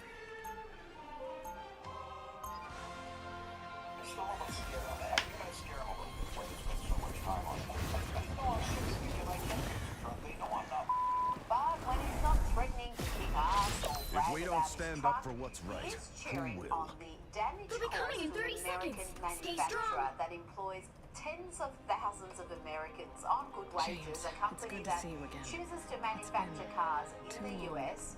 Tim Walls is happy that this company is being attacked. My body may look the same, but for me, it's been decades. And I felt every single day. The battle starts in 5, 4, 3, 2, 1. You need to stop that vehicle in its tracks. Times change. People don't.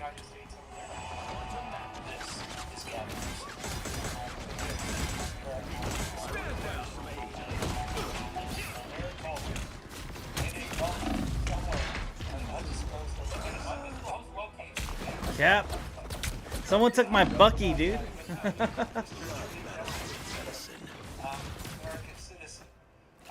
Someone took my Bucky, that's why I'm like, I guess I'll play Venom instead.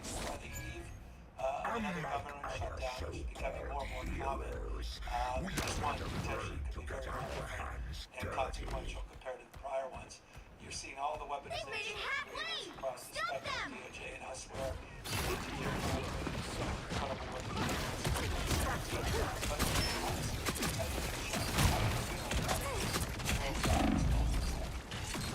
I gotta tell you, I'm extremely worried, and actually that's bad guys. You know, there is no possibility of becoming a legend that would not have thought any place where we are right now. When we look at you look at the attacks on science, the attacks on There's still a chance to stop them! you know, attacks on healthcare. I mean, there are a whole range of things that Better stop that vehicle! of the Justice Department as evidenced by We are undefeatable! I think our sense of who we are as a nation. They hit a checkpoint. Now might be a good time to stop them.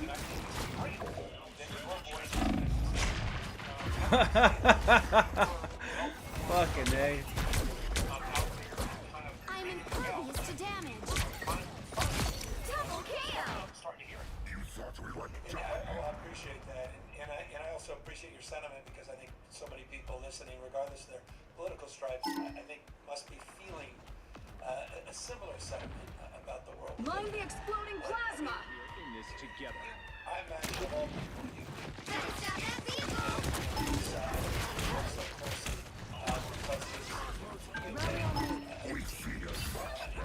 They've made it halfway! Stop them! Count on me. Represents something expected to represent what it is this far No getting away now. Stop them in their tracks! You get away with it! You get away! Too sticky for you! It's come at a more rapid pace. I think I might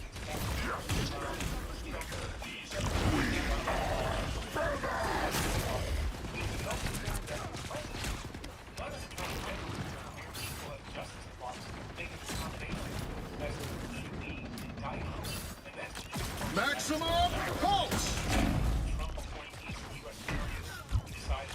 You guys are going backwards.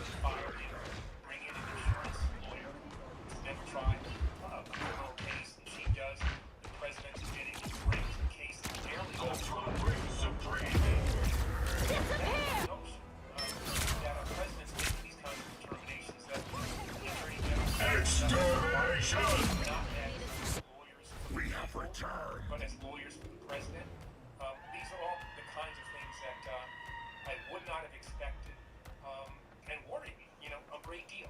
This really challenges who we say we are as the United States of America. Eric, I'm curious, Better stop that vehicle! would hear that and say, come on, this is the way it's always been. Perhaps a little bit more in the open. Lung the exploding plasma! Judge, jury, executioner! Leave them to crush you! I am ready to put on a show!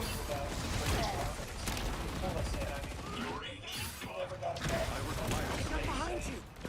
There's still a chance to stop them!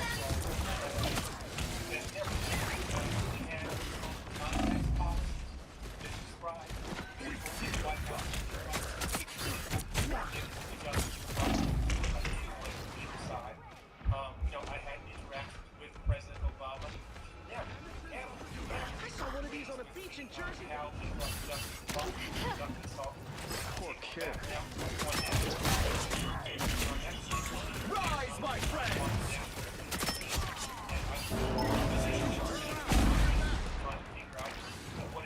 You are safe now, my friend.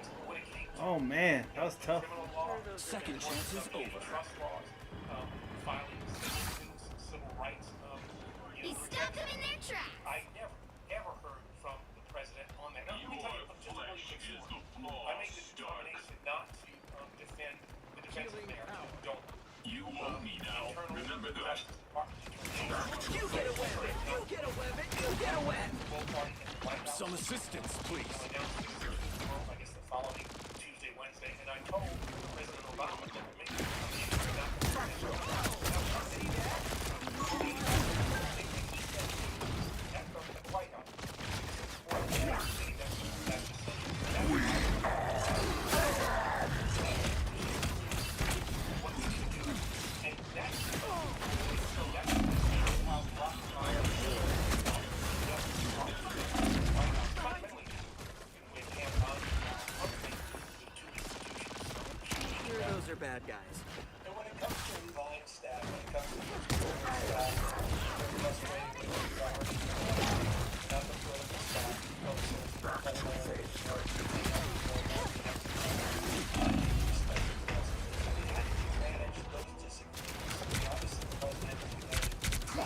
Anyone willing to help? Out of sight. Personal attorney. But what's the tradition in terms of how you manage those disagreements in terms of moving or operating in a way that at least is directionally along the lines that you wanted to achieve or perceive or Yeah. was right? Yeah, I mean, I was the head of the Justice Department, and so I had to make ultimate calls. I started my career as a Only 60 seconds left. integrity section that looks at official corruption cases. Trump administration just doesn't for their now they don't care about some of those corruption. And we used to say, well, we used to call them police tourists. So, they come and go. But we're the people who stay. And so when I became back to the Justice Department, Magneto! Judge, jury, executioner!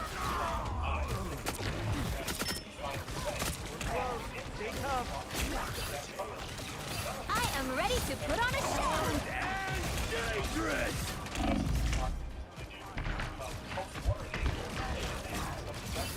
Final 10 seconds.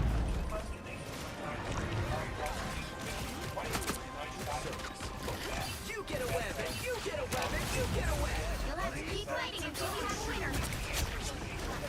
Woohoo!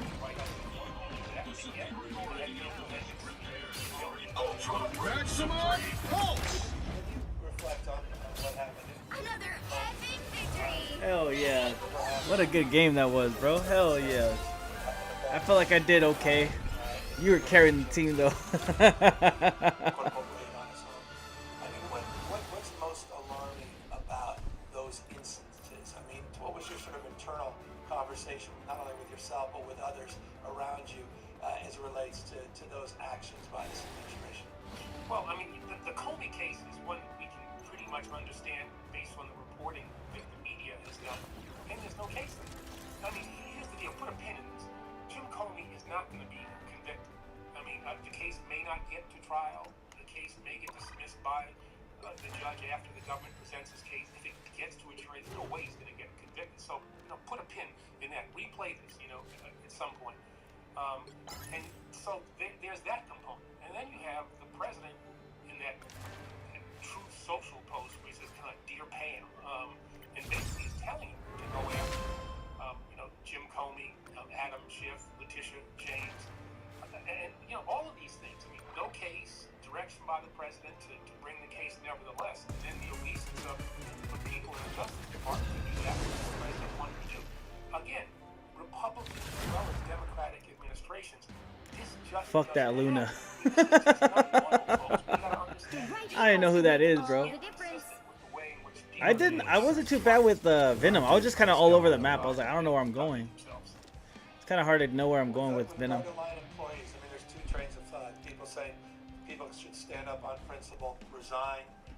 People should sort of stick it out because if their voice and their eyes are not there, my gosh, the folks that come behind them could really lock in and institutionalize this aberrant behavior, this normalization of deviancy. Where are you in that in terms of the conversations I'm sure you've had with some of those career staff or that you've developed relationships with over time? Yeah, it's a really good question. I've done unspeakable things. I hope it's not too We'll be late to coming say. in 30 seconds. When I've been Stay asked strong. by people, I say, stay around, stick around, because the reality is, Look at people us. don't pick to We succeed, practically not match. be nearly as This idealist, is haute not couture, adhere to the darling. traditions of the Justice Designed Department. by Jumbo And so I say, look, you stick around, and if they fire you, My there's costume not just much I kinda suppose that came you with can my do. You have, powers. And I'm employment practically appellate rights, you could court to try to get your job back. The battle And starts in that 5, is even enhanced 4, by having you fired 3, as opposed 2, to, 1. resigning. And so I think take them and push You you need to out. stop that vehicle in its Decide tracks. that you just want to resign. Good soldiers. I appreciate that respect. It's not a good war. I appreciate the principles that I'm saying. I get part of the administration. That's part of this kind of injustice. But at the same time, it seems that we went much better on Congress. That there's no system of checks and balances. That majority, Johnson, has to be on the side. His talking now on that government shutdown. Because of that, I experienced a little time what it means, what it doesn't mean, government shutdown. And where I feel the Democratic Party, leadership of the Democratic Party should position themselves at this moment is Jeff Schumer right to now sort of stand firm on protecting monetary subsidies or else for right now outside constitutional laws. Mr. President, we still want to I think we still want to negotiate this is a principled stand that we're taking. We want to make sure that anything willing to help? We're not going to that Obamacare subsidy will continue its healthcare premiums will not rise. No, we got to stand firm and say this is who we are. 1,000 God! Fuck. Fucking sad, dude.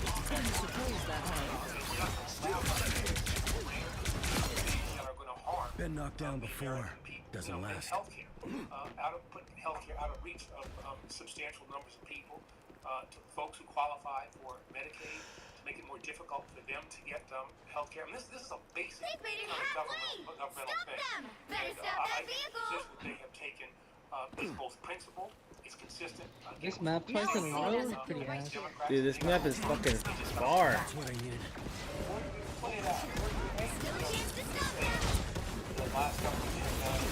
Oh shit.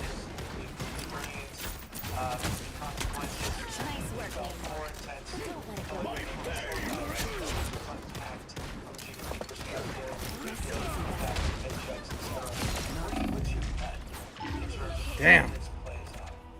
I got a double kill though. I always come back. Really substantial shutdown. And 2 minutes left. That, Russ Vogt and his people don't use this as an excuse to fire even more federal employees. That adds another dimension to this. To use what is a policy difference to deny people their right. We are undefeatable. Pulse charge! This is real firepower!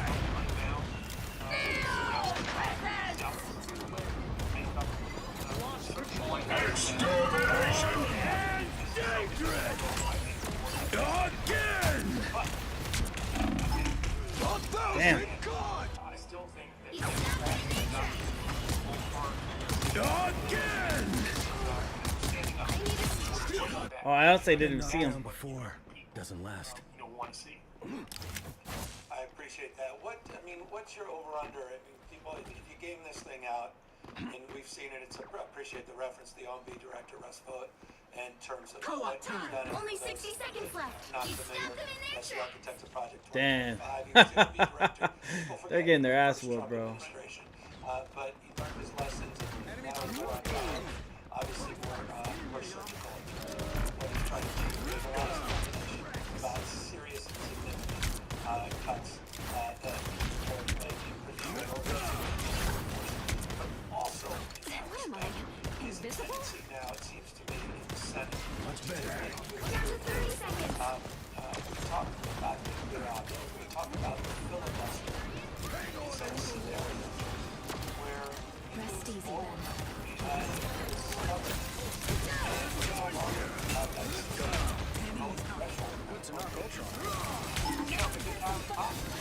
Final 10 seconds. Damn.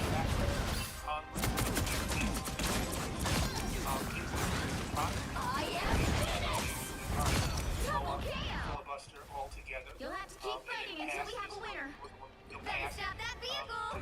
Into place, what the president wants to do purely party lines. It would be, in some ways, They shocking, hit a checkpoint. but not Now surprising. might be a good time to stop I always them. think those two orders go together. Enemy indicated. It would shock me, but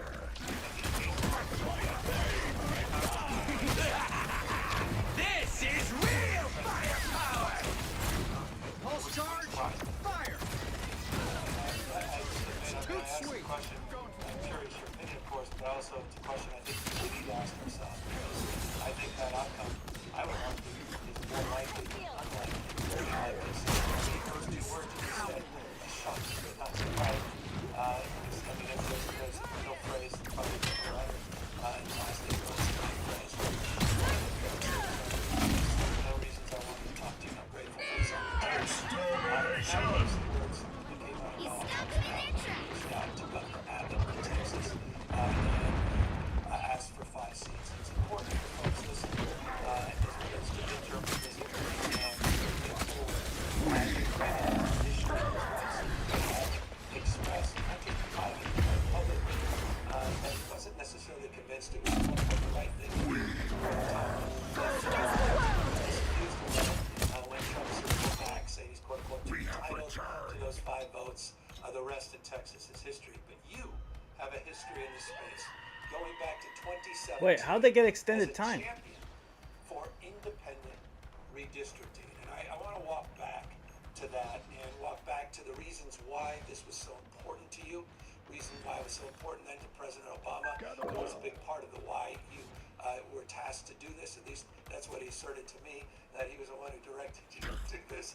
Maybe you can clarify that. Better stop that vehicle! Tandy needs help.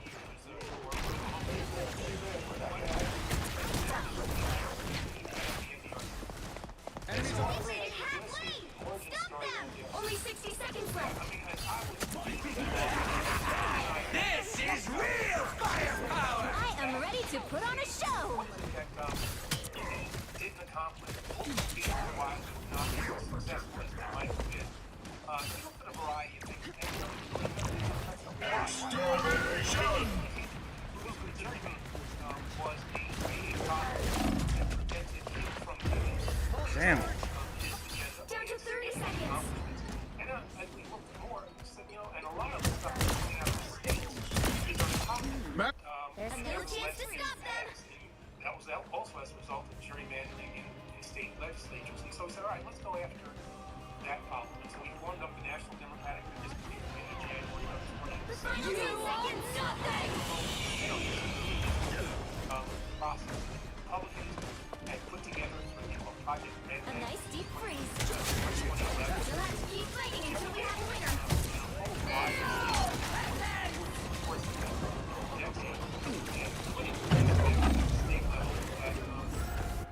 Damn it, dude.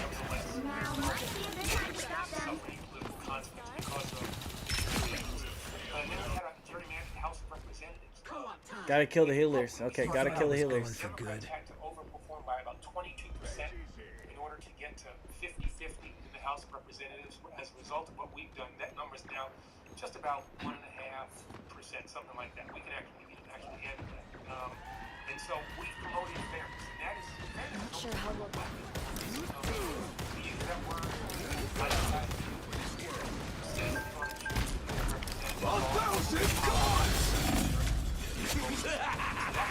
This is real firepower!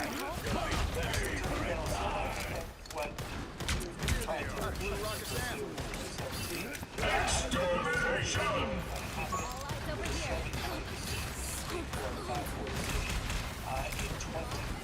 Only 60 seconds left. It's now or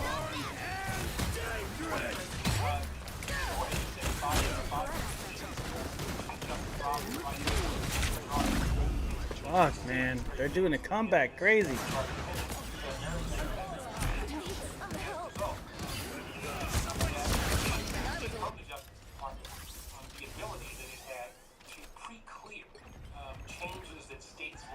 Don't give them another inch. Or else. Down to 30 seconds.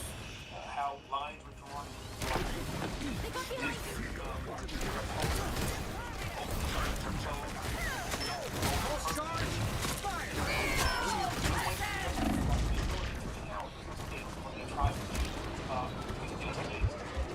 Final 10 seconds.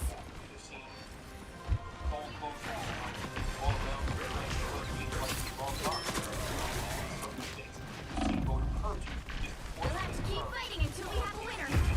Damn. Please, we're hurt. Damn, y'all suck. That boy 20 sucks. Dumb dude.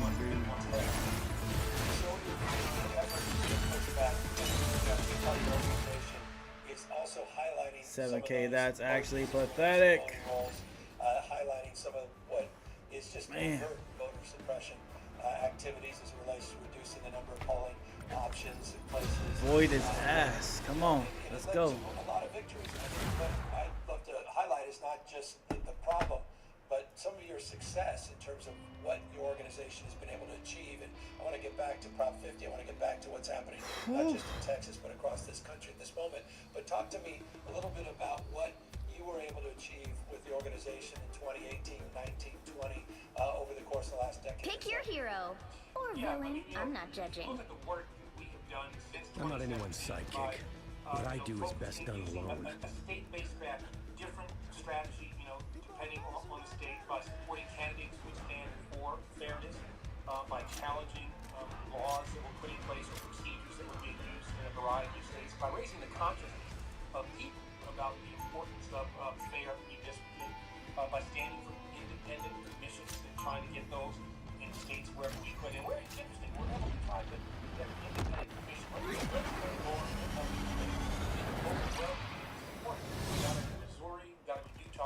I've done unspeakable things. I hope it's 30 seconds before you attack. Get ready. And so that's what we have done. It's what we call ancient spirits where I come from. You are both the water and the earth. That is very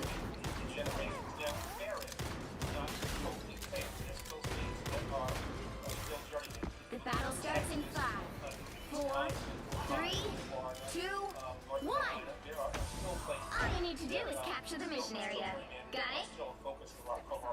It doesn't matter if the conflict is geological, the racial dimensions cannot be understated. Here they come now. Or at least even overstated. So impacts like talk a little bit more about how that manifests. And that's a really important point.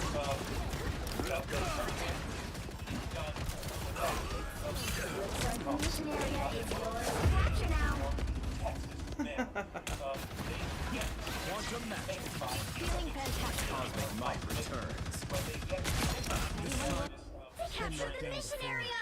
Doesn't last. At the expense of people of color in largely urban areas, largely Hispanic, with African Americans,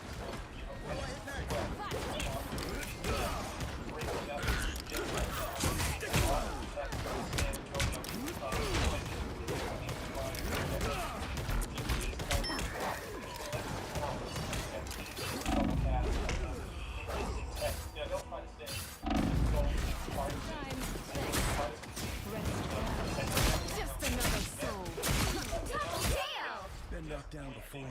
Doesn't last.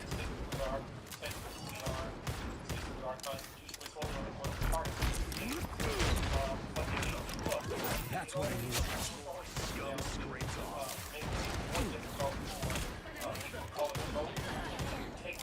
Their team's capture progress has passed the halfway point.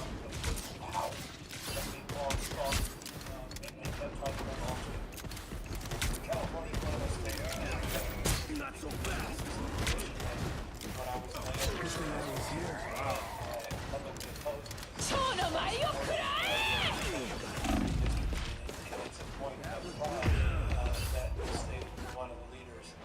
Watch me soar!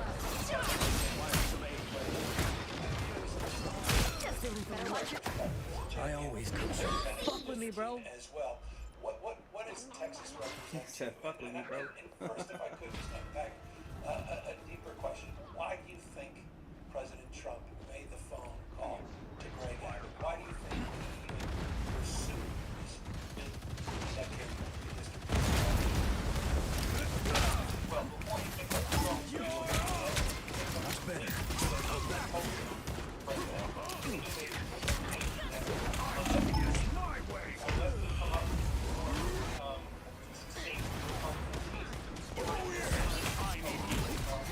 Judge, jury, executioner. I always come back. Don't give them what they want. The kinds of radical things they've done in the first 8 months and what it's going to do for the next 3 years or so. And I think that's the thing. Control lost. The call from They've almost got it. to the governor in Texas. And it's an interesting thing, when he called, when the president called those folks in Georgia, he said 97,700 votes in the 2020 election. Republicans were Hostiles up front.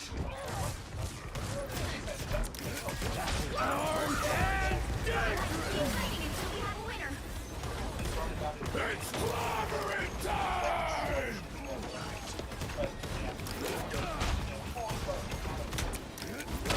Always glad to help,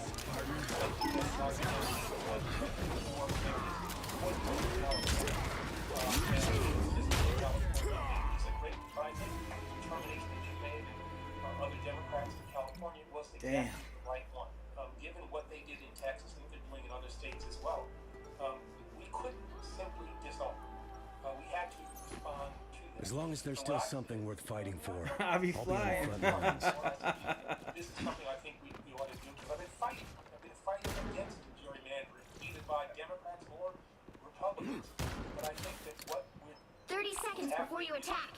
Get ready. Makes a great deal Spiritual energy accumulation in progress. I sense your concern, but you have already proven your worth.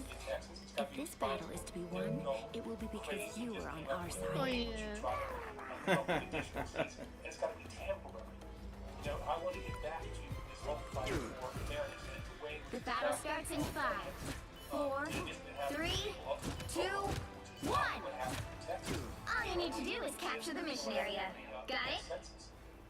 No, and I appreciate this. Your evolution was mine as well, as someone that believes in the principle of independent redistricting as well. So I wasn't an immediate response. Frankly, it was in response to outreach by legislative leaders in Texas that said, California, have our back. Get this magic bitch. Just to support them and say we're watching, we're paying attention. Looks like the mission area is yours to capture now. Capture the mission area! Temporary, transparent, and democratic. It's the only maps that are now most transparent. You thought I was going for good. In a temporary way that ends, as you suggest, after the 28, 8, and 30, and into the 32, the census will revert back to its original form. Again, only in response. I'm doing this my way. I want to ask you to respond. It's not just Texas, is it? Mr. Milton.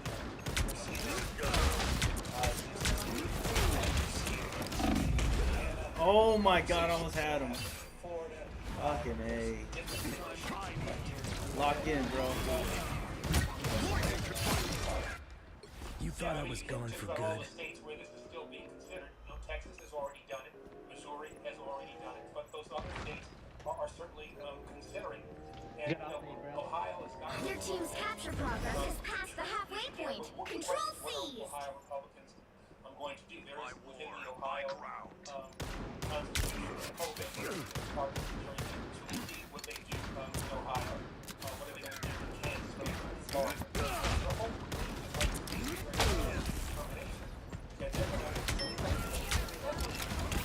Coming up behind. Armed and dangerous again!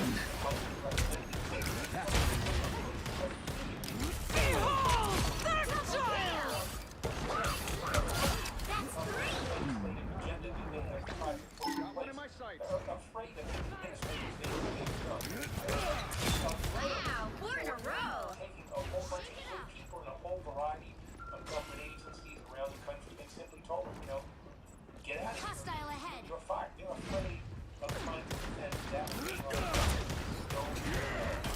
You captured more than half of the mission area. Keep going.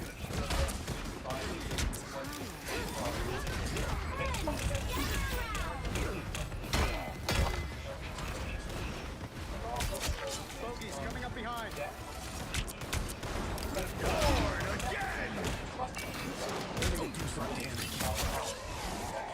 Woo!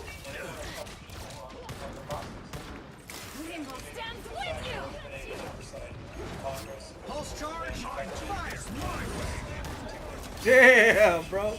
You blew them up.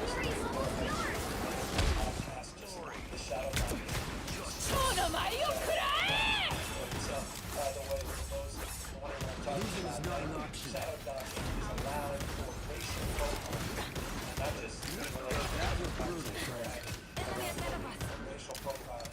He's a sociopath, but the man gets results. Keep fighting until we have a winner.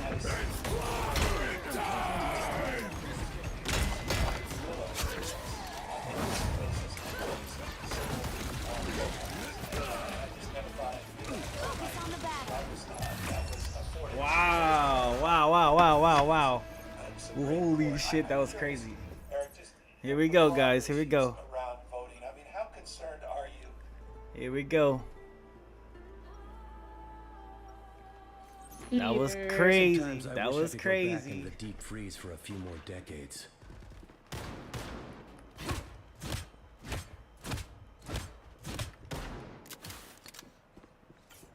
That was crazy. 30 seconds before you attack. Get ready. That is some pretty impressive tech you're wearing, kid. Steve got it for me. It's from the future. Wait, you have gear more advanced than mine? And you got it from Cap. I don't know how to feel about that. Well, suddenly I'm feeling pretty darn good. The battle starts in 5, 4, 3, 2, 1. All you need to do is capture the mission area.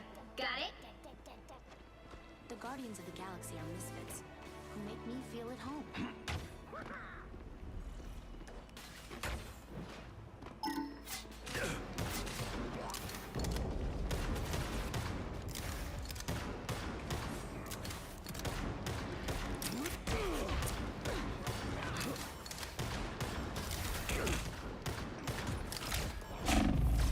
Looks like the mission area is yours to capture now. Need assistance.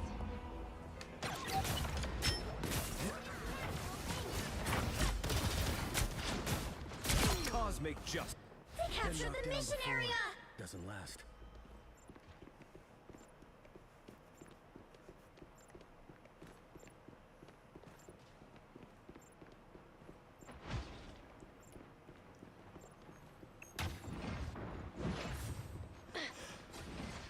Out of sight. One, protect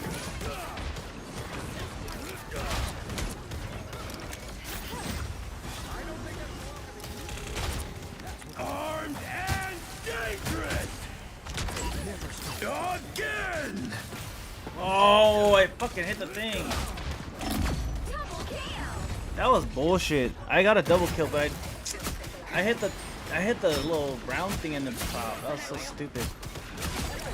My mission isn't over yet. So stupid, man.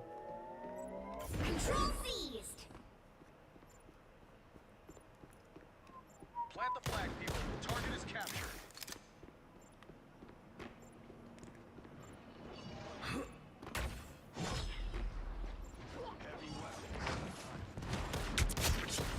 Pulse charge!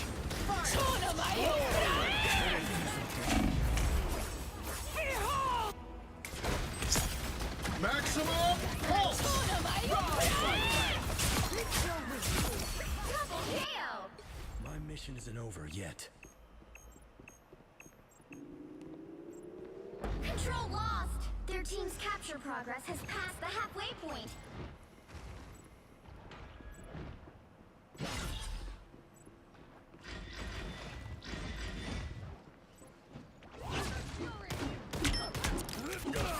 I'm doing this my way!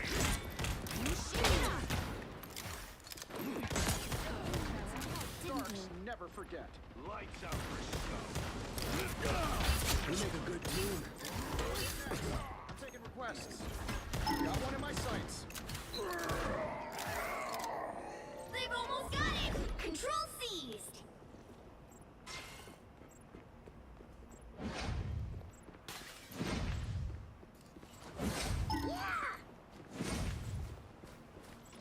Oh shit.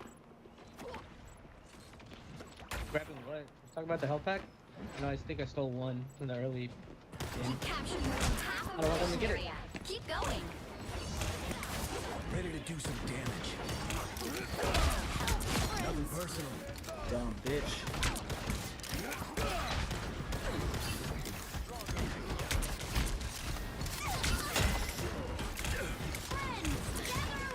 It's clobbering time!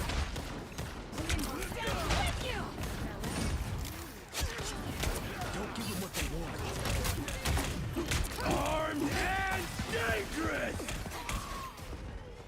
Fury's almost yours! We make a good team. That's what I need.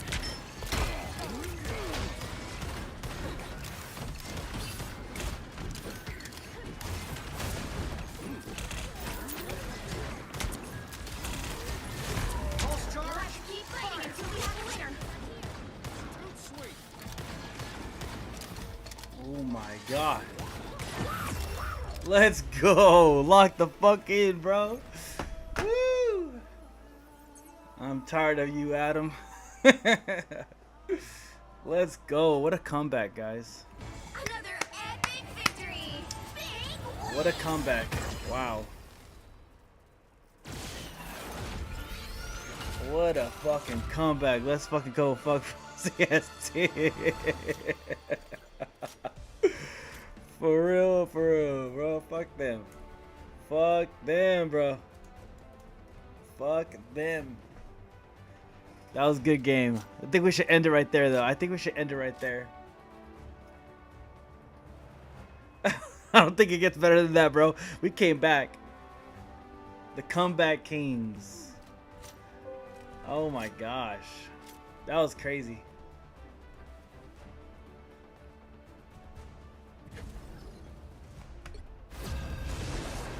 Oh, another one?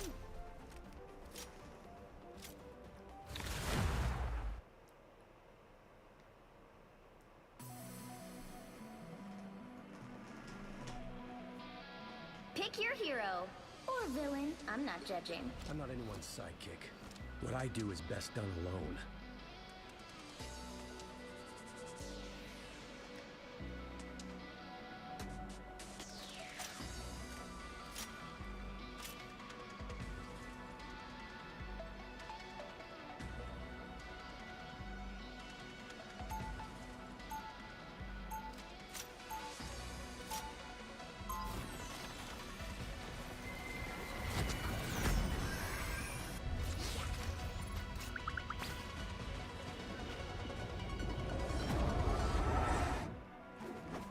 I've done unspeakable things. 30 seconds before you It's not attack. too late to Get set them ready. right.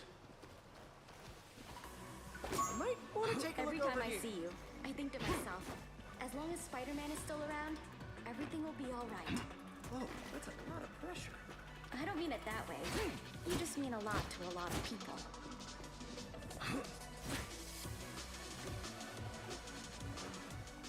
The battle starts in 5, 4, 3, 2, 1. All you need to do is capture the mission area. Got it? The entertainment has arrived. Let's get this party started.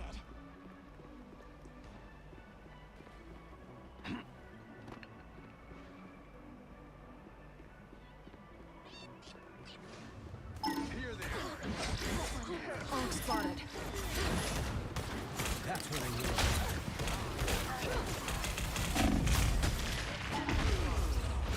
Looks like the mission area is yours to capture now.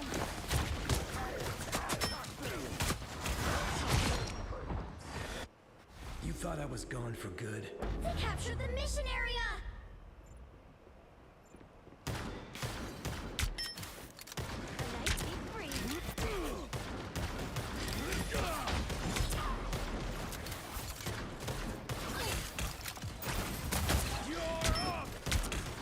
I know it's quick play and all, but nobody believes in playing tank. I can play tank here.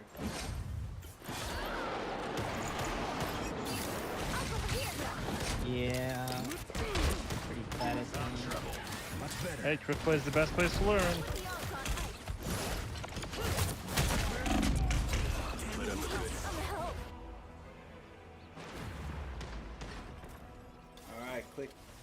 Crank it up.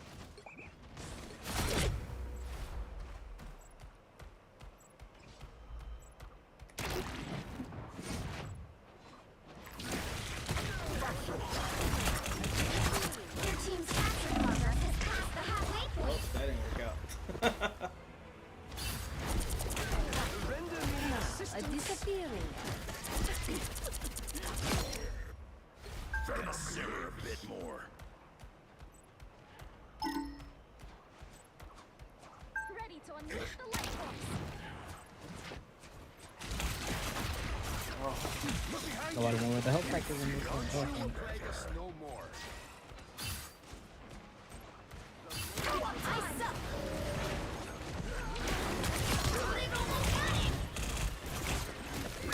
Looking at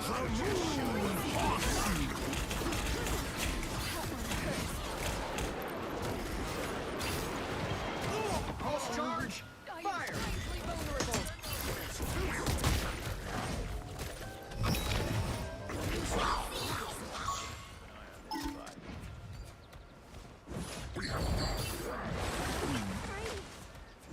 Coming at you.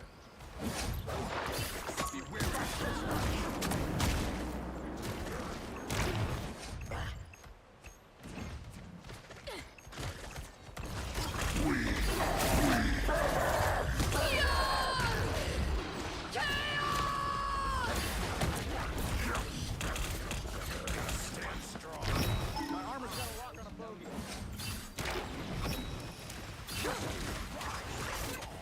Look out behind you. It's the grand finale.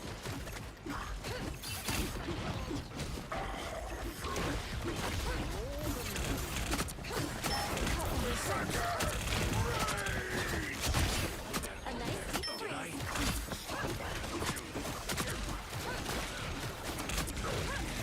You captured more than half of the mission area. Keep going. Hold still. I'm trying to help. Control lost.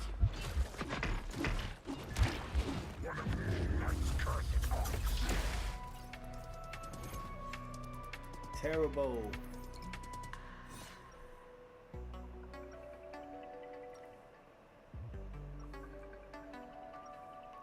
Wow. We are done chasing spiders. We have more enemies to conquer.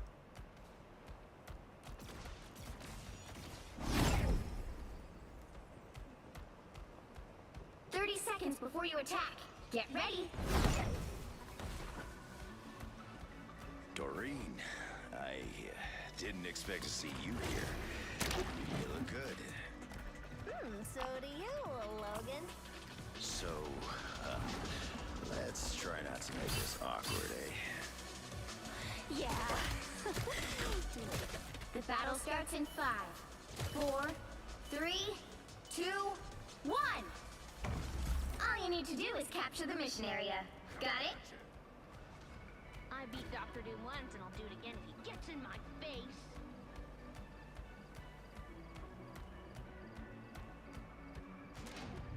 My armor's got a lock on a bogey. Got eyes on some.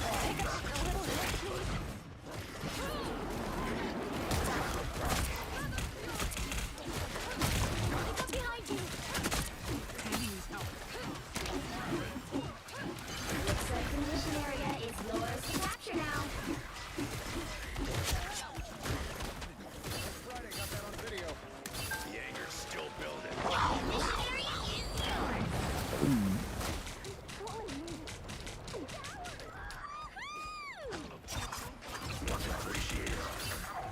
The moon haunts you.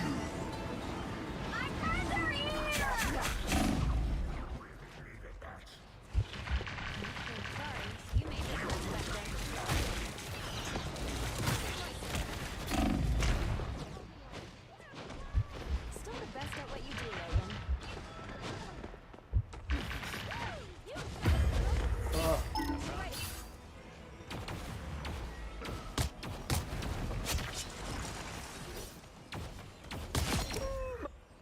You can't get rid of us so easy.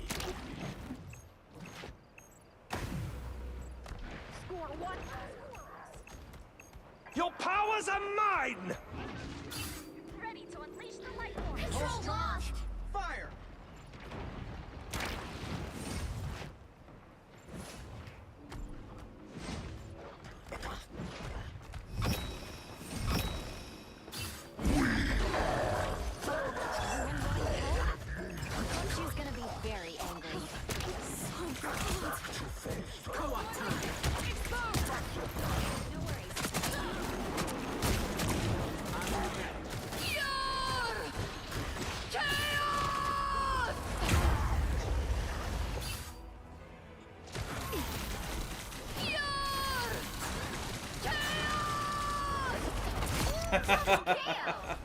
Stop capping hype, pussy.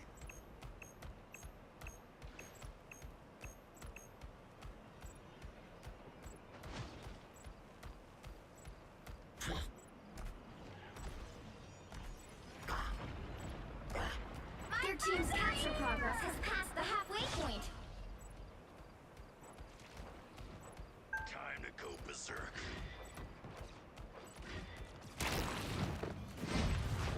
One of you very good looking for. Back to full. A little help, please. Shields up!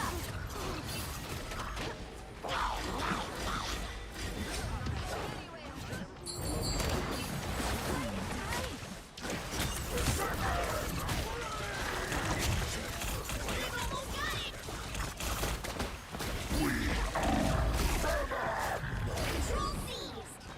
You've captured more than half of the mission area. Keep going.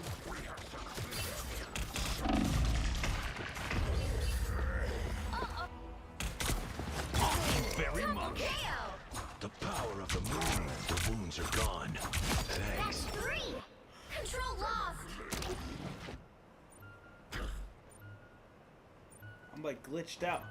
I'm like stuck. I'm glitched out, dude. Oh, there it is. I was glitched the fuck out for a second. You'll have to keep fighting until we have a winner.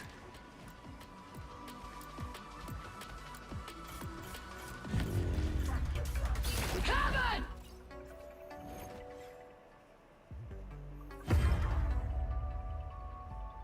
Damn, we suck. Well, you can't expect to win them all.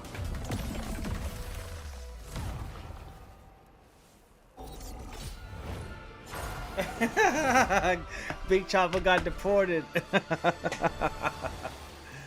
Oh man, what a shit game. Como pollos los carteles bean.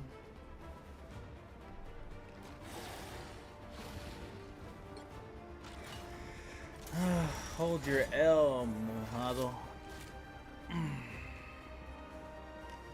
Suck my cock, pussy.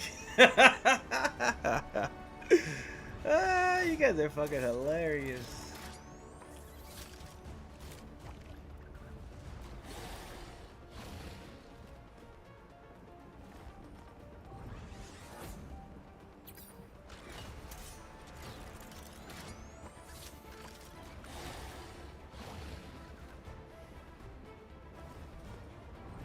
Mas puto, eh. Oh man, again? Oh shit.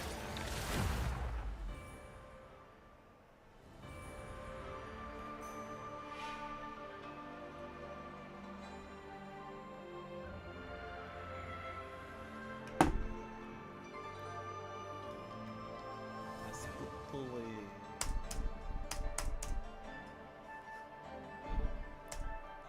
Not just around the issues of fairness with this redistricting fight, The right heroes could make all the difference. I'm not anyone's sidekick. What I do is best done alone.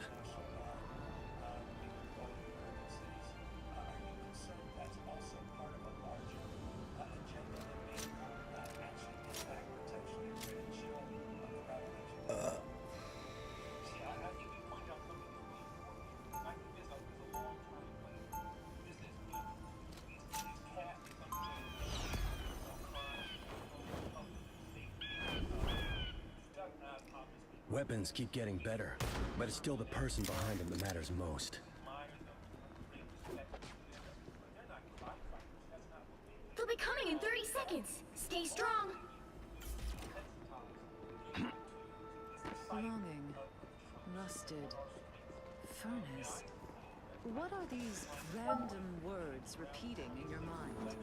Trust me, you don't want to find out, lady. So I'd keep them to myself if I were you. Someone implanted a code in your brain, didn't they? The battle starts in 5, 4, 3, 2, 1. You have to stop them from securing the mission area. That spider could have bitten anyone, but it bit me. Pretty amazing luck. Enemies on approach. Joey. You can die. Spider-Man. Spider-Man 1.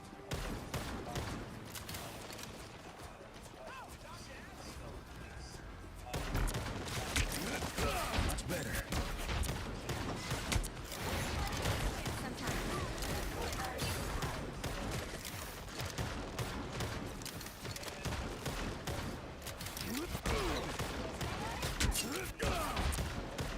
Got one in my sights.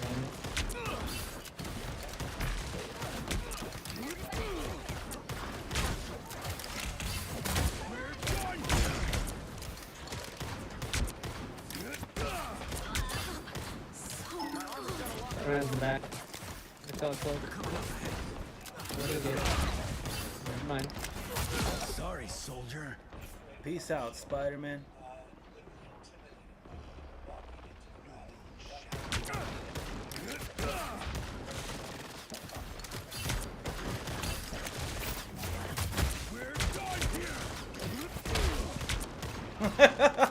Yo, Venom's doing all the things.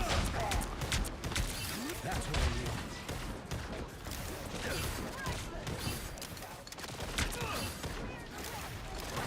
Pulse charge, fire! Armed and dangerous! Woo!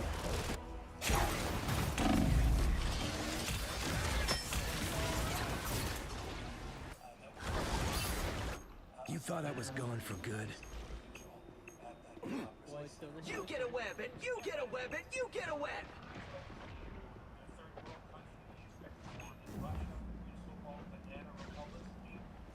Got one in my sights.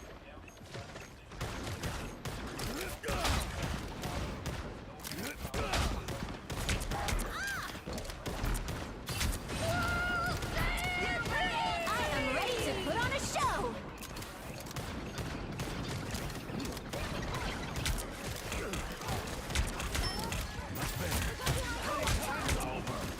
Don't mess with the amazing Spider-Man!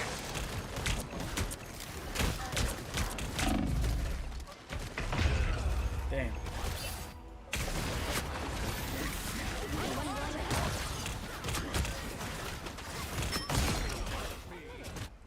I always come back.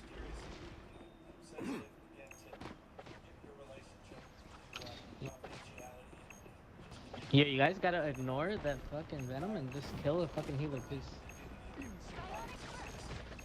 Aye, aye, Captain. Oh shit! This thing is on me. It's hard to ignore when he's fucking on top of you. I was like, damn. I always come back. Should I get him too? Should I just be Venom? Fuck.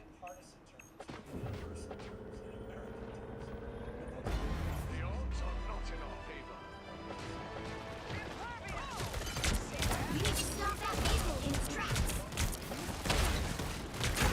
Armed and dangerous! Again! Damn, almost had him. Almost had him.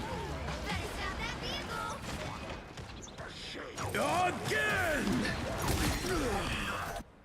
My mission isn't over yet. Almost had his. I did it anyway. I'm not gonna lie. Not bad. No, you're good. I was chopping wood though.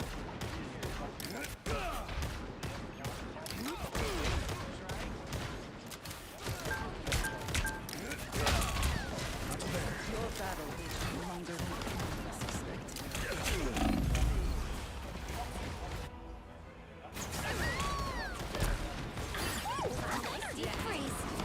Does she have like a super jump or something? Damn, they're all jumping really high for no reason.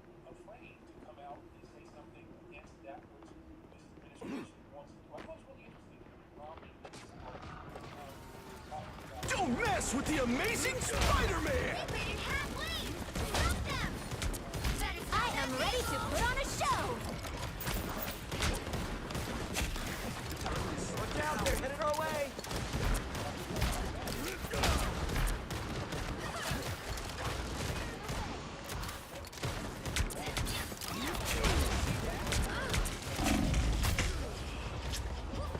Fucking hell. Did you see that? Better stop that vehicle! You get a weapon! You get a There's weapon! still a You chance to get a stop weapon! them! That's what I need. Die, boy.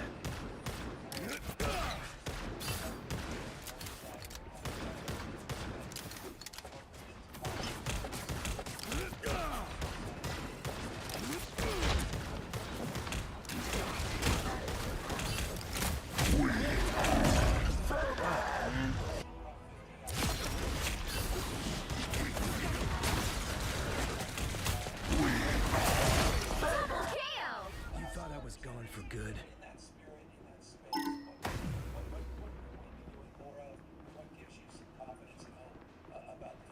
Welcome to the dark.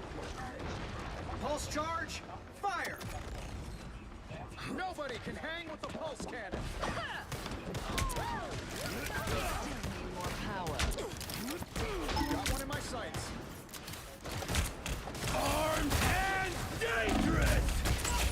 Again! Damn, that's their base right there? I didn't know that. I was trying to hit it.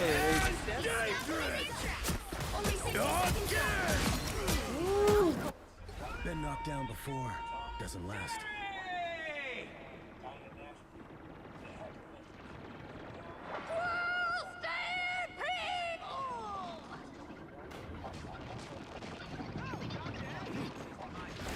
Disappear! For mutant kind! It seems we have Down to 30 seconds. I am ready to put on a show. crunch time. Hang in there.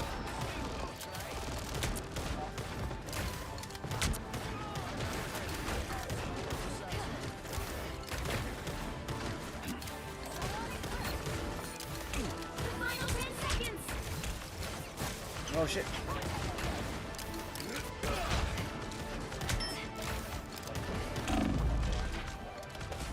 You'll have to keep fighting until we have a winner.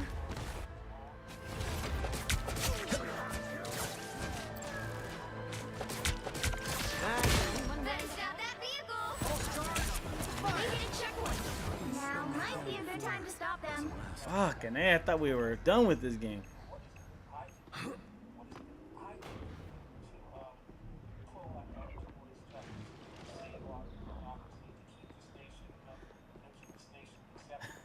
Shit, Lux, what my puss tastes like.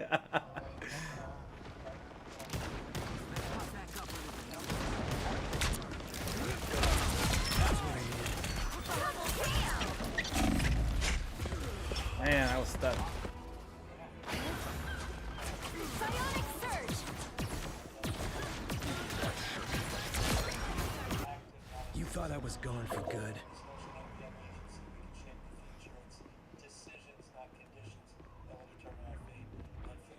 Only 60 seconds left.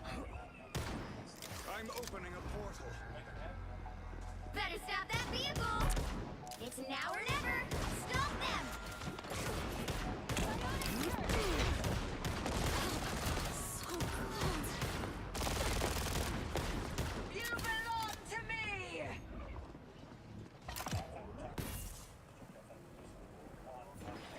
You sure those are bad guys? Down to 30 seconds.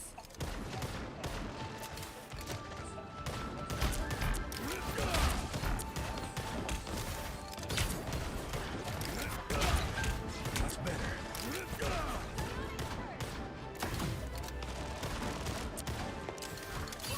Don't give them another inch. I am ready to put on a show. 10 seconds. Armed and dangerous! Disappear.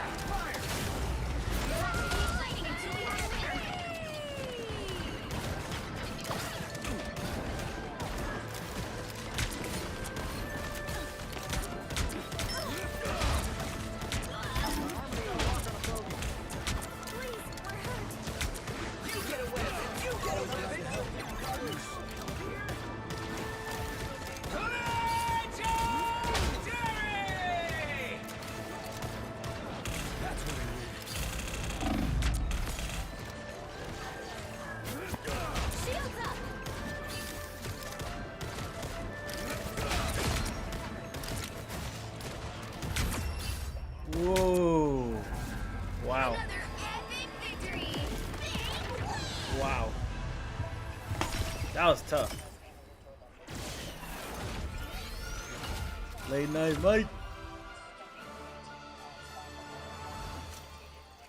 Late night, Mike. I'm coming in your bum, Venom. Get him, bro. Sheesh.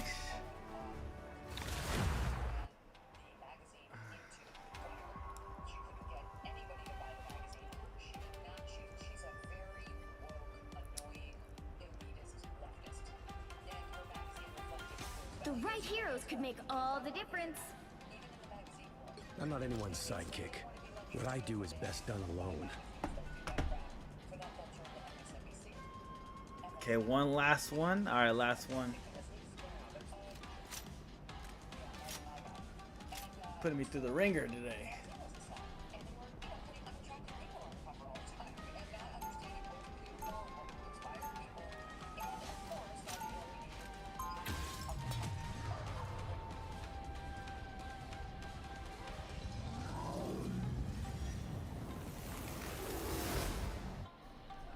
I'm not a symbol like Steve.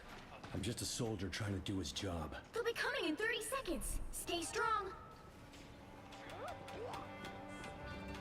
Okay, Jeff, I got a plan, but it's gonna take expert timing and perfect precision. No, I'm just messing with you. All you gotta do is swallow everybody whole. Got it?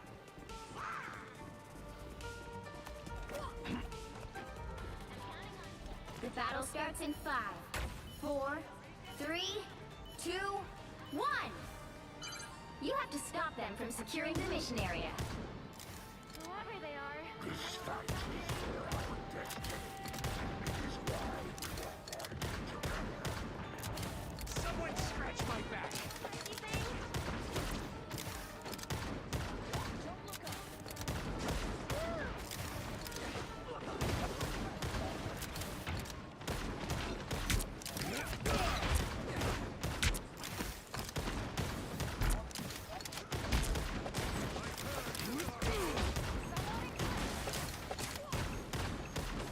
Bring it in.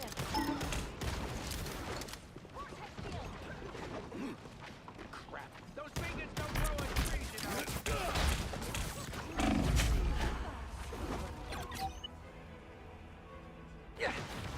What am I? Invisible?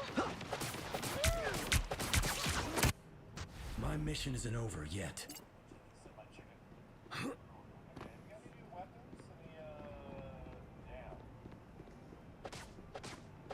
Follow the enemy!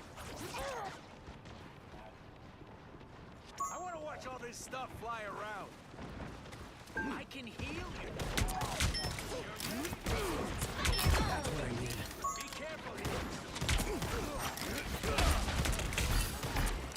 Follow the enemy! Not so fast.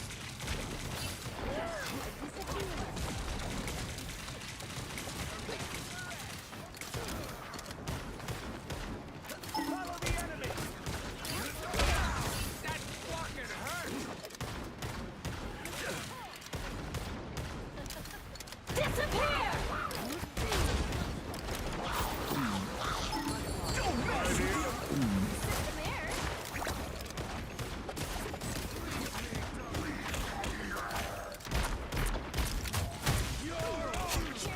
Ooh, that was nasty combo. Enjoy the amplifier! Ping the bad guy! Mind the exploding plasma!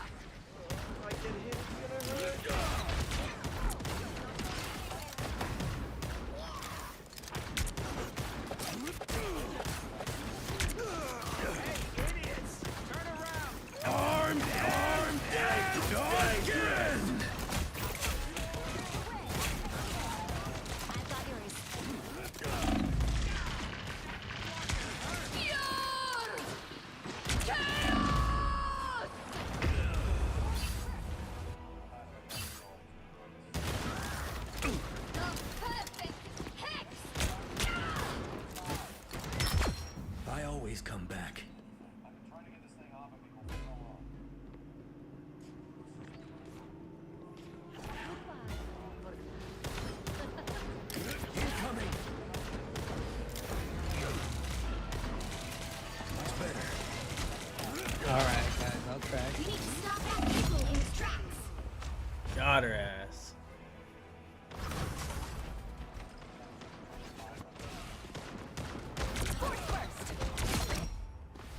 he's come back.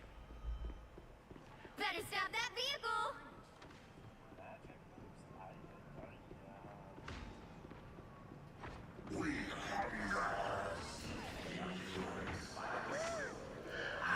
Follow the enemy!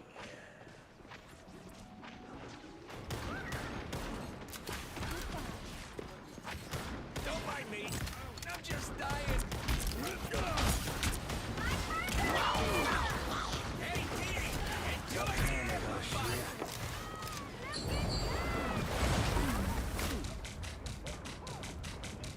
Incoming!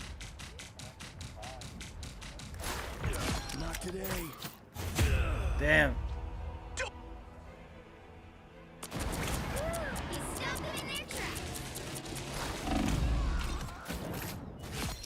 Been knocked down before. Doesn't last.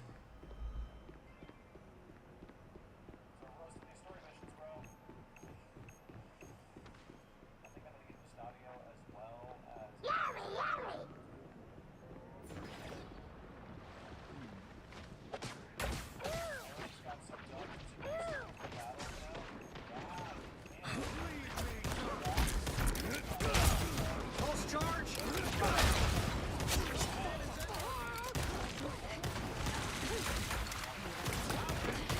That's what I need. You're off! Stop them in their tracks!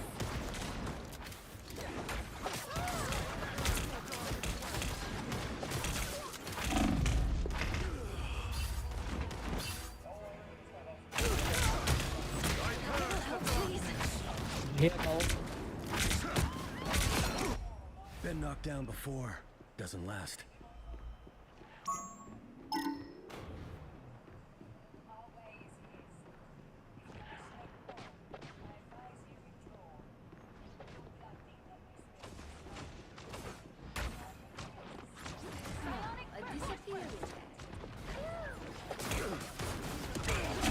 Damn.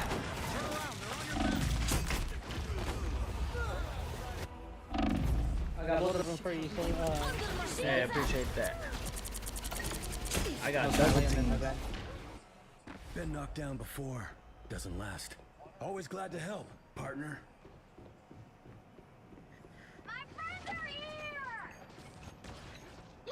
Don't mess with the amazing Spider-Man! And dangerous! Guys like this make it hard for me to get my job done.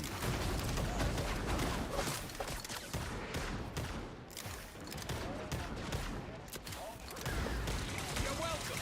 Much better.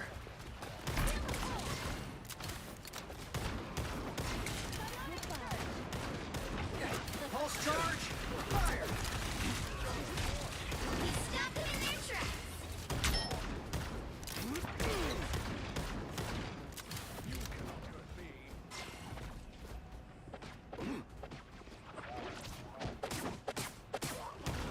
Only 60 seconds left! Oh shit.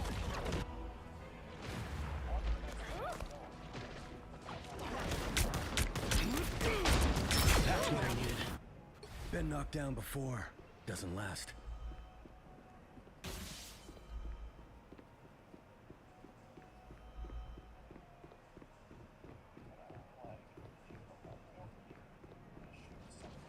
They've made it halfway!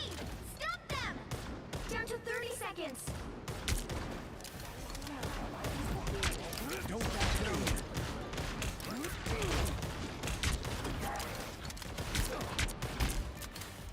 Much better.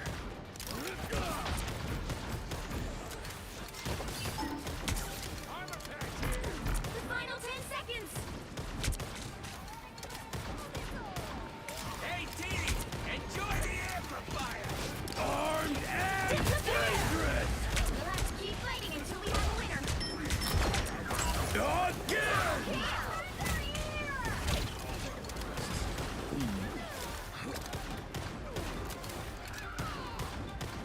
You got them all!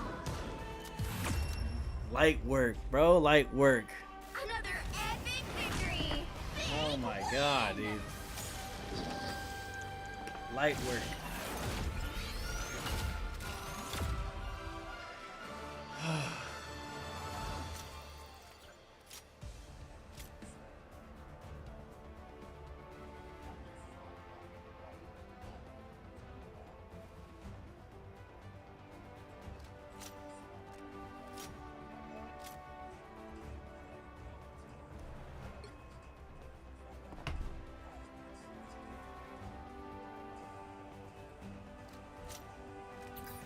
Ugh.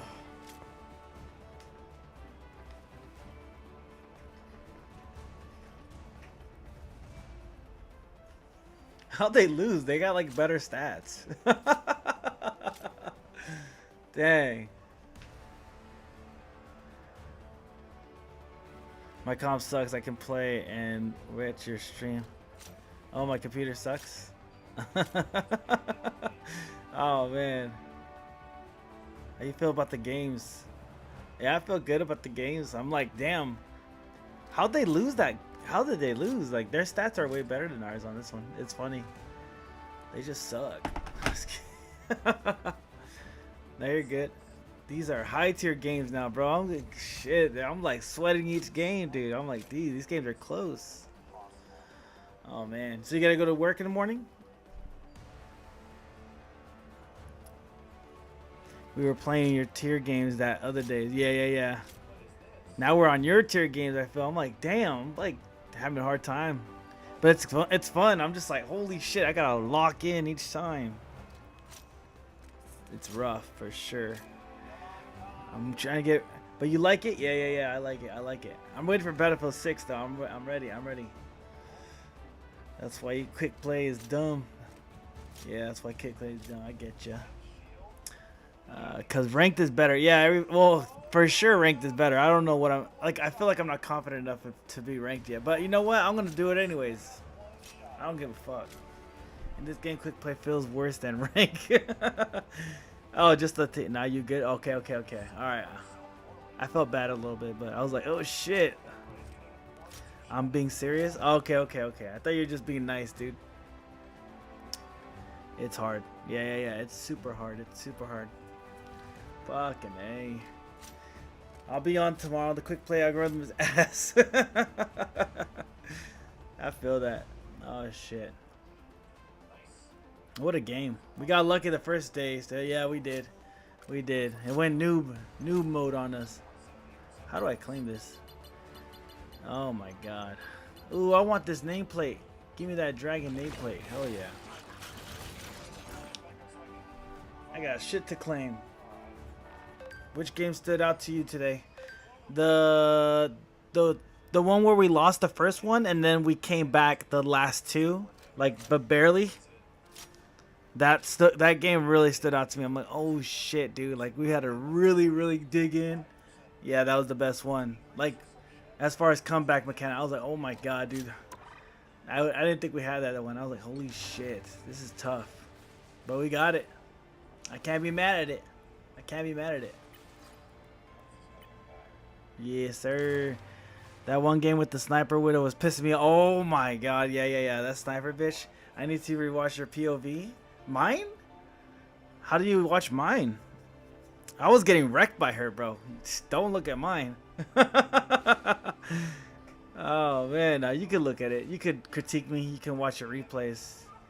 Yeah, you could definitely watch it on your account. Okay, bet. Yeah, I need to definitely work on that one. Shit. And you can watch my replays on my account. Oh, that's gang. Just click my profile. Oh, okay, gang. Yeah. Maybe one day I will. One day I'll ponder over. Why doesn't Keon play this game, bro? Keon needs to hop on this game. He's on skate too much. Just kidding. That's our boy. Oh, man. I got another exchange. Who should I exchange? This Punisher looks sick. Damn, that Punisher looks crazy.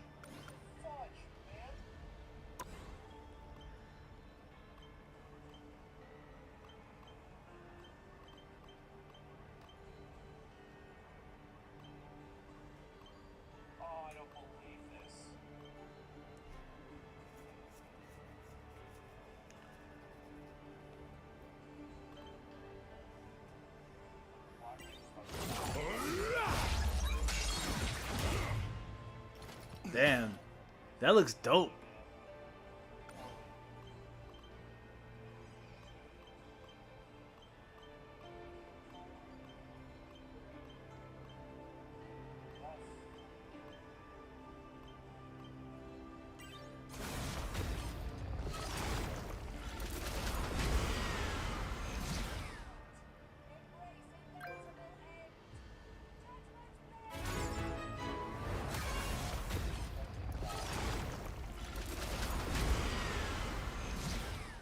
Oh yeah, nano suit.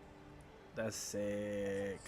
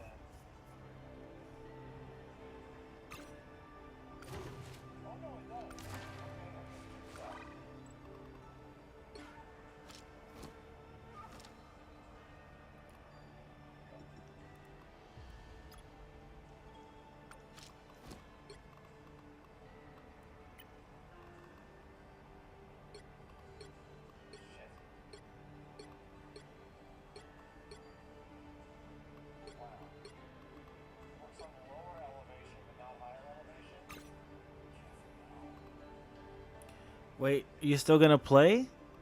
Probably not. I'm just checking. I'm just getting my how many more levels till ranked? I don't know. I don't know. I'll check right now.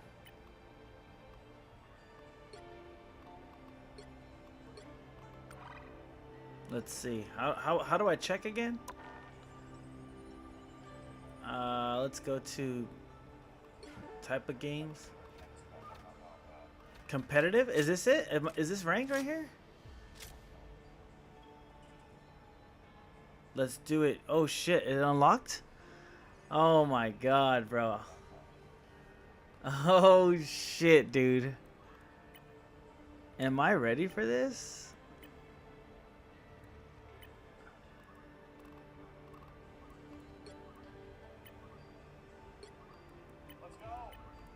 Oh, this is like the rewards you get?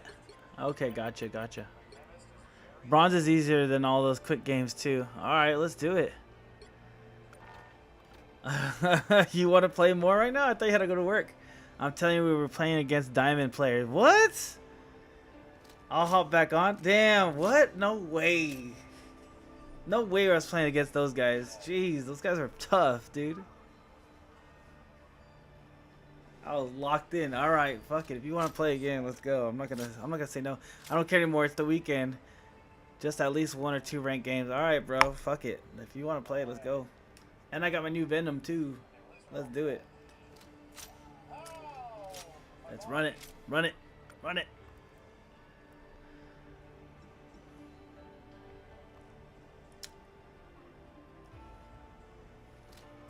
I got a hard carry. My boy's gonna carry me to the platinum. Bottom bronze has a ton of smurfs, so it might just be as hard until we get to silver. Actually, I take that back. But I'm done to check it out. Let's fucking do it. Why not?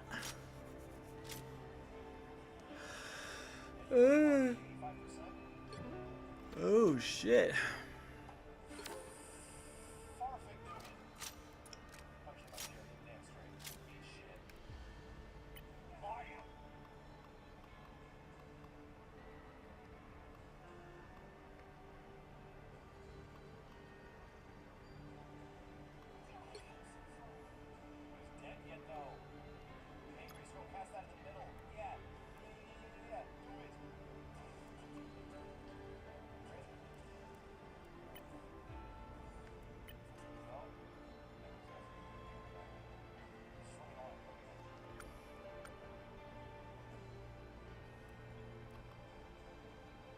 Is your mic working for in-game chat? I think so. Let me see. Should be working. Yeah. I just don't know how to hear you. Like, I don't know how to hear you guys.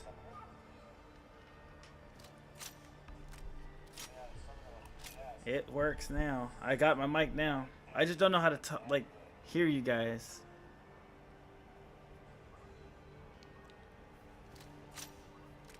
Woo! Ugh.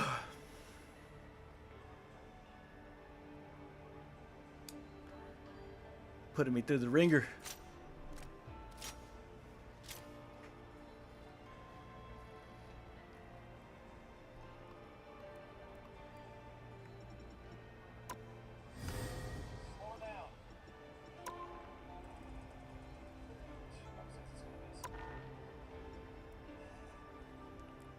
Let's go, let's go.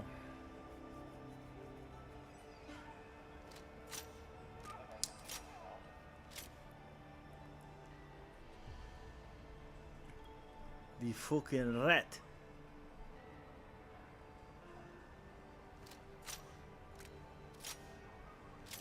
Damn, bro, it won't let me add you. Oh, I was like, because I'm too low of a rank. Because I'm a noob. I can't play ranked with console players. I didn't know that. Oh, what? That's lame. That's boo-boo. So you can only play with PC players? What's the fun in that? That's bullshit. I could try to add you.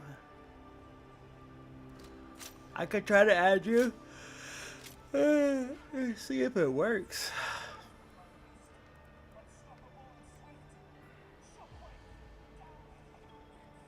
It's all good. It's all good. No worries. Take me to the motherland, brother.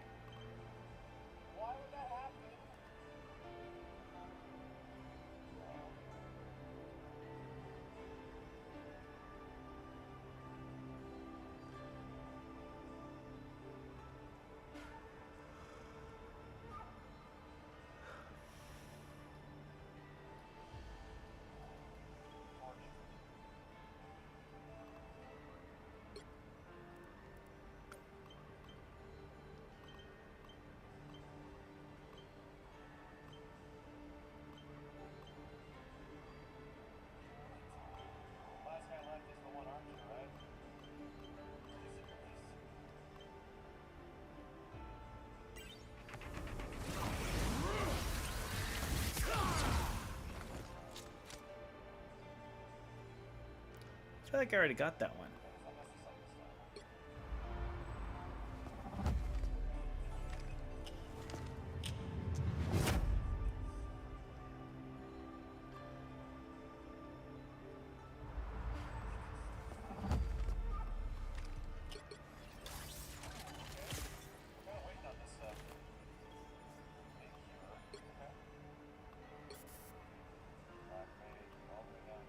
It's opening now. My bad. It's opening now? Okay. Sounds good.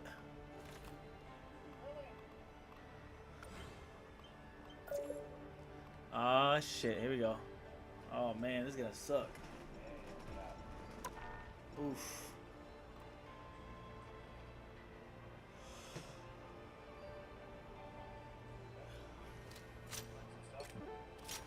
Oh. Your team has players from other platforms. Competitive is not available. Oh, lame. That's BS, dude.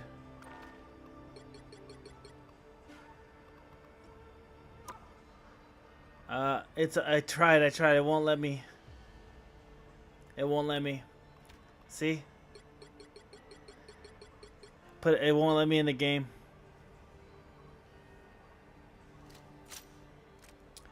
Damn. Why can't we do that? That's so lame.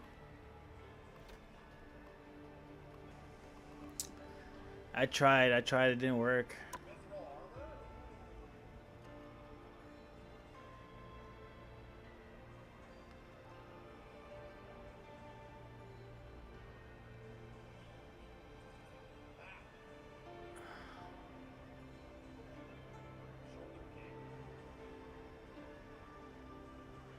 Damn.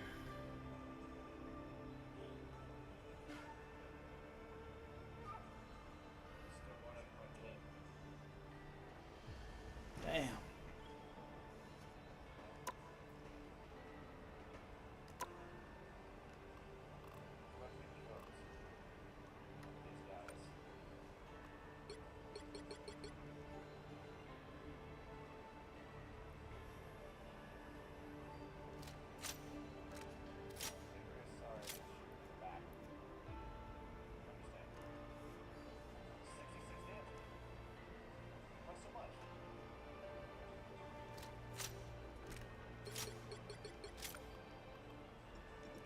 It won't let us play, bro.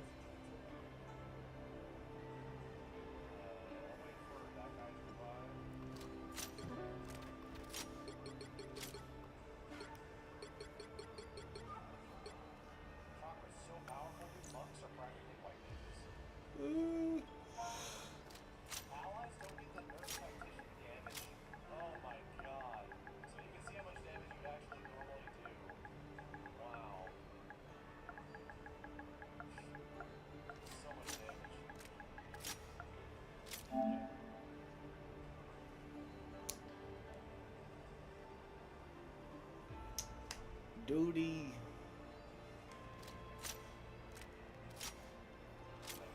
Gay.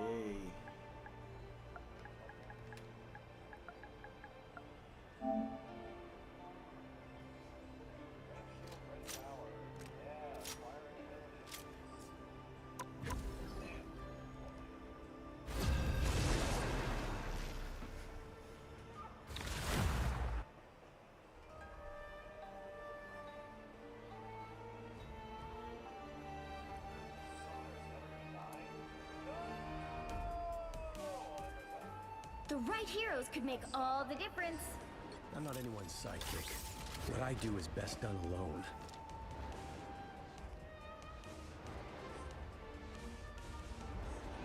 Oh yeah. Oh yeah. Oh yeah. Oh yeah. Oh yeah.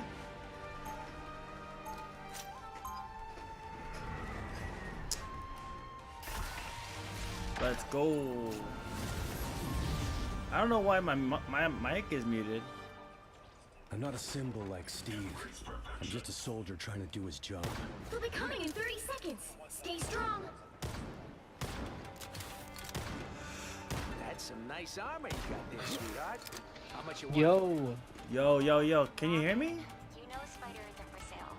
How about just one arm? No? How come it says I'm like? You're killing me, kid. Not yet, but I'd be careful if I were you. The battle starts in 5. Yo. 3, Can you hear me? 2, 1.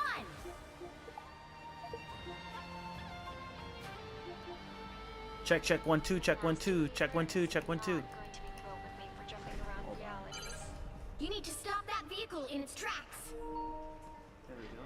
Ugh. Check 1 2. Check 1 2. Check 1 2. Check 1 2. Check 1 2. I don't know what's going on. Fuck it, bro. Fuck it. Oh man, I gotta make another beacon.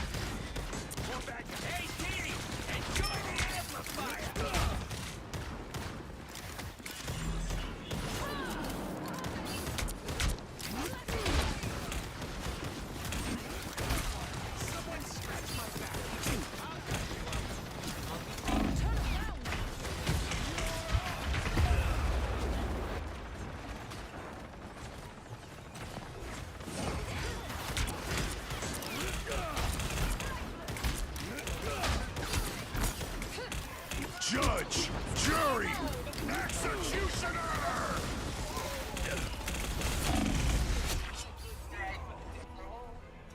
How come I can't say nothing?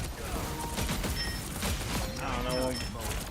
There it is. Check 1 2. 4 doesn't last. They've made it halfway. Stop them. Let's play. I don't know why my mic's not working. Better stop that vehicle.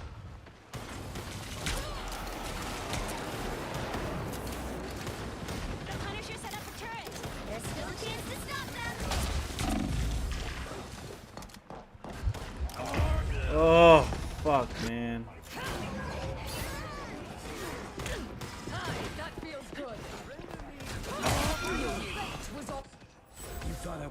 They hit a checkpoint. Now might be a good time to stop them. Who infiltrates Ultra Race? Come on, man. Come on. Enjoy the amplifier. Better stop that vehicle.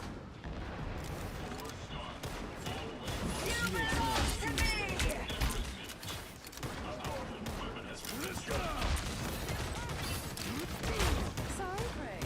I'm sure you can't take it.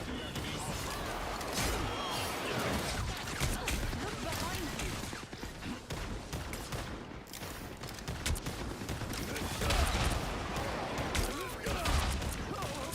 One in my sights. Damn. That feels good.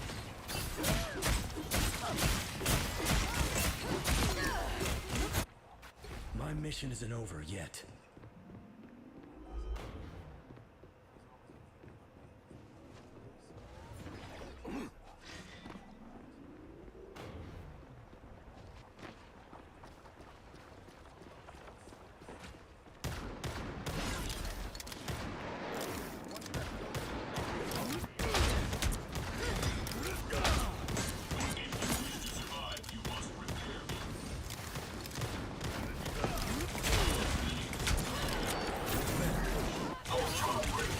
Judge, jury, executioner!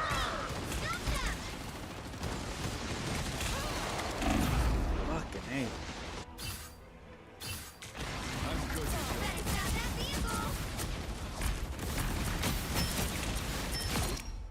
You thought I was gone for good?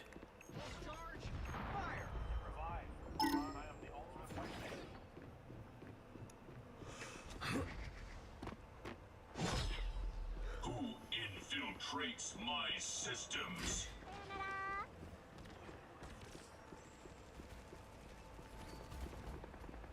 You know what to do, Don't Spider. someone scratch my back. You're welcome. Much better.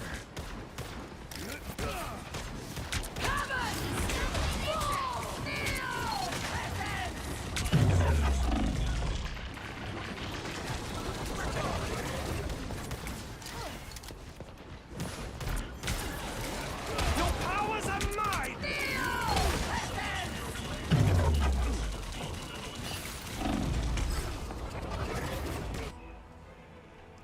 You belong to me! You thought I was gone for good? Better stop that vehicle. There's still a chance to stop them.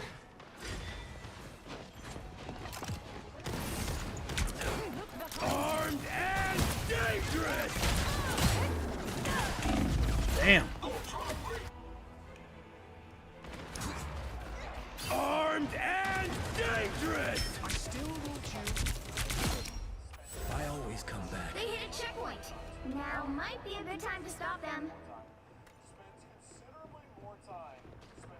Repairs are in order.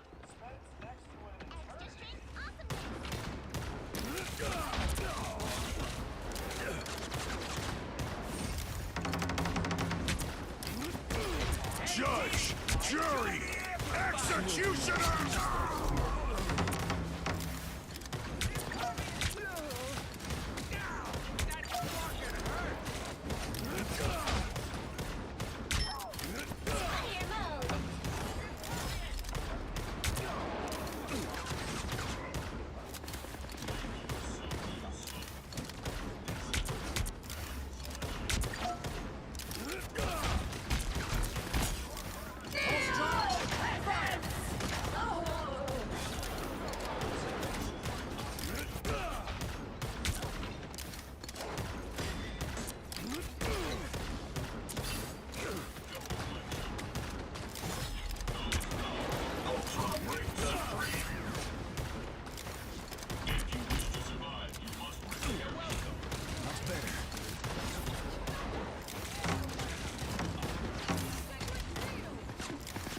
Your powers are mine! It's now or never.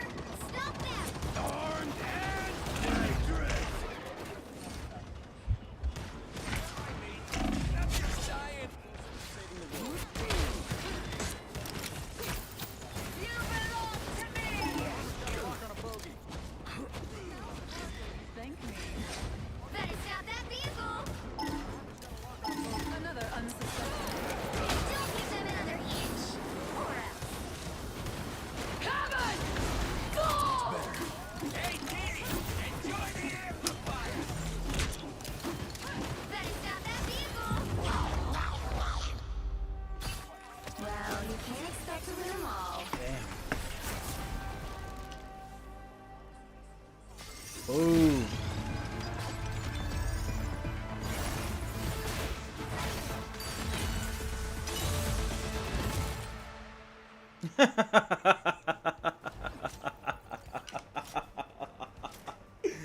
Gargle like a Friday, you my son. That's fucking hilarious.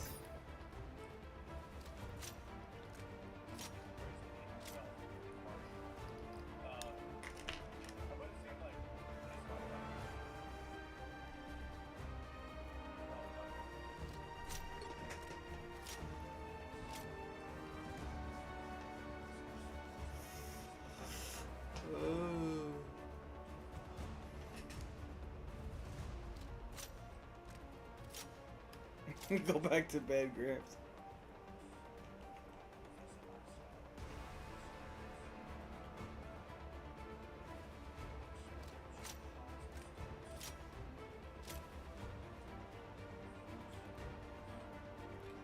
Till we win? Oh my god, alright.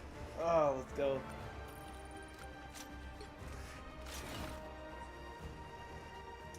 Till we win.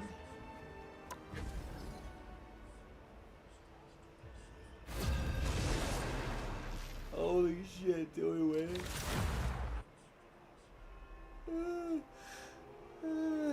If I can handle this game. I'm like dying.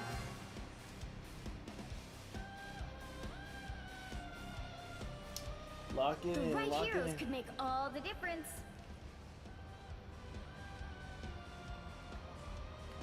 I'm not anyone's sidekick. What I do is best done alone. Check, check, 1, 2, check, 1, 2. See, yeah, it works.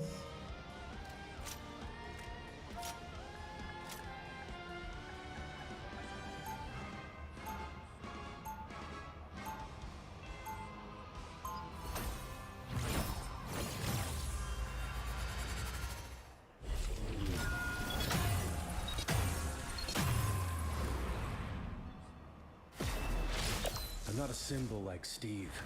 I'm just a soldier. They'll be trying to coming in do his 30 job. seconds. Stay strong. Should be fun. Facts like these, they might have powers, but they ain't like you and me. Guys who look surprisingly good for how old they actually are.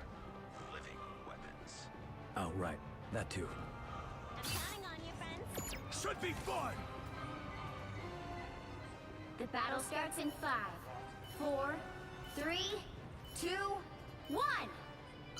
You have to stop them from securing the mission area. My path may be pretty cloudy, but if we don't win this, the future is pretty clear. Handing these out. All clear. Much better.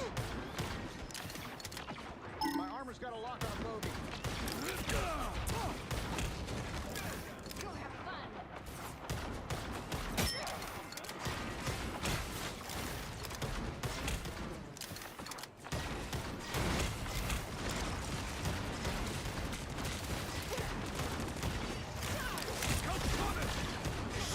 I'm trying to help. Nice.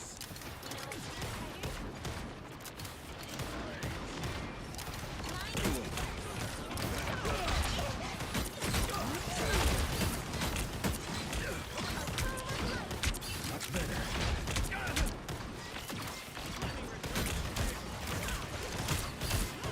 Incoming. Or a dagger.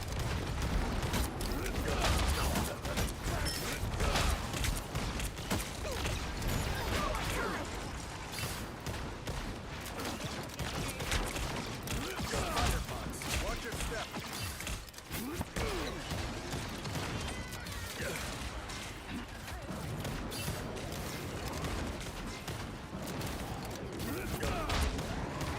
Maximum pulse!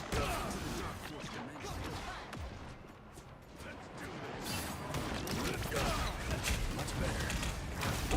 Just embrace the light. Fantastic! Whoa! Ha ha! Ha ha! Against the world.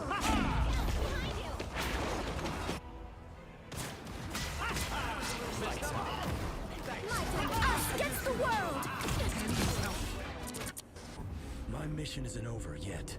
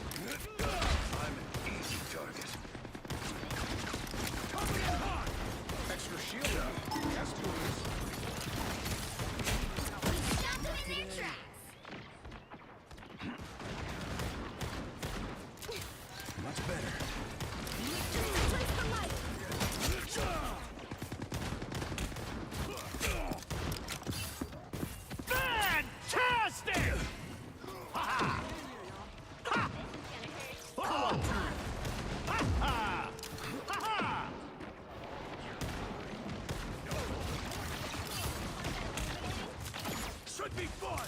Coming in hot! We got a short. It's spider time! Spider mode! Maximum pulse! It's spider time! My mission isn't over yet.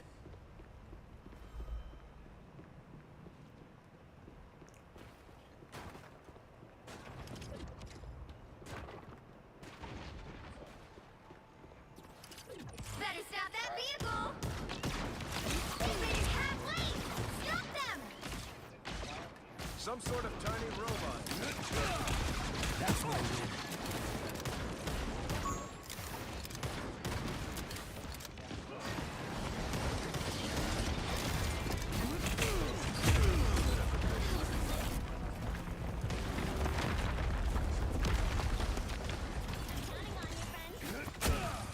Worries. There's still a chance to stop them!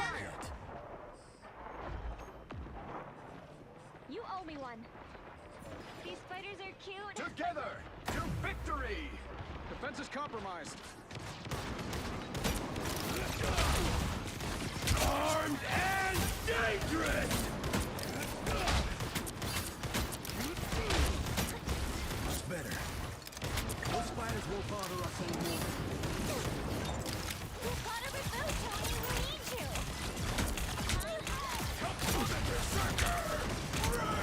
Stop them in their tracks!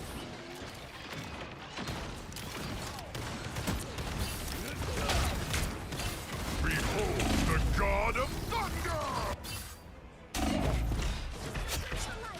All systems go. You thought I was gone for good? They hit a checkpoint. Now might be a good time to stop them. That's what I need.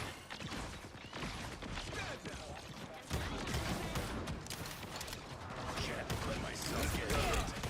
Some sort of spider's nest.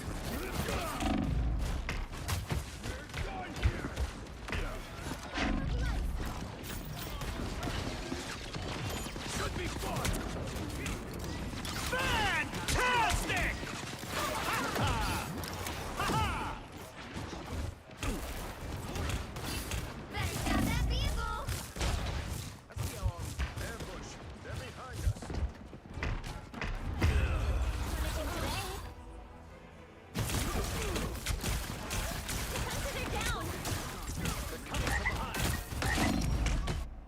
I always come back.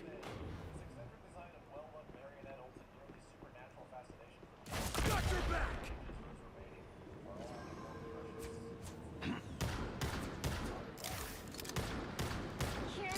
Maximum pulse! Much better. Better stop that vehicle! Us against the world! You gotta reboot, Tony. We need you. Don't give them another inch! Or else!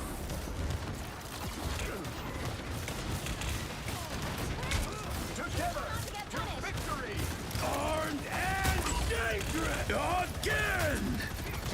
You're hiding in turrets. Should be fun!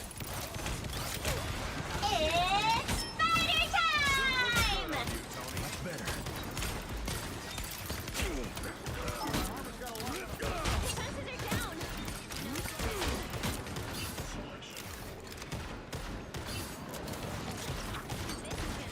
Incoming.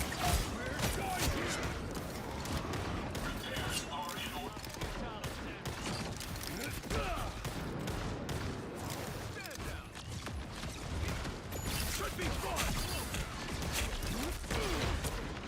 Always glad to help. Fire mode!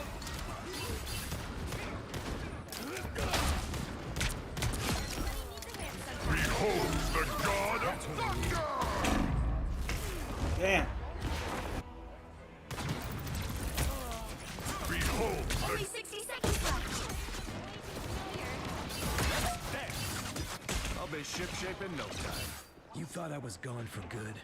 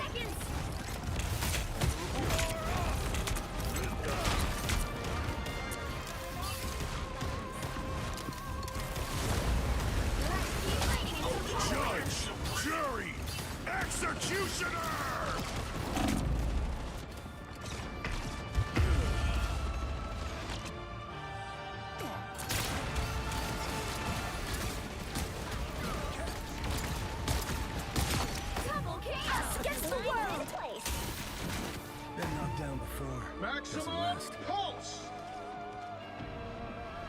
Fire mode!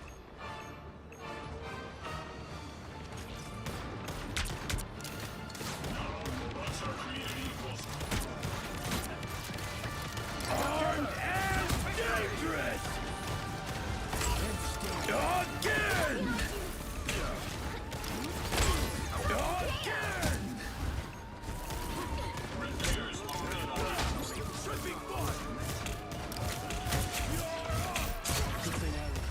Oh my god. Another epic Oh my god. Oh my god. Wow.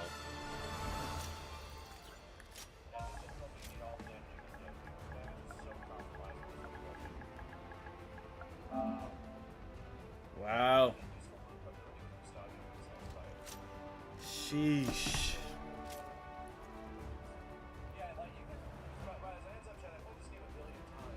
Man.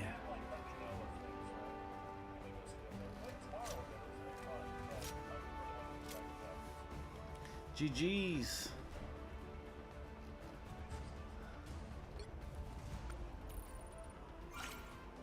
Oh my god. Ugh.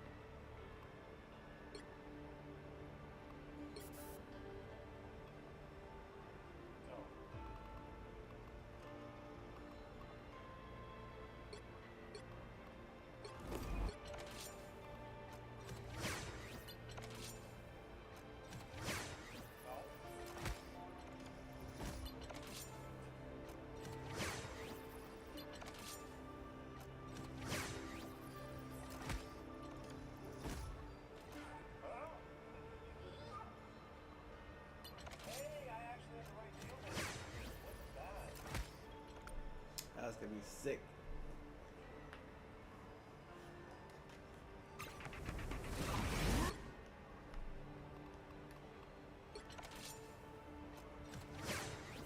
He's so dope.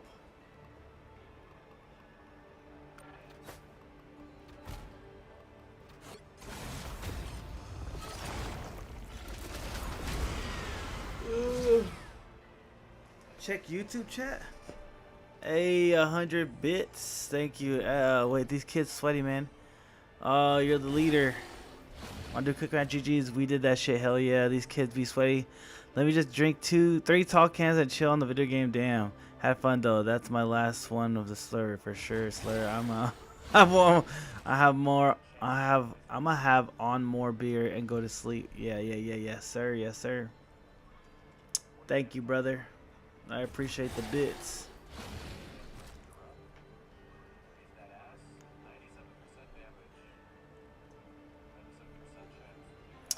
I'm so fucked. Check YouTube chat and Twitch notice. Yeah, I was just tired, bro. I'm so sorry. I'm just out of it. I'm out of it right now. Hell yeah, brother. Unleash celebration.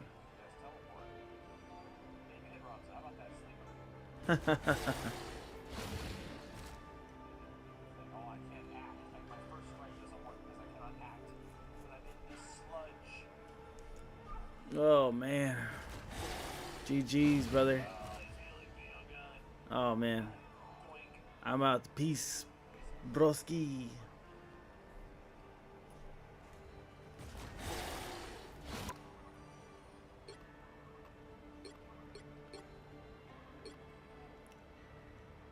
That looks so sick.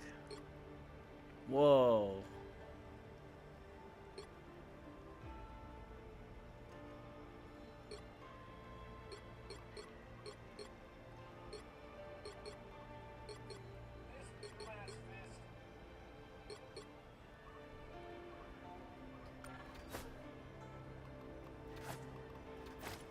Bruh.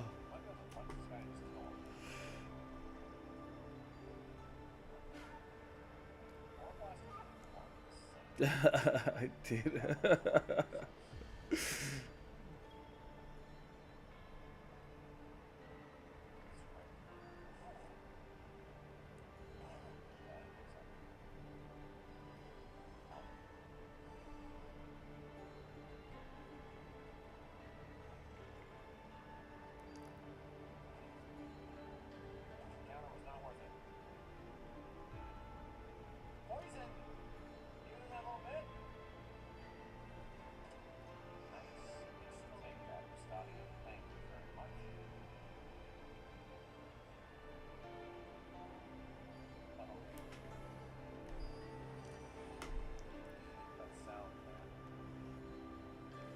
Oh my gosh, what a long day.